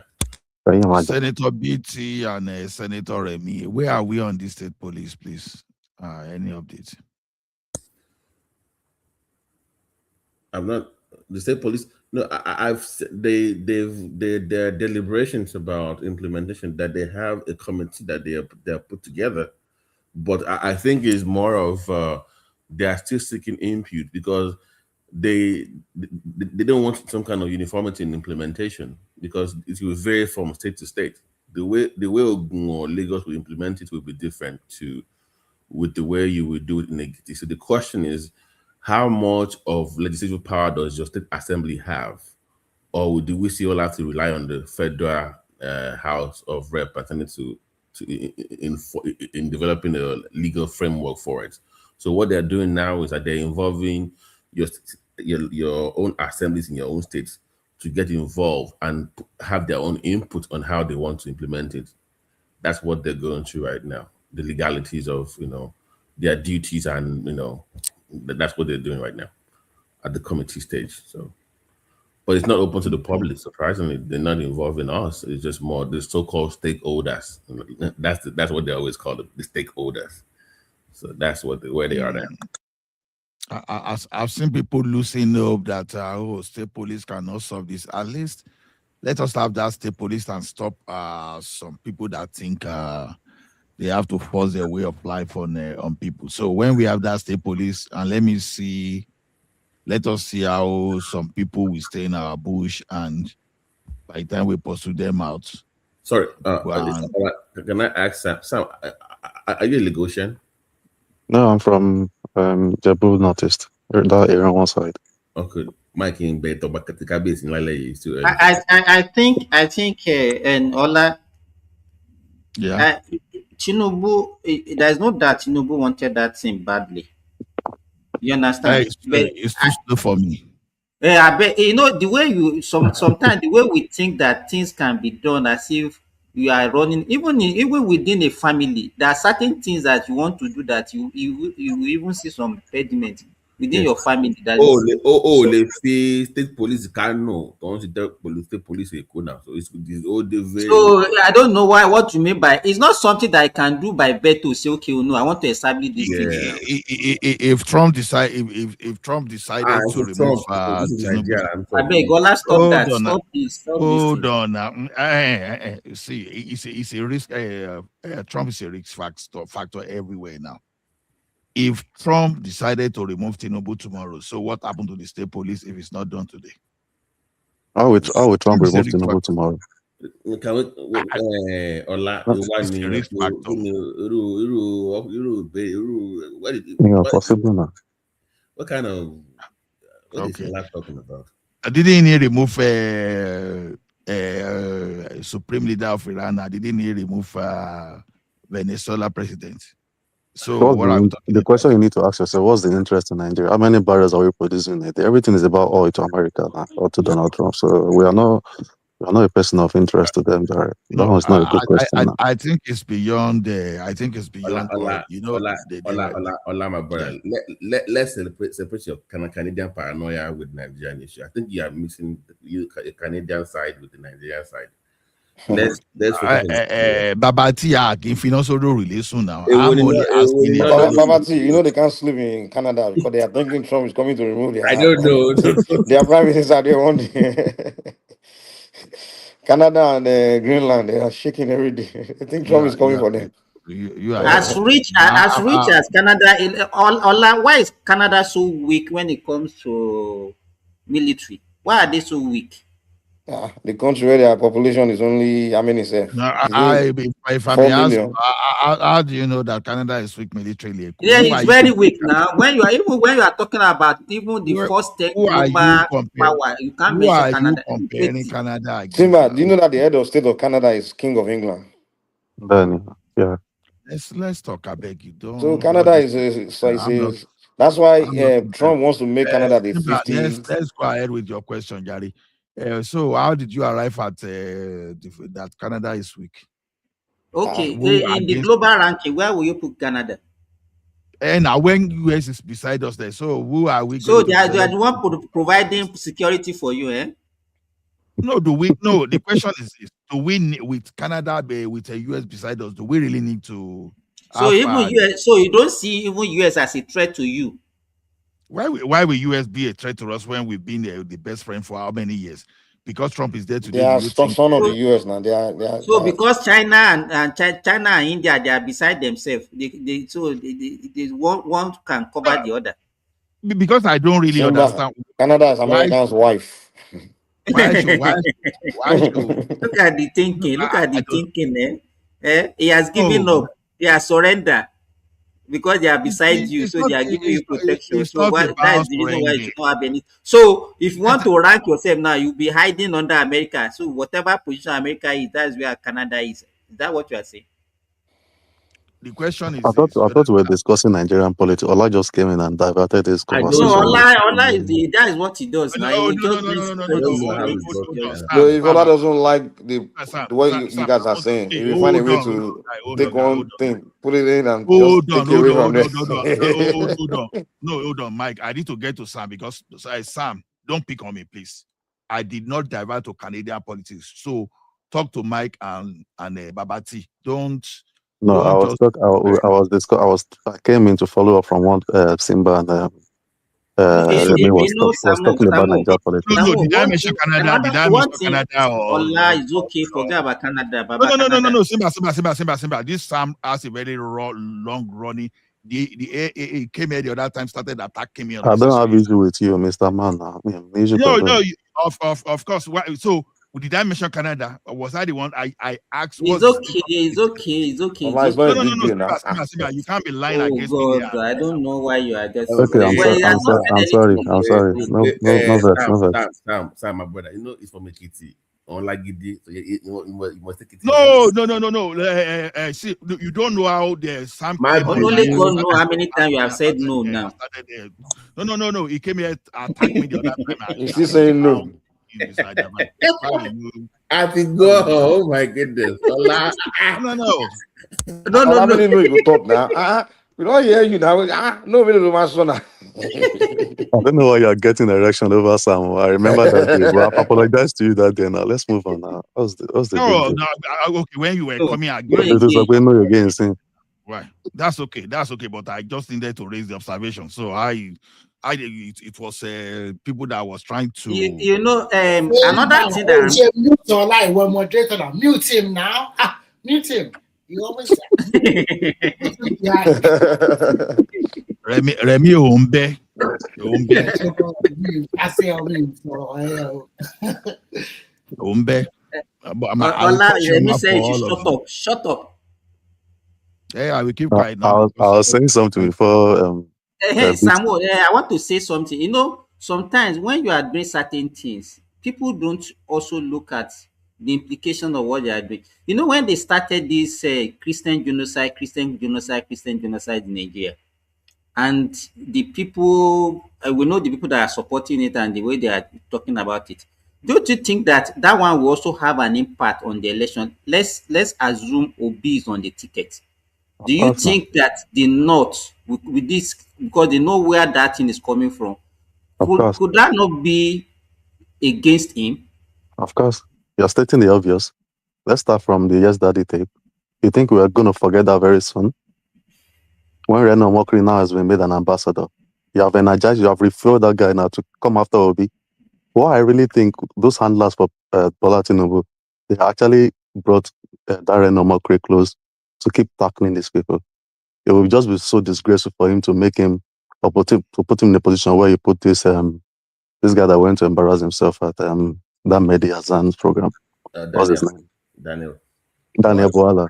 But I'll come back to that one later. I didn't think he really embarrassed himself because he shouldn't have gone to a program like that. You should know that kind of person is a hard hitter, is a hard liner. The Minister of Information should have gone to that kind of a program because every question that the guy was asking was now reduced to Daniel Boala instead of projecting Nigeria in a good light. But anyway, back to Simba's question. We are not going to forget that Yes Daddy tape very soon.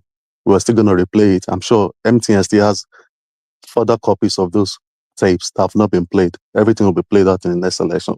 To be honest, I don't think there's a need for it because the way this election is going now, everybody knows Tinubu has won it. The stronger ticket will be probably an Atiku Obi. That's what's going to be. But Sam, the obedience say that it's Obi or nothing in the ADC.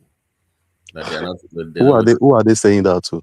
That's what I'm just reporting. What they are. The obedience saying that this is not Labour Party.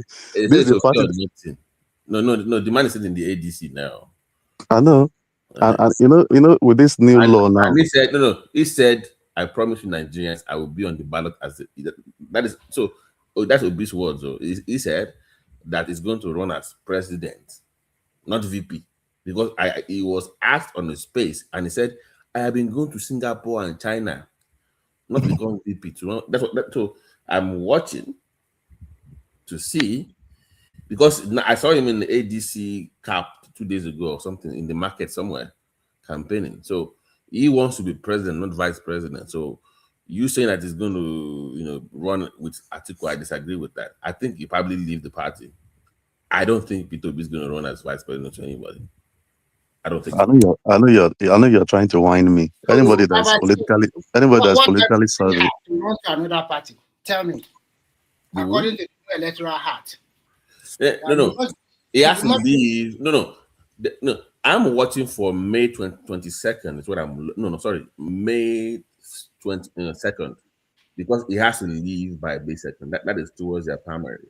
If he does not leave, then Sam is right that he will be the VP. So that would be that. So look forward to May 2nd, I believe. He has to leave that party if he wants to run for president. If he stays in the Labour Party, then he's going to be VP to Atiku. If he leaves, then he's going to go somewhere else. You know the way it is now. The faction that Peter Obi belongs to a Labour Party, that woman, the Nadi Usman, those are the ones that are controlling Labour Party now. But with the new Electoral Act, where Obi has boxed himself by taking that registration form, it will be very hard for him to leave. So these APC party people, they are very smart people. They have seen the loopholes and they have put all of these things in writing. Everything has become, from an act, it has become a law now. Do you get it? So it will be very, very hard for these politicians. So the question we should be asking ourselves is, where will this obedience, where will they put their face? Because the way it's going out now, Obi doesn't have that money to spend. Amechi has stolen enough to release some, maybe 20% of his loot and Atiku's loot to join together. Because where's the money going to come from? That's the question. For Sam, But Tinubu came and blocked all those south largesse that they're always getting from Rivers State or Akwa Ibom or wherever. That money is not there again. Election in Nigeria is not a joke. To become a president, where would they get the funding from? Whatever it is they have left, Obi cannot spend his money. How much would diaspora, cover for them? Where is the money at? With this inflation, with this bombing up and down, everybody's going to feel it wherever we are. Maybe not directly, but financially, economically. So who is ready to release their money? Ibolowo against Tinubu with all the shenanigans that his party played with him, and he won that last time. Now he's the president. You want to win him? They've locked up the only place I think they There's no treasury for money to come out from again now. I think it should have been the former Malami will have been that person, but it's been locked up now. That one is also Malami that is praying to get out of this case that he's in right now. I don't see anybody else. Nobody will release any money now. Nobody will release any money.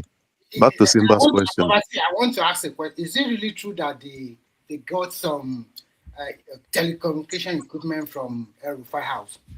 They said it was the ICPC. It was the ICPC. But here's a question: did they have any search warrants to do that? Number two, ICPC is more for money, like laundry stuff, not security. So, were they even the right agency? No, ICPC got that one, but DSS already have the case against him.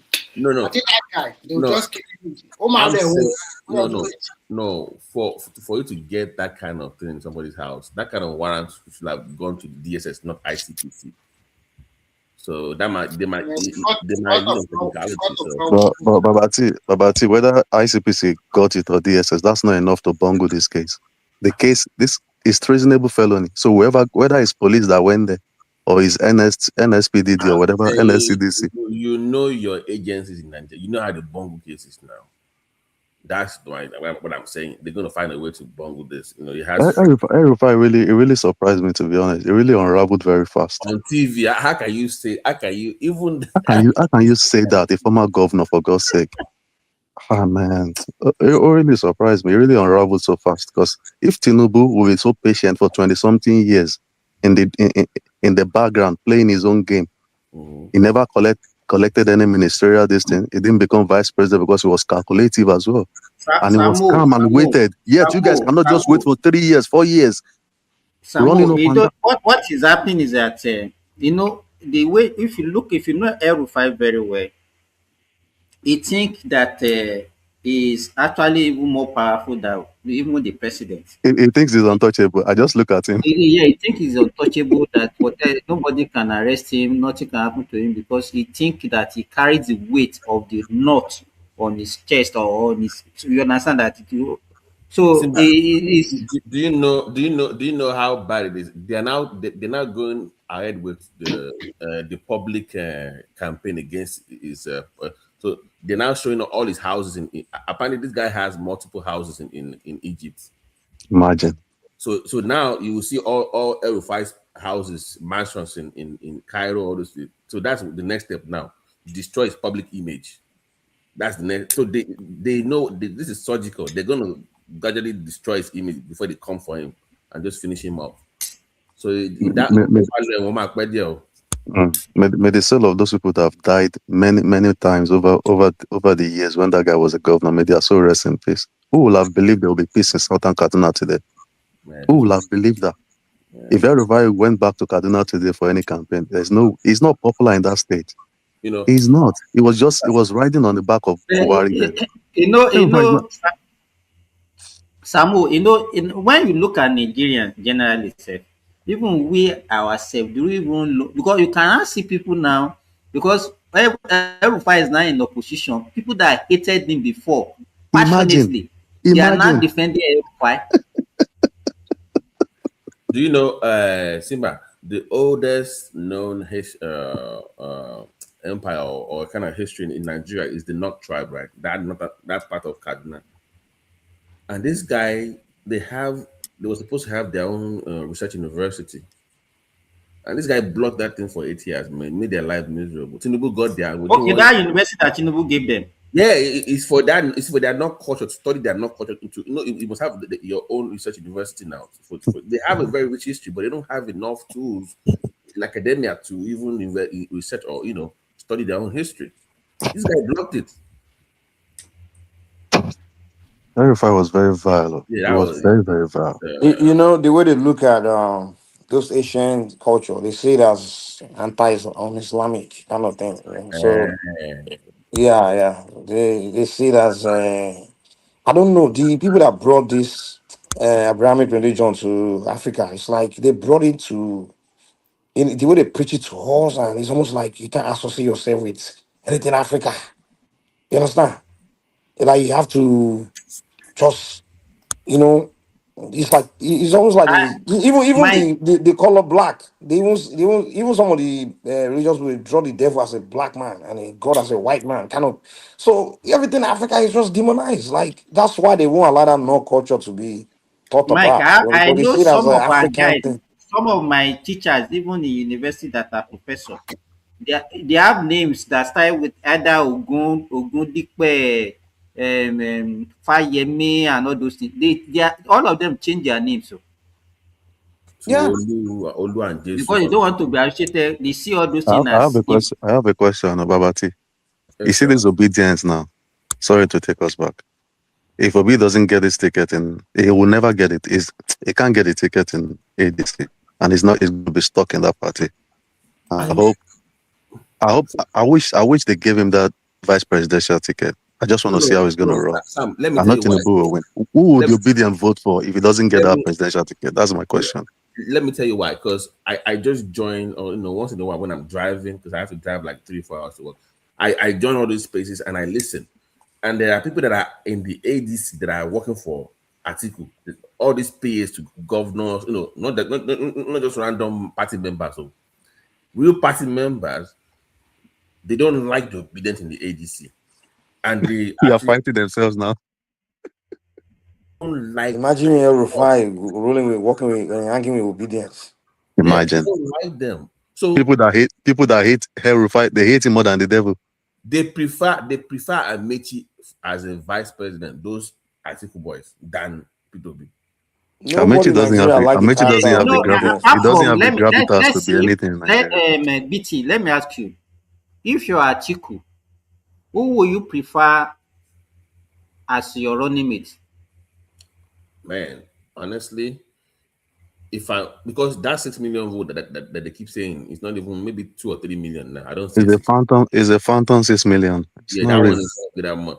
But you need money, you need connections to raise funds, and people always kind of Amechi came second in the APC. I keep reminding you guys, he came second in the APC parliament. He beat a sitting VP. It shows how very useless Oshibajo was then. Atiku will see Obi as a person that will likely help him to win than Amechi. I'm telling you. But where's the money? You need money. Forget this money. It's like look at the past now. They already ran together before. And where would the money come from, Baba? They did, and also the last election, the two numbers they both carried. The only thing that Amechi can offer Atiku is money. That's all. Exactly. Amechi doesn't hold that. But I think Amechi doesn't have that clout. Doesn't have that gravitas to become anything. In the primary as some kind of. I think Seyi Makinde has joined them now. Something wrong. No, they say where they go get money. Say it's not go carry Oyo State money. Once you leave Oyo State, nobody cares about Seyi Makinde. He doesn't have any influence outside. So Seyi Makinde thinks because he has collected 50 billion from the bombing distance, so that's enough to run for this thing. Well, he will know how far.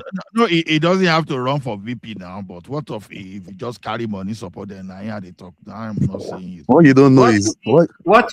Okay, what will be his own gain? Exactly. To go and waste money, Abi. You think all of them are not thinking about the future? Where is Saraki today? Where is Saraki today with all the money that he got as Ola, if you have 50 billion to spend, no VP slot, no president, you just give them 50 billion like that to campaign, Abi. I don't know. I'm just asking. I know Maybe you're the one I brought it up now. You're the one I said he was going to give them money. So I'm like, Politics are by interest, though. Ola, it's not about just paying money. So what would they, when the party enter, what would they offer him for that? when the party win, they'll give him his money now. They will give him positions now. He use his money now. Mike, if they win, you're talking about win. No, you're saying the only reason you want to put money now is if they give him a slot. He doesn't need a slot now. He just, anybody that's a member there know that once their party win, they will all go there and loot now. They will make their money back. I put 50 billion left. I already scared. Why? No, come on. That's not the way Nigerian politician. So you say the only time we risk it, the only time you don't risk it is when they give him a slot? If they're on the ballot, they can risk it. But they will risk it. It's the same. There's no difference, man. But Rotimi Amechi flew carry money from Cross River, River State support Buhari now, and he became a minister. So exactly, and he made his money back.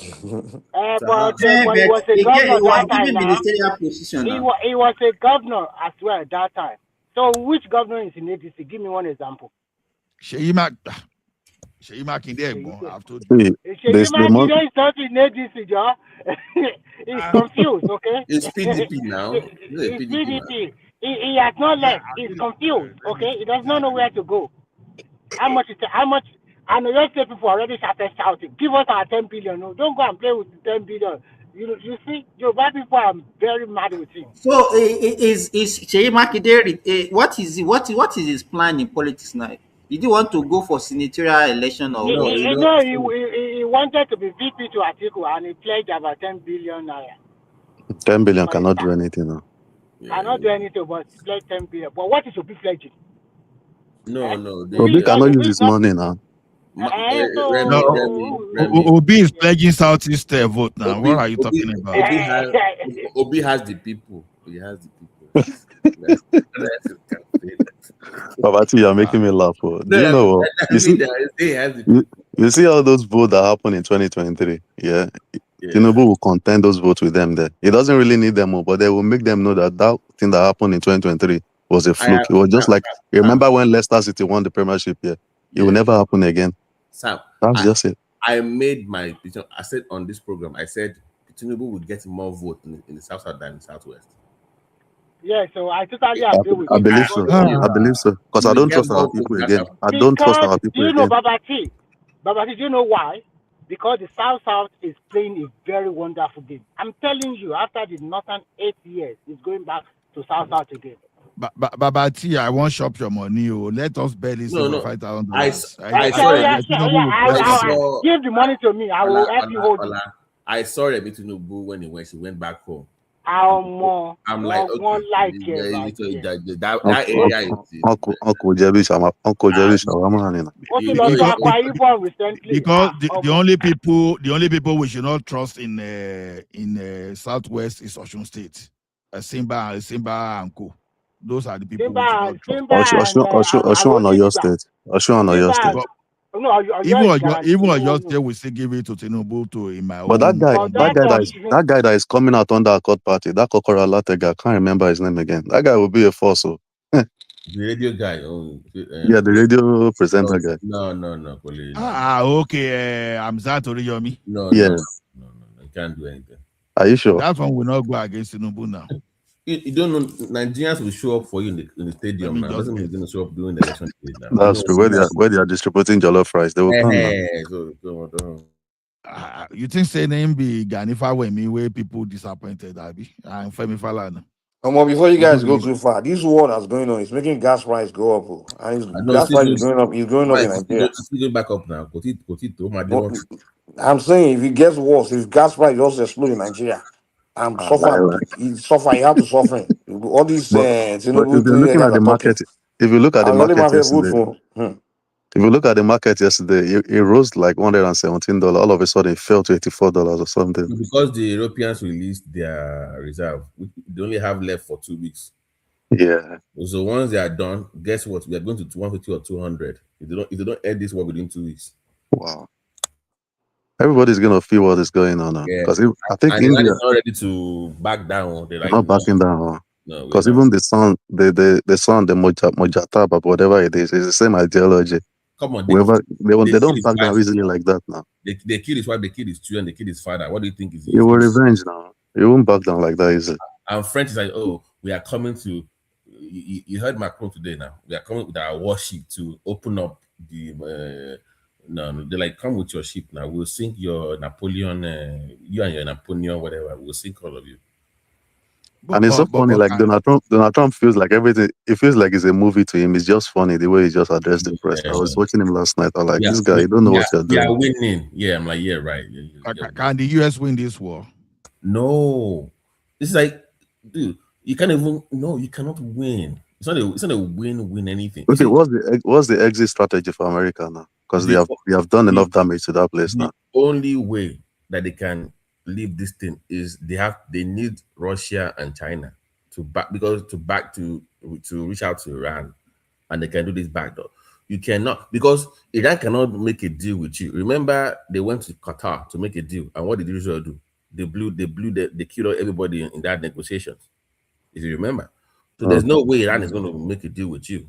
The way they went about it, they make the people jump behind the regime because now you can't. And the on ground, the Iranian people control the propaganda on ground. The regime control the propaganda because the strike when they kill those children, the way the Iranians media carry that story, like they've made the people just like really angry with America. Like I totally agree that place. The Iranians are more united. They are more united after this bombing, and like, how can you just be bombing our country like that? You know, so I think they made that mistake because Trump is banking on that protest they were doing against the government. He's thinking maybe if you kill the government, the people will just take over, and you know. And then they would do like in 1979 where the people took on the street, and then Iran is not Venezuela. What he doesn't understand, Iran is more of it's an ideologically based. Venezuela is more of all this new world where their mentality is different. The Americas, their mentality is different. They don't have that emotional connection to their Donald Trump yesterday land. About the bombing of that school where 160 kids were killed. He said no, it was Iran that bombed Venezuela that's only how many, maybe less than 100 years old. Iran is thousands of years old, man. These people have some deep. Are they not the ones? Are they not the Persians? They are the ones. Yeah, exactly. They have. So you can't come and say you want to just control. They have Asian wisdom. They are different kind of people, man. Donald Trump said it was Iran that bombed the school. That it wasn't America. You know they always miscalculate. Can you imagine? 250,000. Is it 250,000 or 250 million missile? Like, did I read wrong or what? What are they doing with that? No, what they were doing is they were building all these drones cheap for like 30K each. So whereas America is building in millions. So for you to shoot those drones down, you're spending like millions of dollars. You're just wasting money. That's what America get money. They get money to fight war forever. So you are using more money to bring down the drones. So 1 million to bring down. It costs more. America has been bringing down Russians drone downs in Ukraine for the past 3 years now. These people have money to spend forever. America they have heavily invested in defense Ukraine money now. Billions. It is even Ukraine. It is even Ukraine that knows how to bring down Russia. But one thing that you people are not also looking at. Look at what Iran is doing to the neighboring country, the Gulf countries. Wait now, don't you think that at the end of the day, let me finish what I want to say. US is going to gain from that because those guys will now come with a lot of money for US to strengthen their military military capacity. What didn't ship the contract? Let me tell you something. Do you know how much people have lost in the housing market in Dubai alone?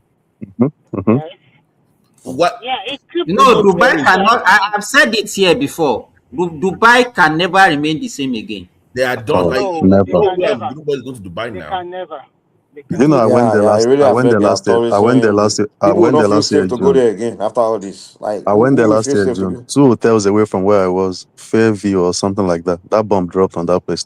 I was at Voco Hotel on the same lane with 5 and all of those 5-star hotel. 2 hotels away from there.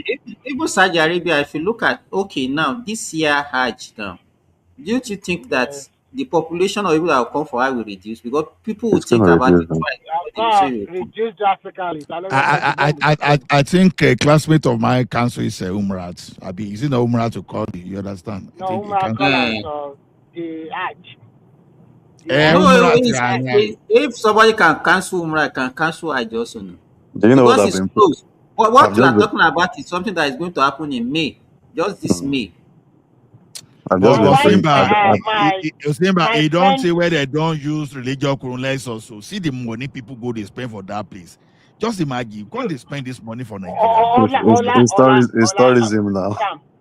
Sam, you might be no. Man. Sam, Tourism now. Do you know I was watching Mike. BBC News and they were writing message that Nigeria has suspended the pilgrimage, whatever they call it, to their yearly sponsor, that pilgrimage that the Nigerian state has postponed.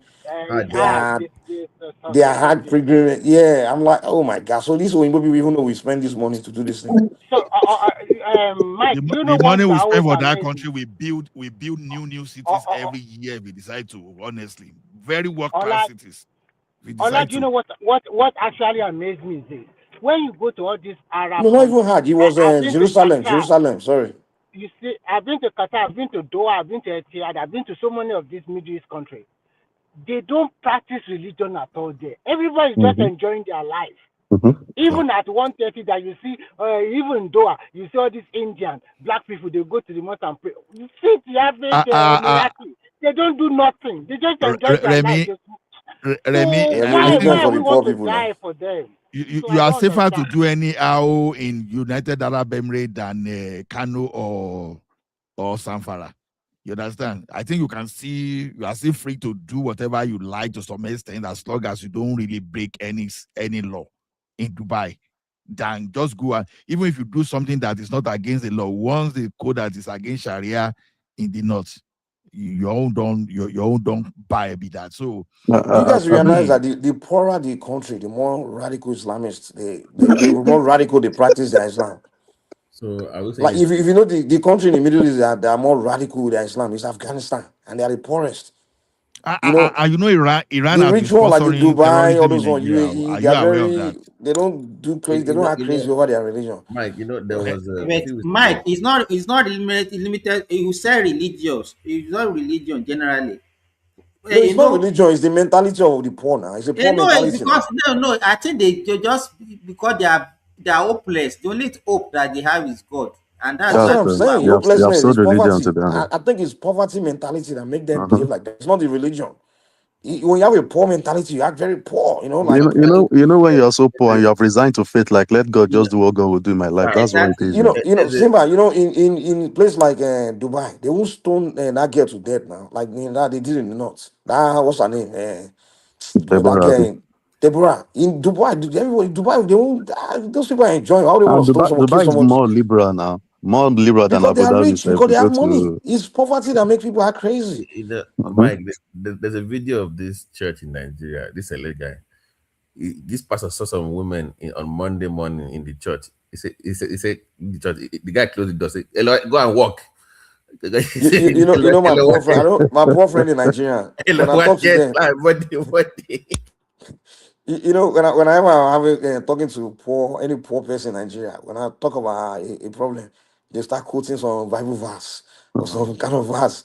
Don't worry, book of Psalms, this and your fast and this and that. I'm like, God, I start warning you. I say, "Okay, look here, man. First of all, if I say there's a problem, if you don't have a logical solution to present, don't say anything. I don't want to hear all these God. Mike, is that because you're a traditionalist or? No, it's not. They don't. No, it's not just that. I'm just saying that's a poor mentality. To be when I say guy, there's problem.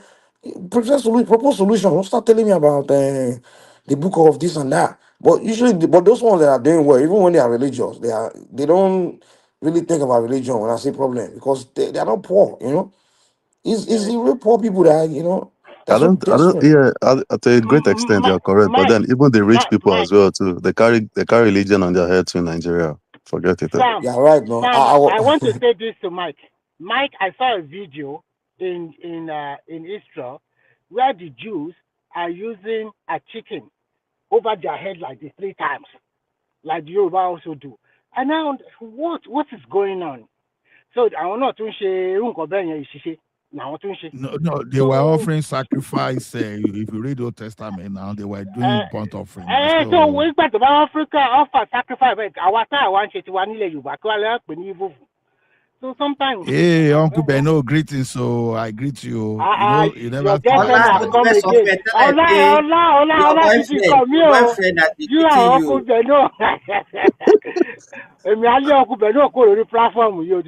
Beno. If Uncle Beno speak against Ola's point today, I will be friend again. Uncle Beno, just make sure you continue to pander to the man. What's your problem? I myself, I want we go to his when Ola had my voice, he came in and started fighting me. Uncle Beno came now. I don't know. No, Samo, we don't finish fight. Don't worry. We don't finish fight today. Do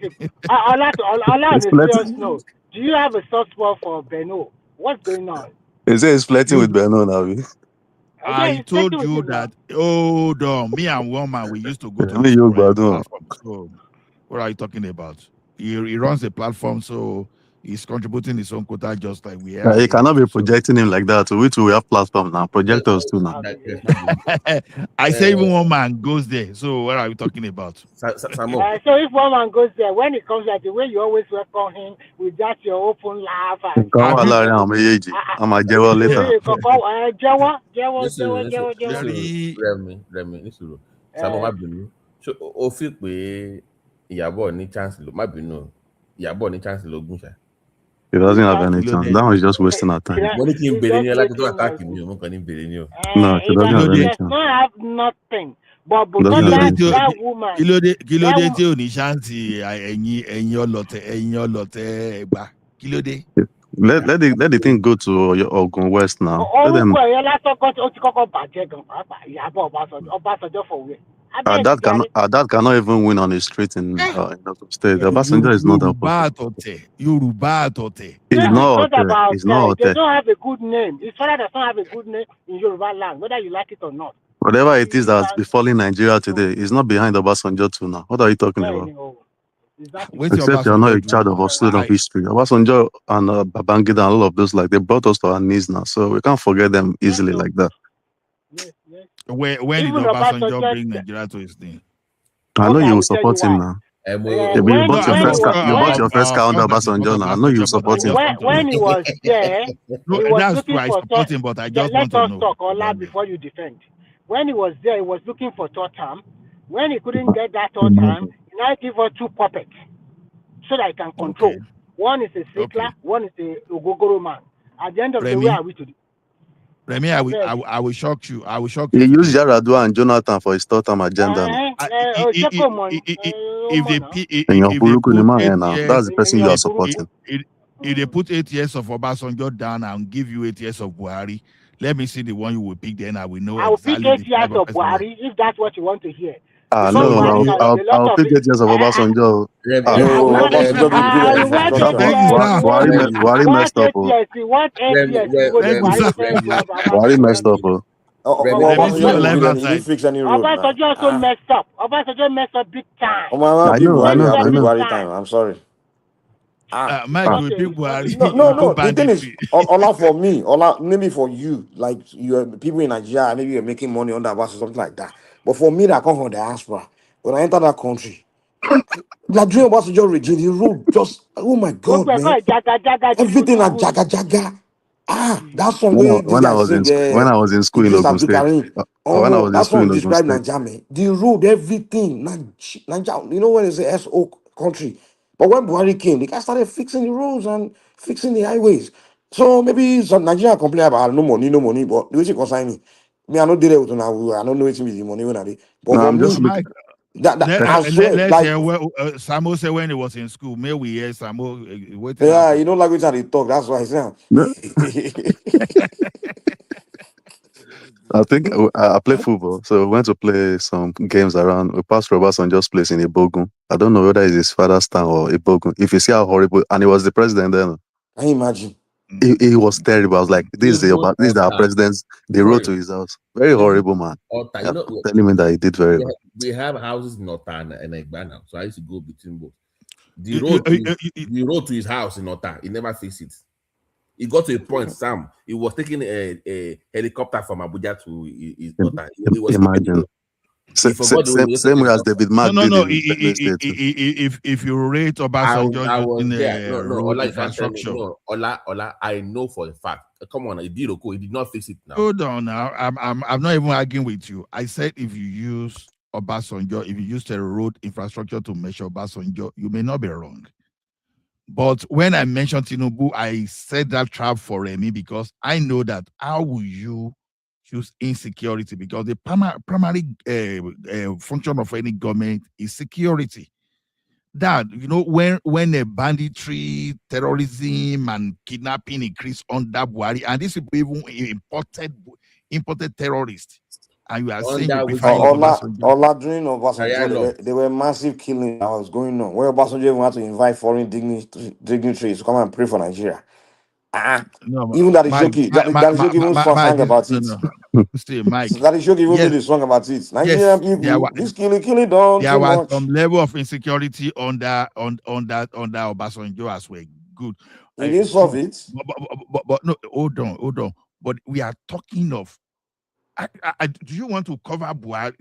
I know one is covering. We're just saying the whole insecurity thing. It's not a president that you have to put it on. I'm under all of the insecurity happen, and none of them solved it. I'm sorry. Jonathan to insecurity happen. So don't try to use that to say Buhari. When we say insecurity, we are talking of terrorism. Right now, when you use the word insecurity, we are not saying the magnitude. We are talking of. Insecurity is insecurity. Don't try to tie it to his tribe. Insecurity is insecurity. What about the economic terrorism that happened in Nigeria under Obasanjo? Is that not a form of terrorism? That's 16 billion that we don't even know. $16 billion. Obasanjo that came out of prison was looking like someone that has not eaten for 500 days. Ola, listen to me. My issue with OBJ is this: when the guy talks, he acts like he was never president before. The way he talks. Why can I do this? That's the most painful part for me. That's the way he talked, like he was never the head of state. He had the chance to do his own bit now, but I see when he was there. You see my fellow Yoruba people. I know now very well. Tribalism now. Don't do like this. No, I'm a tribal. He didn't do very well. Everybody has his own measure. No, everybody has his own measure. We won't look for Milayo and Kuti. Abi. But comparing him and Buhari is where I have issue. You can compare him to any other person. But, I don't know, all the way from Ekiti, Abiodun, you are supporting Obasanjo that is from Ogun State. What's the connection now? You will not make some money under Obasanjo. That's why. Okay, that's right. Ola, the same man that I love meeting as a killing man, I love meeting to share and shake Pelosho back way. Edibo fún ADO, governor, Edibo fún PDP for president, and the guy betrayed all of them. Betrayed them now. Everybody. Only Tinubu survived that thing. Only Bola Tinubu survived it now. What about Bola Igetomuko Lojo before? Imagine. Come on. Imagine. The whole attorney general of the country. The whole attorney general. Someone said I support the Obasanjo. Let me tell you something. It takes time, although not all Ekiti, some Ekiti guys will still not agree with Awolowo tomorrow. Because during the Western region, when you want to talk of the richest place in the entire Western region before the industrialization, before the Western industrialization, Awolowo was using cocoa from Ekiti and Ondo states to develop Western region before they got to that level. And yet, Obafemi Awolowo University, they never deemed it fit to be in Ekiti. And Ekiti was neglected. So when we say this thing, to you understand, everybody will have its own negative side. Stop it, bros. Did you hear that you use cocoa? What are you saying? It's just like Niger Delta talking about you. Wait now. Don't give people false information now. It's only Ondo State that I should not give you false information. Okay, no, hold on. Please, why are you painting a wrong narrative? Why are you painting a wrong narrative? Give me, who are those people planting cocoa? Tell me and give me the proportion, Gary. They also planting in your state now. They plant in Oyo State. They plant. I'm talking about old Oyo State, which is include Osun State. Ogun State also plant cocoa now. Yes. What proportion? I'm asking you. It's not about proportion. We go on planting. You shall want to justify that, Ekitisha. Don't mind it. He wanted to now. He can see what he's trying to do. He wanted to condemn Awolowo because he want to support Obasanjo. Exactly. You see now. No, that argument is too simple. I said there's nobody that has no positive. No, don't mind saying about if I say now that Akintola now was the one that built Obafemi Awolowo University, that they people now rubbish Akintola now, all of a sudden we jump away from Awolowo. You see, the thing is this: everybody with his own positive side, we always have his own negative side. But don't let us just pretend as what is the positive side of Obasanjo? Just tell us. Please tell us. Not to make money. Okay, if this one will make you okay, Obasanjo is the Satan written about. So Obasanjo. No. Don't go to that route. Just tell us now. Maybe we don't know. So let us know. So that I will stop you. You are asking me what's the positive side of Obasanjo? Was there middle class before Obasanjo returned in 1999? Who restored middle class in Nigeria? Which middle class? Is there a middle class in Nigeria now? Do we even have it? I know, Mr. Bolagun, I'm not really come back. We are just speaking freely. Obasanjo made Ola 5 other people middle class. So Ola now think everybody have become middle class. We are just cashing cruise. Exactly. How can you not be justifying because some teachers bought new cars? They are brand new cars. That means the person not did very well. I have teachers in my family. So why would I not justify? I think this man restore middle class. Should be in the 80s. Okay, where is the middle class in Nigeria today now?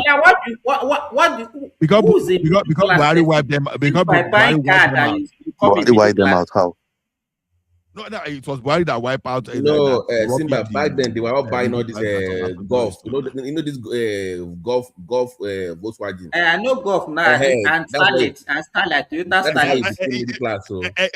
Is there anything lower than golf? At least they bought car. Someone was not buying car before, you are not saying he bought golf. That is what now elevated them to middle class.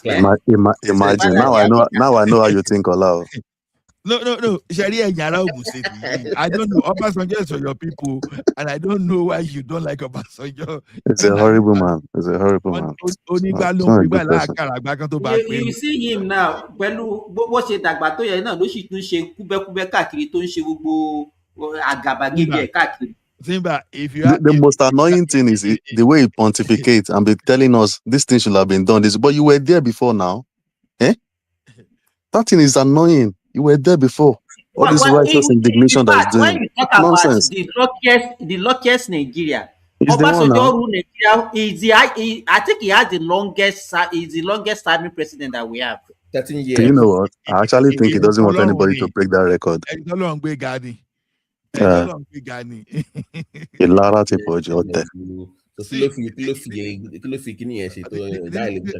life is about destiny. So that man is a star, you know. Ìràwọ̀ mẹ́ta ló kó wáyé, òun nìkan ló ní ògo òṣùpá, ògo oòrùn àti ògo àkílódé. Ẹ má bínú ògo now. And now this àwọn Ogun State ló ń da Nigeria rú, to be honest. So you see the way they are messing their people. And where people go from Mexico. No. So when he gave us Yaradua, was sick. That exactly. Was wicked now. That was wicked. Atiku ni ba allow ko rule yin. Okay. Anybody else? So, anybody else? There were people in the north that would have given it to now. He just wanted someone that would be able to control. Yeah, no, and he found it in Yaradua. I think my only grudges against anybody that have ruled the country so far is that you are not regionalized. I prefer me in my southwest to be doing well. If you like, go and do whatever you want to do in your region. So that's the only thing I have. That's the only argument. Ola Nisuru. Yeah. What was the promise OBJ made to Afenifere in 1999 about regional government? Remember, Baba, let's not get you don't even forget this at all. He promised them I now. don't know. Yeah. I don't go lie. Don't do that. Don't do that. No. I don't know now. Should I lie? Abi Sam, he promised us. Abi, that was his thing now. He promised now. Yeah. He wanted a vote now, and he lied to us now. To be honest, I don't know. If I know, I will say that, because me, I like regional government. But so anybody that fails to give me regional government, I don't think it can be my friend, to be honest. Okay, let's stay on that regional government. If we have that regional government now, with this way these Igbos have entered us, how are we going to cope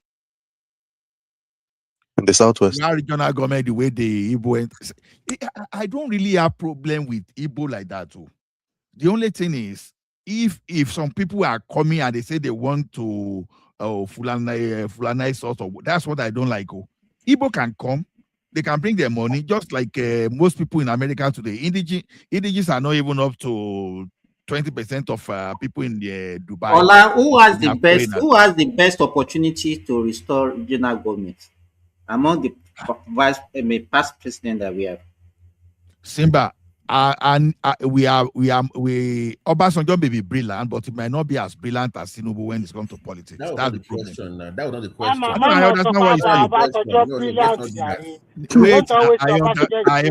I understand what Simba is saying. See, Obasanjo is trying to behave like a nationalist. No, it's not a nationalist, it's a dictator. What are you telling us?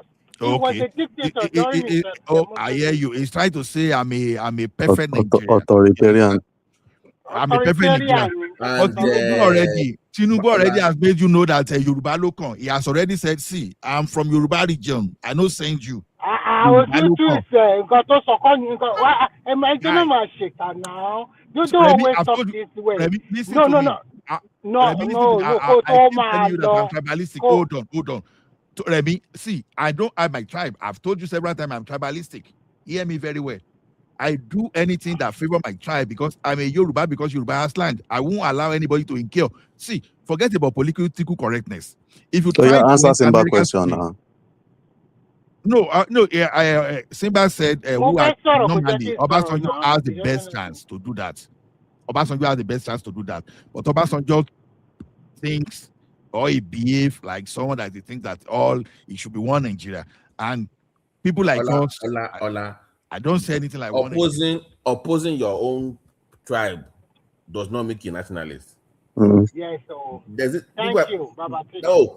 Look at the way he's dealing with Yoruba people. He must really love it. See, it's not even does not make you nationalist. It's a wrong. BT. Anything Yoruba, Obasanjo will be against it. He will be against it. Yes. Come on. And it's not today. Since versus Abiola. Anything Yoruba is against it. Abiola against Awolowo. Who handed over to Shagari? Shagari, yeah, 79. Yeah. Do you think? No, I want to ask you a question. Do you think if Obasanjo in 1978 was an Hausa man, do you think he will hand over to a Yoruba guy? Lie. Say the truth. I don't understand what you are saying. My question is, do you think Obasanjo was in national that time and Awolowo against Shagari? Do you think he will hand that political power to Awolowo that time if he was a northerner? But he was not a northerner. He didn't hand over to Awolowo. So what are you talking about? That's why your question is some question. It's not. How are you doing like this? It will not. It's a straightforward question. You just want to dance around it again. I'm not right now. Let me. He didn't hand over to Awolowo. So why the question? But I don't know when they did 12 to 3rd or something. Let me give you a very better scenario. Look at the 2023 election. If not that God destined that Tinubu will be president, Buhari is supporting Atiku. Because as a ruling party, and you have a candidate, and you are the incumbency president, and you just stay aloof like that. He stood aloof. Yeah. Man, it's terrible. They changed Naira. In reality, did Awolowo win that 1979 election? Because sometimes we can still say the truth, even though we love our region. It doesn't mean that we should not even face the reality. So find solution instead of behaving like some people that came to and they are still claiming that they won that election. You understand? Okay, fine. No. If you keep saying Awolowo won 1979 election, why are you? We are not talking about that. Let me tell you what happened, Ola. Awolowo was not claiming that he won the election. What he was saying is that they needed a rerun. Yes. A rerun. That was what it said. That was when they now came out with the useless 12 to 3rd. Is it not the same Yoruba now? It's what Akijide I don't know. used. Yoruba has suffered in Nigeria. Yoruba have really suffered in that country, man. So when anybody is complaining now that Tinubu is giving appointment to Awolowo Yoruba, did not claim that he won that election, but he said there was no clear winner, that he wanted a rerun. That was what they are looking for. So, Simba, do you think if Obasanjo was the national data, he would not have given it to Shagari just like that? We could do everything for him. No, but it was still Yoruba. It was still Yoruba judge that still gave this in us. So why are you? That is not the point. That's not the point. It's not about Yoruba. If you're lying, I don't even know why I like No, I know about Sanjo is Satan. OBJ came to hold on. OBJ came to TCU in Fort Worth when he left the presidency. At his lecture in Fort Worth, close to Dallas.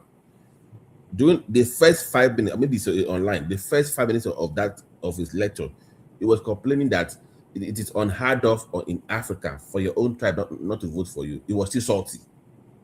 I'm not kidding you. I was there. It was still salty that his own tribe that it's unheard of in Africa that usually your tribe will vote for you when you run for president. Yes, an unforgiving spirit. You know one thing I've always come to understand. Olako tó sọ̀rọ̀ to carry ele along. Báwo ni wọ́n ṣe máa invite wọn? Mo fẹ́ kó carry along pẹ̀lú ẹ̀. Èèyàn invite wá sí birthday party. Wà gbọ́ mi náà. Somebody invite you to a birthday party just to come and celebrate. And is that birthday party you are bashing the birthday boy? Fayose. You bàbá ò lè yẹ. At almost 90 years old. Okay, he went. Hold on now. He went to Audu. He did return the money to Fayose. He returned the money. He went to Audu. He went to Audu's house. He finished Paddy Yam, and he handed over a resignation letter to him. So what are you talking about? So that's about. So you can as well agree that he's a devilish man. Let me add this so you don't know. Come on, Allah,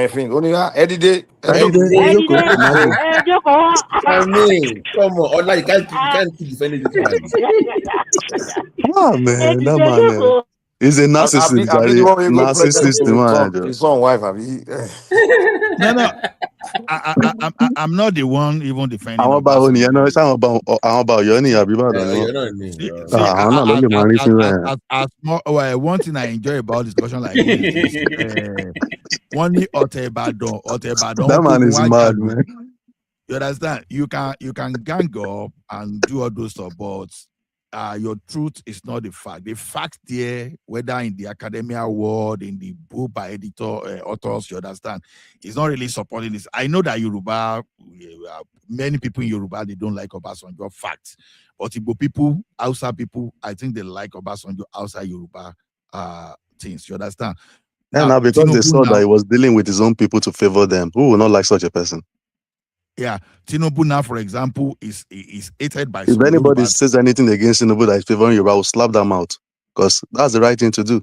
If your person gets there, to let him go and populate the whole place with Igbo. Tinubu already declared from the beginning that I'm representing Yoruba. So Obama and CBN governor in Nigeria. Imagine. I don't know. You said what? Tunde Lemon was his deputy. That's not true. Joseph Sanusi was Joseph Sanusi. The first Republic demonstration. We never had Yoruba person in CBN. Imagine. No, I don't understand. It's First Republic. This fourth. 1999. Joseph Sanusi was the first was CBN governor under Obasanjo. Now, what are we talking, sir? Really? Yes, sir. I don't think so. I don't think so. They argue with me there. I don't hear you. Yoruba is a race that is well read, well traveled now. See the way they reduced us now. I said Joseph under Jonathan. We didn't even feature anywhere under Jonathan. I agree with you, Ola. I remember him. Okay. The good luck one was worse because I think it was 1 to 14. We're not even on the list for. We're nowhere to be found now, and nobody was throwing tantrums and disturbing everywhere. We're calm, waiting for the next election. That's the way it should be. Have you not noticed that if APC loses an election in Nigeria, I don't know if anybody noticed, so they don't fight anything. They just go, okay, they take it on their chin. But let Labour Party lose an election or PDP or the other ones, they'll start disturbing everywhere. Just common municipal election in Abuja. See what they were saying. That's what I'll be advising us not to do for battle in 2027, but they will be surprised because you are dealing with a politician. That's why I say we should not behave like obedient now when people say I will won a 79 election. That's why sorry for cutting him. That is why Sanwo-Olu has been a huge disappointment. Big time. Look at Fashola. It couldn't be bullied. Never. And it was a good governor. Never. Why do you have to always try to pander to people because you? I don't know. That governor in Imo State will come to Lagos and be bullying him. You can't do this to Igbo people in KTL, in Aspanda. What's this nonsense in your own state? Forget that one. Even people from the, I think that's the guy with what's that guy's name, sir? Yes, I'm like, why are you allowing people come to your own state and telling you what to do? They'll be calling meeting for you to you'll be sitting down amongst them. Man, that guy was a mistake. But speaker when you like your but that one as a governor, you can't if that one becomes governor, it will chase out people from Lagos. So I bet doesn't have time. When we have our Yoruba nation now, Osun State is a red flag. We need to do something about Osun will need to go and join Kwara. We'll put them in North Central. Those people, I don't know. Simba, what is your problem with us, Ola? What is your problem with us? Where Ishaq Akintola? Where is Ishaq Akintola from? Kini, what is your point now? Well, I don't even understand. Where is Ishaq Akintola from? Me, I don't want. I don't want Lakurawa. I don't want Lakurawa. So Simba got me a trust. Only the bandits, abi.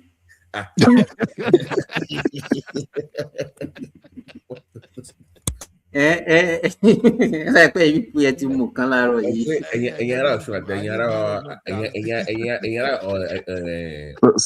you're from Osun now. What do you think will win the next election then? The governorship thing? I don't. That is. I know it's dicey, though. It's very dicey. It's very tight race. It's a very tight one. So Tinubu cannot use the presidential this thing to rough that place. Now they have money to spend. That's for sure. But to power now. Presidency only power now. What do you mean now? Am I right? One now. You think Tinubu was happy when he lost that this thing under Buhari? No, but when you have people behind you also now. I want people who are behind you. I'm only praying for Tinubu to do the right thing because 2031 on my mind. Right there could see I'm right there could see Koto because Simba, have you forgotten that election? Have you forgotten that election? They voted till midnight in Osun State. It was voting in that area. So it wasn't as if he won. Because Buhari supported him now. Yes, that is the reason. That's what we are saying. Power is more than money now. Probably they just leave him to do whatever he likes. So who is APC running for? Who is the candidate? The one guy like that, Yebamiji or something. Yebamiji was a former commissioner for finance. Finance, yeah. So is he popular in Osun? He doesn't have to be popular. He has presidency behind him now. What are you saying? It's not that popular. It's not that popular. It's not a real politicians like that. I think it's more or less like a technocrat. Simba. Remember under Jonathan when Obanikoro was flying dollars to Ekiti, just Ekiti that is not up to half of Alimosho local government. $14 million or something. I can't remember how much. Sam, I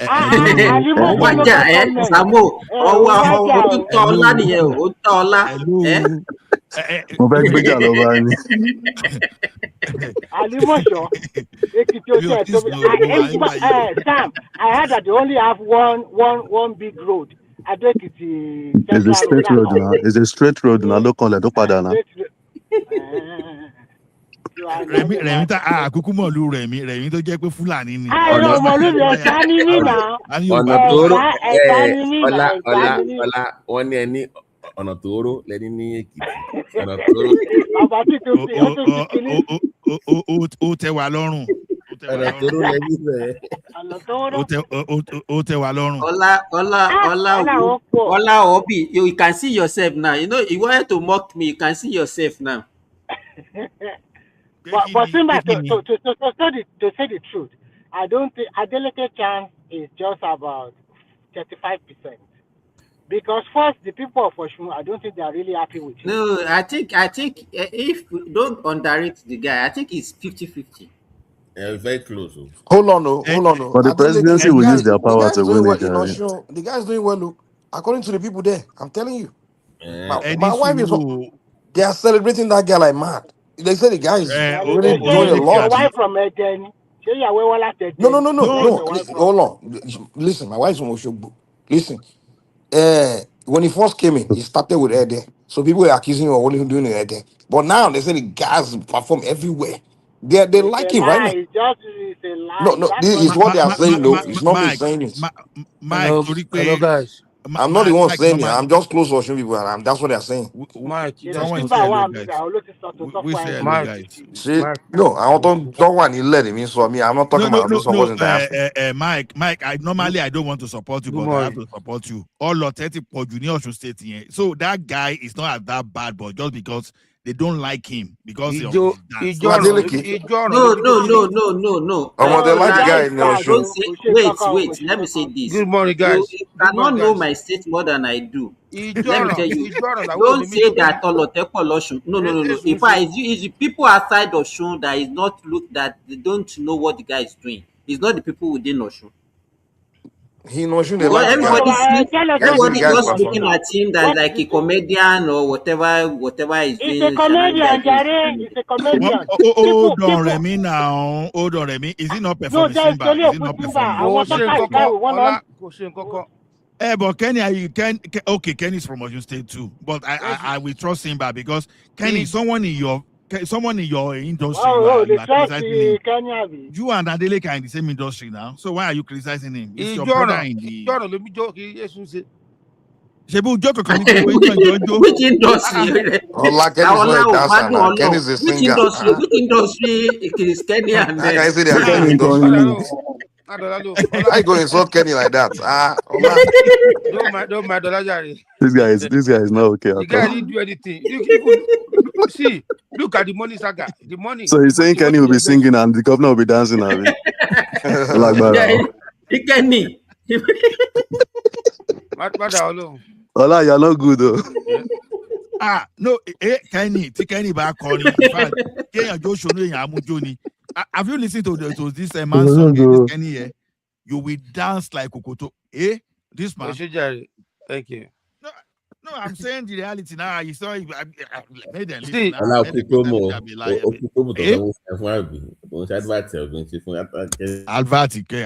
be babu. Kenny is a moderator here. He has paid his due. Kenny, I want to come to one of your shows. I'm very close to you, you know. I mean that for that. I know you're in Kent, but I don't know. No. I'm in SS now. You're in SS now, okay. I have show this on the 20th of this month. Okay. At 80K. That's what's in Basity. I'll ask Mama to let me say your number. I'll come. Kenny, okay. How come the federation account allocation of Ekiti and Osun State rank higher than Ogun State? Ogun, what's happening to you? You got 110.35 billion in one allocation. Ekiti got 116. What's happening? No. What you should look at the depth of each state also determine amount of allocation.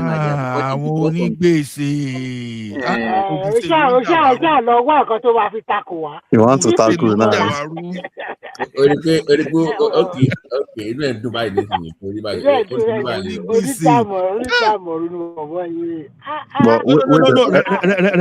Remy, you are Fulani. Don't mess up. We know you. I'm not a Fulani. I'm a bad boy. Don't call me Fulani. You are. We know you. You are. Okay. Tell me your compound and tell me your compound and your farm now. Ṣé ọmọ ìgbà tún wà tí o tún lóko ni? O ibo lóko ibo ni agboolé. Compound. Wọ́n fẹ́ kí sọ̀rọ̀ fún ẹ lórí public farm. Màá ṣàgbélé àbí tó kó wá wà, màá sọ fún ẹ. Compound. Ṣó máa lọ colonize yín ni àbí kí ló máa ṣe àbí ó lọ máa ṣe náà. Ìyá mi kọ́kẹ́rẹ́ tẹ̀fẹ́ ṣe kan pàápàá, màá sọ fún. Ìbàdàn. Èmi ò ṣe Ìbàdàn, Ẹ̀gbá ni mí. Mo kàn sí Ìbàdàn. Fúlàní ni Rẹ̀mí, Fúlàní. Compound rẹ̀ mi lẹ́gbàá ni àwọn Dan Yusuf ní compound wọn Dan Yusuf. Irọ́ bàbá tí compound mi ò jìnnà sí kòkó. Ẹgbà original ni rẹ̀ mi gbà yẹn. Ẹgbà original ni tí n bá sọ agboolé wa fún ẹ̀ǹsì ó máa mọ̀ wá bọ̀ mí ní sọ. Báwa Rẹ̀mí báwa. Ọlọ́jọ́ kò jẹ́jẹ́ báwa ṣé ìgbà nílé mọ̀ yẹn bóyá o ti jẹyán láàárọ̀ iṣẹ́ àmọ̀ṣà. But wait, I'm seeing on Arise News now. I'm watching right now. I just started the Abati program. US or American. No. I'm coming in January. Kẹ́ni ò jẹ́ máa tí ì lọ, wọ́n sì ń ju bọ́ǹbù sí wọn o. Oya tẹ̀. Wọ́n kọ́ lọ tẹ́ kẹ́kẹ́ bọ́ọ̀bù rẹ̀ máa lọ fi pàdé èèyàn mi, oya àjókòó ẹ̀jẹ̀ nípa. Lamẹ́ríkà tún ti bọ́n oúnjẹ I have a question.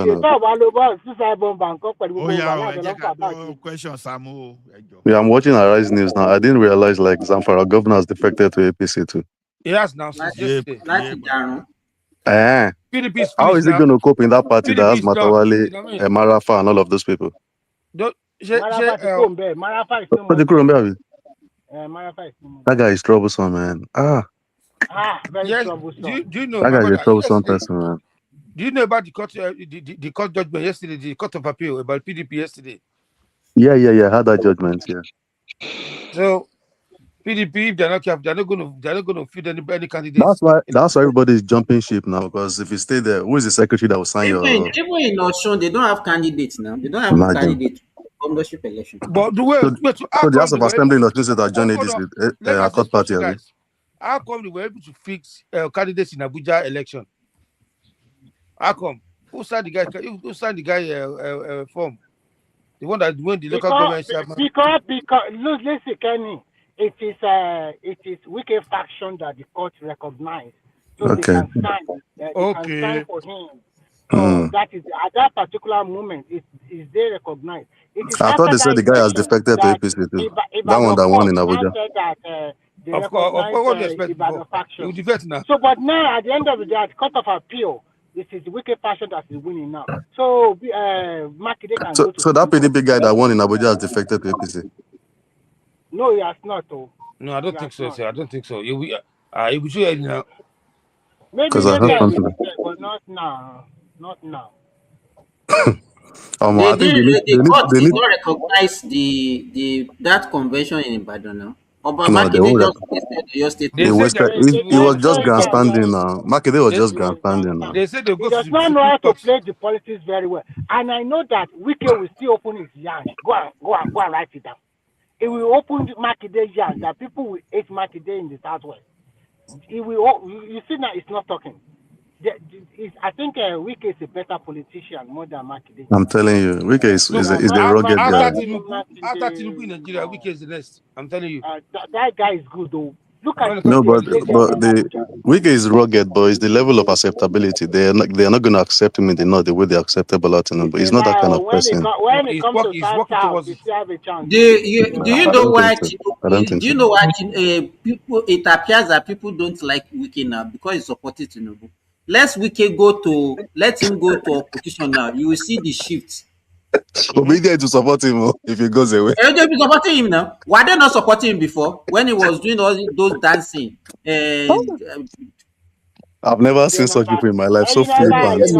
Let me ask you, Simba. Sorry, if Alex Otti leaves Labour to APC, what do you think the obedience will say about it?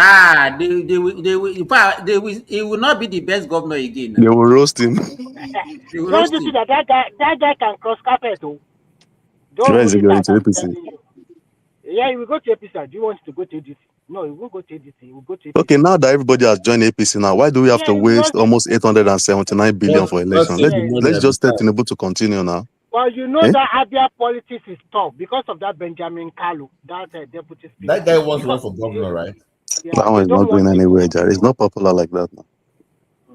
You know, but there are some big wigs in Abia that they don't want, like Ojo Kalu and Co. They don't want that out in APC. You see the This one, politics in the south is just leave it to them. I mean, let them fight just it out among let themselves. them go and sort themselves out. It's not like their vote is Especially consequential. Their vote is not fight consequential like that. So fight in this state, Abia, Imo, and Anambra. Those five. if Tinubu wants to do it for Peter Obi, he will win all those 5 states in the east. Yatunga. If Obi is the vice president, what else? He will win now. Obi already Because lost. I don't understand the logic. You want to make Obi the head of the ticket in ADC, and you think the Northerners will vote for such a person? Because I don't see how people used to reason It is sometimes. you that is troubling yourself. He was penciled down as a VP initially. That was it. Nothing else. Well, you guys are just troubling yourself. He just So why is he going on Twitter space to be telling them his presidency or? That is what they want to hear now. You when give them you what they have want to time, hear. if you can join the ADC space, you know they have all these PAs. Them, they are very blunt with them. They're like, number one, you are from the southeast. Number two, you are, this. We're not going to vote for you in the north. They're like, you cannot win. Do you know one thing I noticed on this platform? You people don't want to call them Igbo. Call them their name. Forget this Southeast thing. Let's do it. They call us Yoruba too. I don't care. No, they're like, we gave you a test in Edo, you failed. The one in Kaduna, you failed. The one in Abuja, you failed. We can't trust you with the ticket. These are people that actually work with politicians and are telling them, like, this is what we're thinking in the party. We're not going to vote for Obi. So you can leave our party with your Obi or nothing thing and get out. Like Mike said earlier, you think Atiku is happy with Peter Obi? Because that guy will have easily become our president right now. How can you say you are Easily. AD, but you will be, you will not vote, you will not have no party membership card. It will be or nothing. So what kind of party member are you? Those guys are just catching cruise. They are catching cruise. Election will come now. They will not come out to vote. They will be in their house. See the local government election in Lagos that time. APC swept almost everywhere now, except for Yaba. I think Yaba LCDA. That's one PDP one. Well, I beg, leave the next election now. Those nonsense that happened in 2023 will not happen again. That's just it. Because I was in Lagos in 2023. The other issue that we are not looking at, okay, with the rising cost of energy now, don't you think it will have a bearing on that election if this thing continues for long? The election is still like some months away now. It will not, because it's not in Nigeria. You happen everywhere now. People understand. But Nigerians will not understand that now. No, they will understand. Simba, so for real, you actually think they actually need us our votes? I mean, to read their way back. Actually, the price of oil tumbled yesterday now.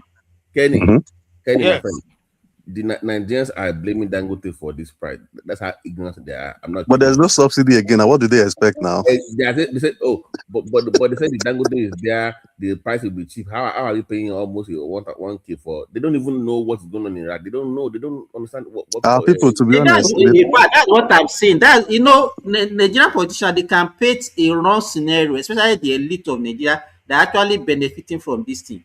They will paint because what I've been hearing from people is that and now we have our own refinery, we produce oil. Why are we following the international whatever? And that is the narrative that they are painting for the masses. Do you know, it's so painful that people who think they're elite, people like Amechi, can be spewing stupid things like this. If you give that guy a microphone, he will tell you Dangote is our problem. Deliberately lying to people's faces just to make the government look bad, as if they don't know what they're doing. Here's the problem with this government when it comes to PR. You don't go and arise with your grandma. You go to Berekete. You go to all this Oriyomi to explain to people that actually exactly. Go to the grassroots. How many people have light to be watching Arise now? Because you don't see them doing that. It's always Arise and all this. I think it's a course on APC under Buhari too. I think the government need people like Shuku Mireje, Penkelemes, and exactly. They need people that can talk. That Baba that is helping Tinubu out there. What's his name? What's that? Dele Alake. No, it's not. Ogunlewe. Bayo Onanuga. Tinubu should never have picked that guy. I don't care how very brilliant he was then. He's not moving with the times. He's so old school. It's too old school. You need someone that is vibrant. I really wish they put. I really wish they put Real Nomokri or somebody like Fanika Ode. Just tell him to calm down. You don't need to be doing too much. Someone that can talk. Man, that Bayo Onanuga is too slow for me, man. Anytime I'm watching this interview, I'm like, can you so now? You might hate Lai Mohammed, but it was effective. That guy is an opposition. No? He knew the job. Like, even if I had to lie, I will lie. Lai Mohammed will give you one propaganda. We will run with it that time. Lai Mohammed. Femi was very good until he started doing Sekushaye up and down. I thought they were going to post Fanika Ode to Israel because he's always tackling. No. Guys, look at this thing. No, look at what Tinubu did. Why posting Reno to Mexico? No. Obedience said they want you to go and be bringing El Chapo drugs. No. Crazy Remo, people. No. Ola, Remo is based in California now. So it's not far no. from I hear you, but that thing is symbolic. Okay, you at a particular point in time was saying, "Oh, there's don't read too much into it. Don't read too much into it. Don't mind obedience. The mind is in something like just like 2 hours. I'm even the one saying it too. You understand? As if I would. When did they post Fanika Ode? You know how IBB used to do now? Okay, that's nice. You know how IBB used to do. If you talk too much, IBB say, "Yeah, come. I want you to use stress parties to help." Well, let's show you go, road safety. That's People's Bank. You understand? So the thing is, Ola, he wanted to use that one to tell them that talk is cheap now. Abi, you go and do it. It's very easy to sit down the way we sit down and say, "Hey, you're supposed to have done this." It's very easy. You can do this. You can do that. Nice like that. That's why I said people that wish Obi become the president. Do you know what? If Obi became our president, then he won't be in the country. That is Salo. And me would bring for and let him. If Obi becomes the president of that, I will relocate away from Nigeria. Obi will have run away now. Obi, me would bring for and let Nigeria. What be Obi? Can you tell us your two favorite musicians? I watched that video. You see, for me, it's about helping the poor. What the was it not the same person that asked question that said he's watching toilet in the aeroplane? Why should you be listening to music when the poor are suffering? Only in fact, I have chosen to skip my bad day because of the poor people. I give them the money. Imagine. He's a populist, that guy. He's always playing. Maybe that is his style. Maybe he used that to dodge by saying. Was it not the same person that said he was washing toilet in the aeroplane or something? Oh my goodness. China went to China. Oh my goodness. The IRF and the I would have loved Obi to become president of Nigeria, but that country. Wait, let me finish what I want to say. But we don't. This country is so messed up now that we cannot gamble with any unserious person. Exactly. No, that's the challenge. We don't have that latitude for trial and error. We don't have that latitude for trial and error this time. Other people be. Are you for this? Are you for the subsidy or not? Only yes or no. Yes and no. Those are yes and no. He said he would do it systematically now. His friend Rufai asked him how. You see, for me, I will do my friend. Do my face drop. Do you know, you guys? Do you know that that's executive order that Tinubu gave for remittance of NNPC money? Do you know how much is going to save Nigeria? About 40 trillion naira. Is that in a year? Hey, Yes, in a year. NNPC, they are pocketing 70% of their revenue. Èló ni budget wa ń gbà yẹn? Owó budget nìyẹn náà. 40 trillion lọ́dún kan. Do you know what Tinubu? It looks very dangerous at this time, but he has to do it, to be honest. Because you cannot open your eyes and be seeing how people are filtering this money away and wait till the second time. What if you don't win the next election? So he has to do what he has to do right now. When I read that document on how NNPC has been swindling that country, remitting whatever it is they want to remit to the country. Imagine that. 70% of the money. Can you imagine? Oh my God. How then suffer by? Eh? Man, look out. You don't best in because do you know, my brother? Do you know they tried to push back against Tinubu because of that, but they couldn't because they know it's too obvious. Even Osifo, he was on Arrest TV shaking his head. Since then, who is listening to that one? Who is listening to that guy? Kenny, I don't know phone to Pengassan nonsense. We should Dangote must slow down. We are on strike. I want buy a low phone to Google nonsense again. That labor. And now, yes, now. That was ridiculous. What's all this? I don't know anything. Yeah, I think sometimes when you look at what Tinubu is doing, I'm just looking at the guy. I say, is he really interested in winning second term? To be honest, all those decisions, they are decisions that most presidents cannot leave take. it for the second time now. During their second term, not less of this term. He has to do what he has to do. Nobody knows tomorrow. Because this is African politics. Come over here. Well, you know, he will put everything into it. Okay, Sam.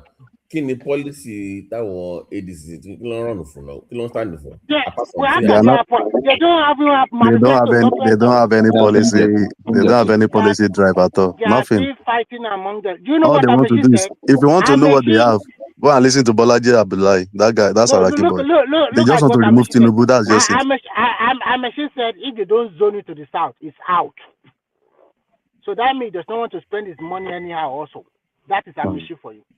He said if they don't zone it to the south, it's out.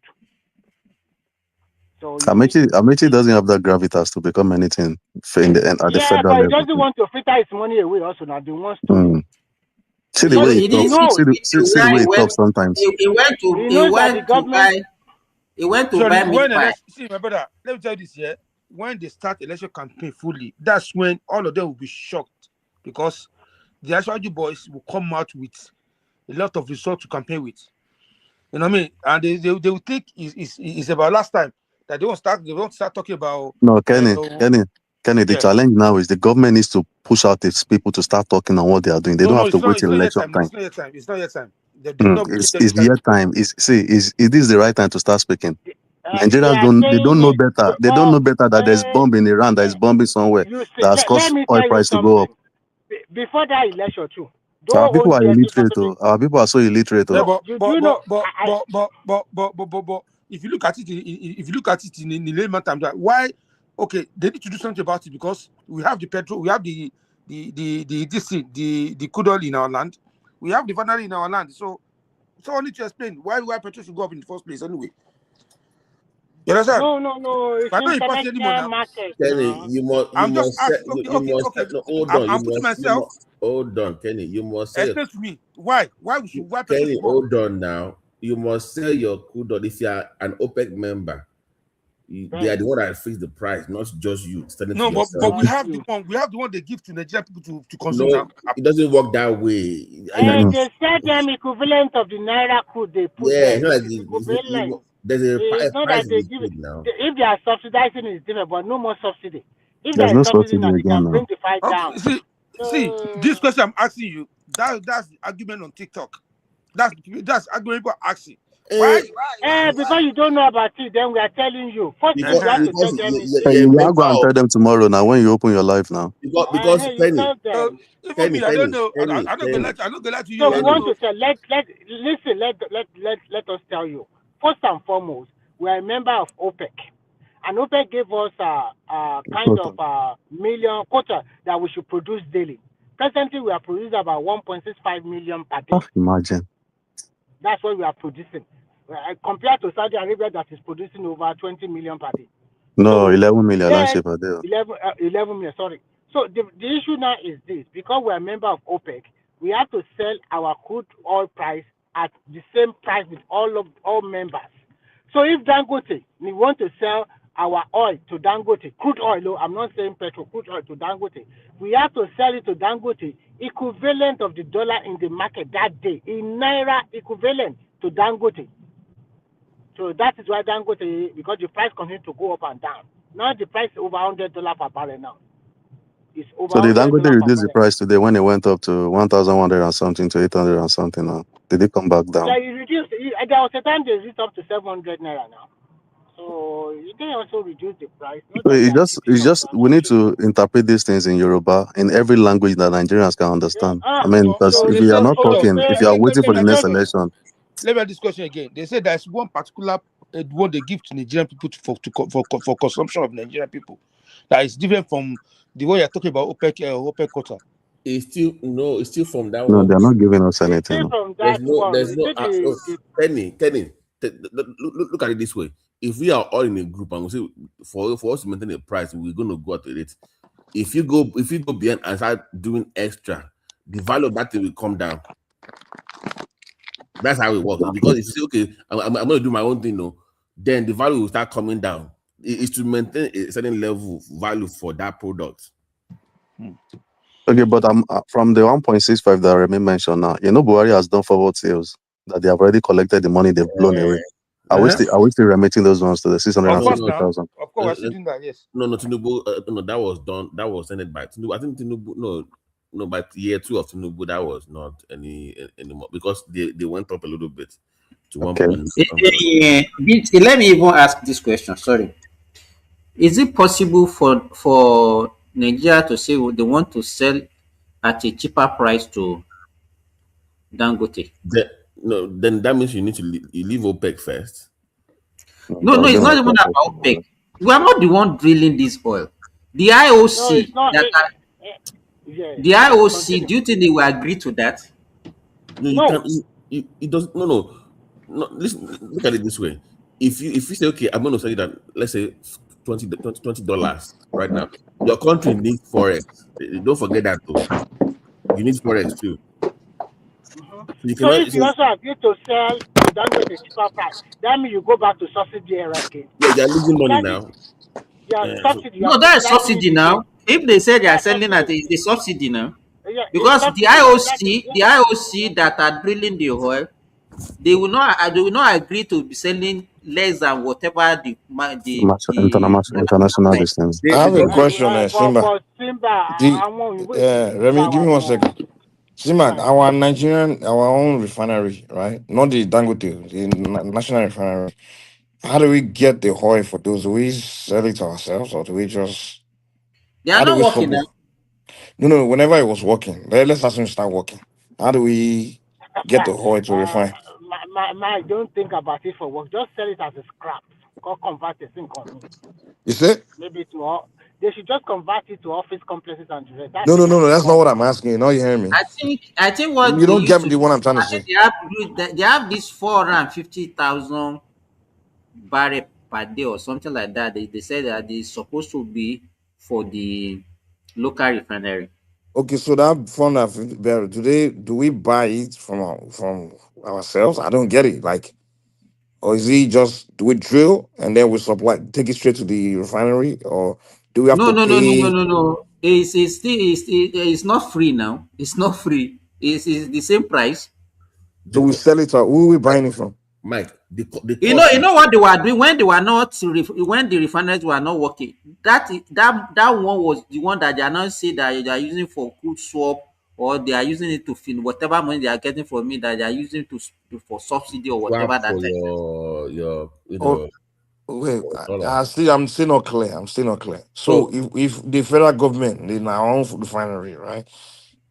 Now, if we need oil to refine that oil, that crude, when we drill it from Niger Delta, how does it? I mean, who? What reason I'm saying that is because why can't we give Dangote free oil too? And then, I mean, I don't know, subsidize the man now, and so that way he can make petrol, refined petroleum extremely cheap for Nigeria, Nigerians. Okay, so it costs Nigeria oil about almost $47 to even take one barrel out. That's the cost, right? Just from the grant, $40-something, $47. Then you pay taxes. Oh, that's the cost of production. Yeah, per barrel, 47, 48.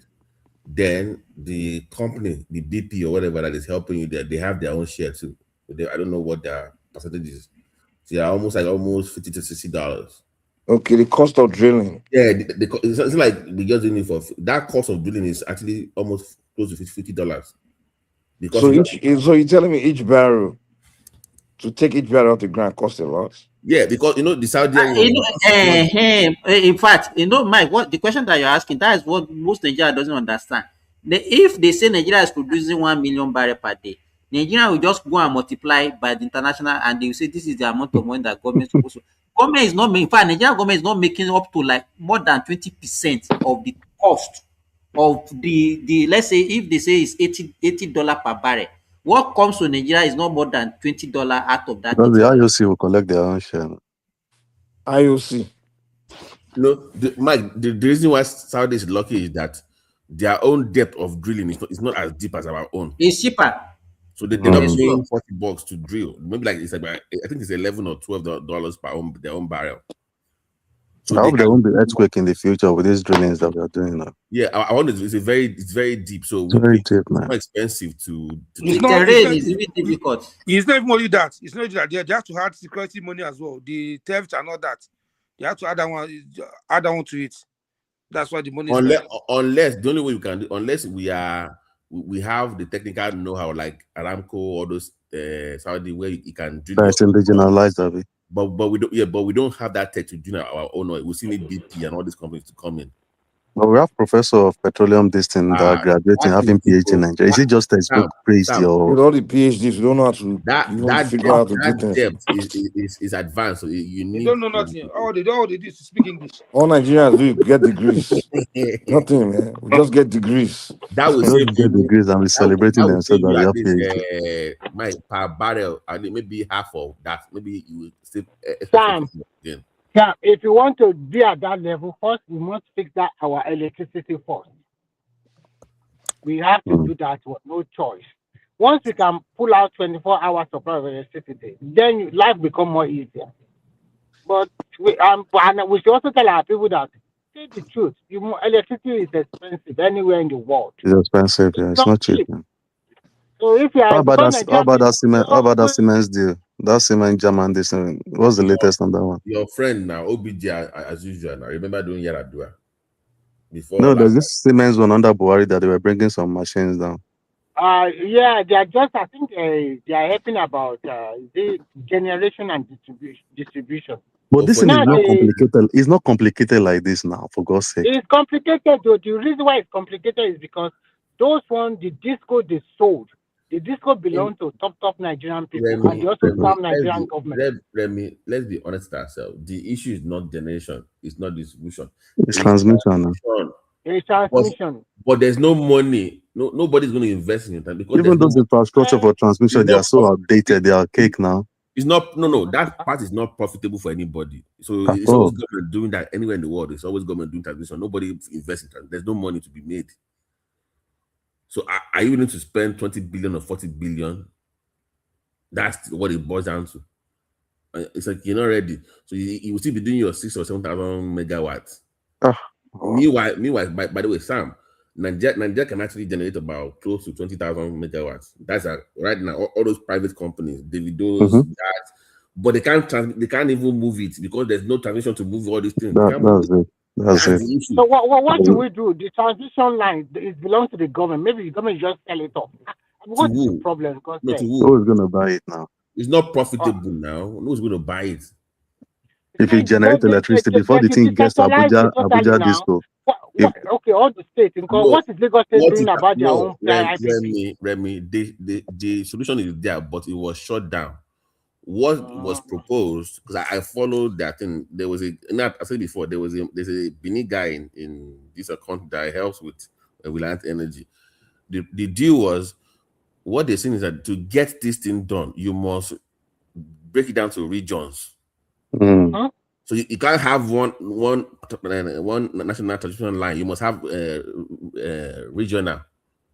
That way, somebody can then say, okay, let me pick Lagos and Ogun and then do that transmission, and I can make my money. But if you're doing the whole country, nobody wants to put. Yeah, that's true, man. No.